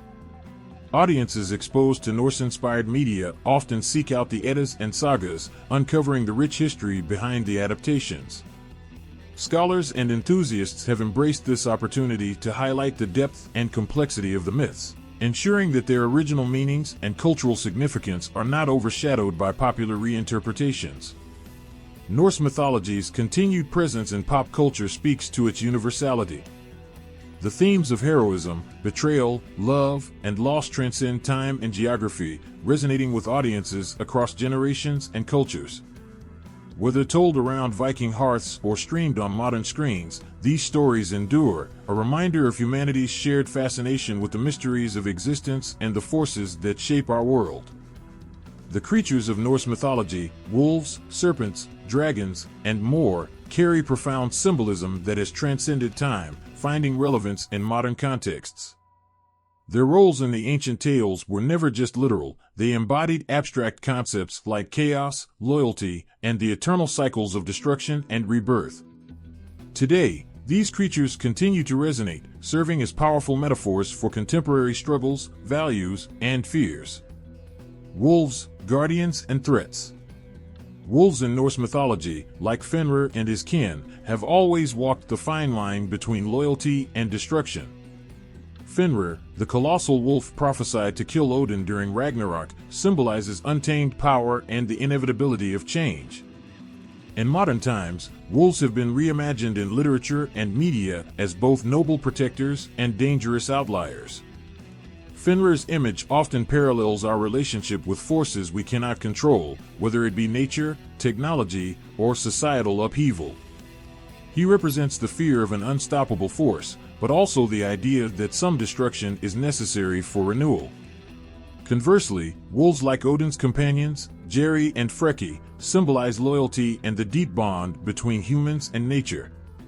They appear in contemporary art and stories as guardians, reminding us of the primal instincts we still carry within. Serpents, cycles, and the unknown. The serpent Jörmungandr, the world-serpent, encircles Midgard and is destined to clash with Thor during Ragnarok. This creature embodies cycles, balance, and the interconnectedness of life and death. In modern interpretations, serpents like Jörmungandr are often linked to themes of environmental sustainability and the delicate equilibrium of ecosystems. Jörmungandr's endless loop around the world has become a symbol of infinity, reflecting modern concerns about humanity's impact on the Earth. The serpent's inevitable conflict with Thor also mirrors the tension between humanity's ambitions and the natural world, a battle we fight daily as we strive to coexist with a planet that demands respect. Dragons, greed, and transformation. Norse dragons, such as Fafnir, often symbolize greed and the corruption of power. In the Volsunga saga, Fafnir hoards treasure, transformed by his avarice into a monstrous creature. This narrative has enduring relevance in a world where unchecked greed can lead to destruction, both personal and global. Dragons in modern culture are often dual symbols.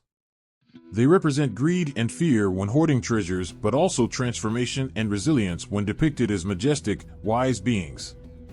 In stories that reframe dragons as allies or mentors, they serve as symbols of growth, encouraging us to overcome our inner demons and harness our potential. Elves, light and shadow. The Ljósálfar, light elves, and Darkalfar, dark elves, from Norse mythology are representations of duality, light and dark, good and evil. In contemporary settings, they embody the complexity of human nature. Modern fantasy often portrays elves as ethereal and wise, but also deeply flawed, reflecting our struggles with identity, morality, and the consequences of our actions.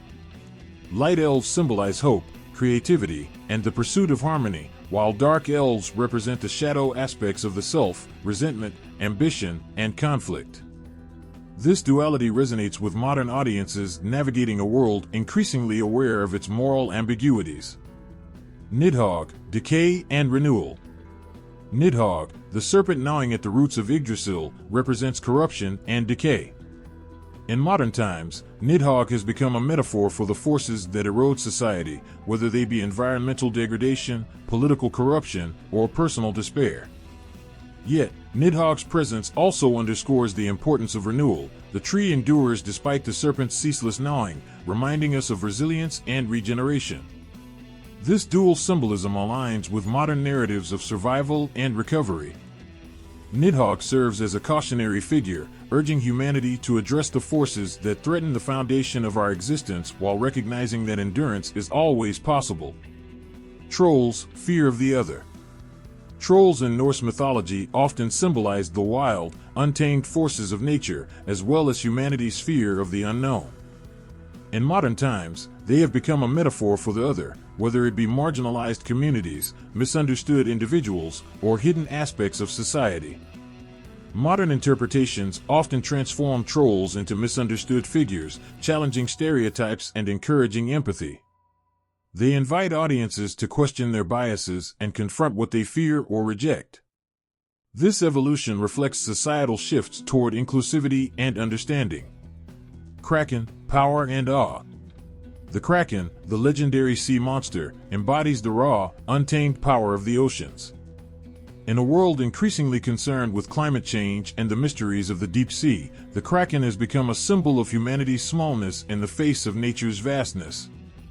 In literature and media, the Kraken often represents both fear and awe, reminding us of the dangers of exploiting natural resources while evoking wonder at the mysteries that remain beneath the waves.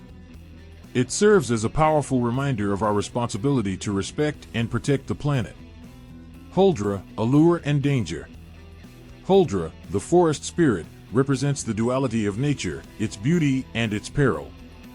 She appears in modern tales as a metaphor for humanity's relationship with the wild, alluring yet dangerous, nurturing yet demanding respect.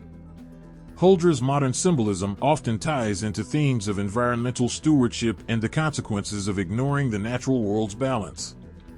She warns against hubris and reminds us of the need to tread lightly in spaces that are not ours to dominate. Valkyries, empowerment and fate. The Valkyries, fierce warriors who choose the slain, have become symbols of empowerment and agency. In modern interpretations, they represent strength, independence, and the ability to shape one's destiny. They resonate deeply in an era that celebrates female power and autonomy. Their role in deciding the fates of warriors also reflects the human struggle with the concept of fate versus free will, a theme that continues to intrigue and inspire. The creatures of Norse mythology live on in modern times, not just as relics of ancient stories, but as vibrant symbols for the challenges, values, and mysteries of the contemporary world. Their ability to adapt and find relevance across cultures and contexts ensures that their legends endure, weaving ancient wisdom into the fabric of modern life. The creatures of Norse mythology, from the ferocious Fenrir to the enigmatic Huldra, have left an indelible mark on the cultural and imaginative landscapes of humanity. Their legacy, shaped by centuries of storytelling and reimagining, transcends the boundaries of time, inspiring everything from art to literature, and even shaping our understanding of the natural world.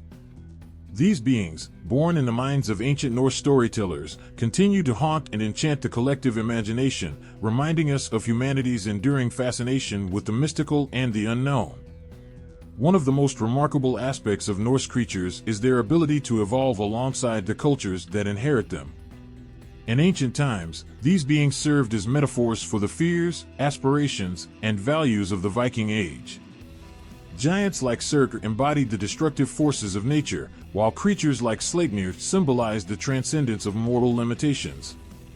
As these myths spread and mingled with other traditions, the creatures began to take on new roles, becoming reflections of the cultures that adopted them. In modern literature, Norse creatures often emerge as complex characters, embodying not just archetypal roles but also profound psychological and philosophical questions. Fenrir, once a straightforward figure of chaos and destruction, is frequently portrayed as a tragic character, a victim of destiny and betrayal. This reinterpretation mirrors contemporary concerns with moral ambiguity and the nature of free will. Similarly, the Valkyries, once seen purely as servants of Odin, have been reimagined as symbols of female empowerment and independence, reflecting shifting cultural values. Art has long been a canvas for the legacy of Norse creatures. In medieval times, they were depicted in intricate carvings, tapestries, and runestones, their forms intertwined with the cultural and spiritual life of the Norse people.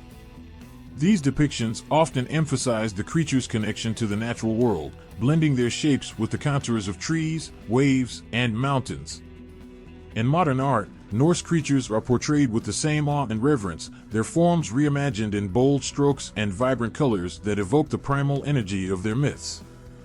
Film and television have amplified the reach of these creatures, introducing them to audiences far removed from their Scandinavian origins.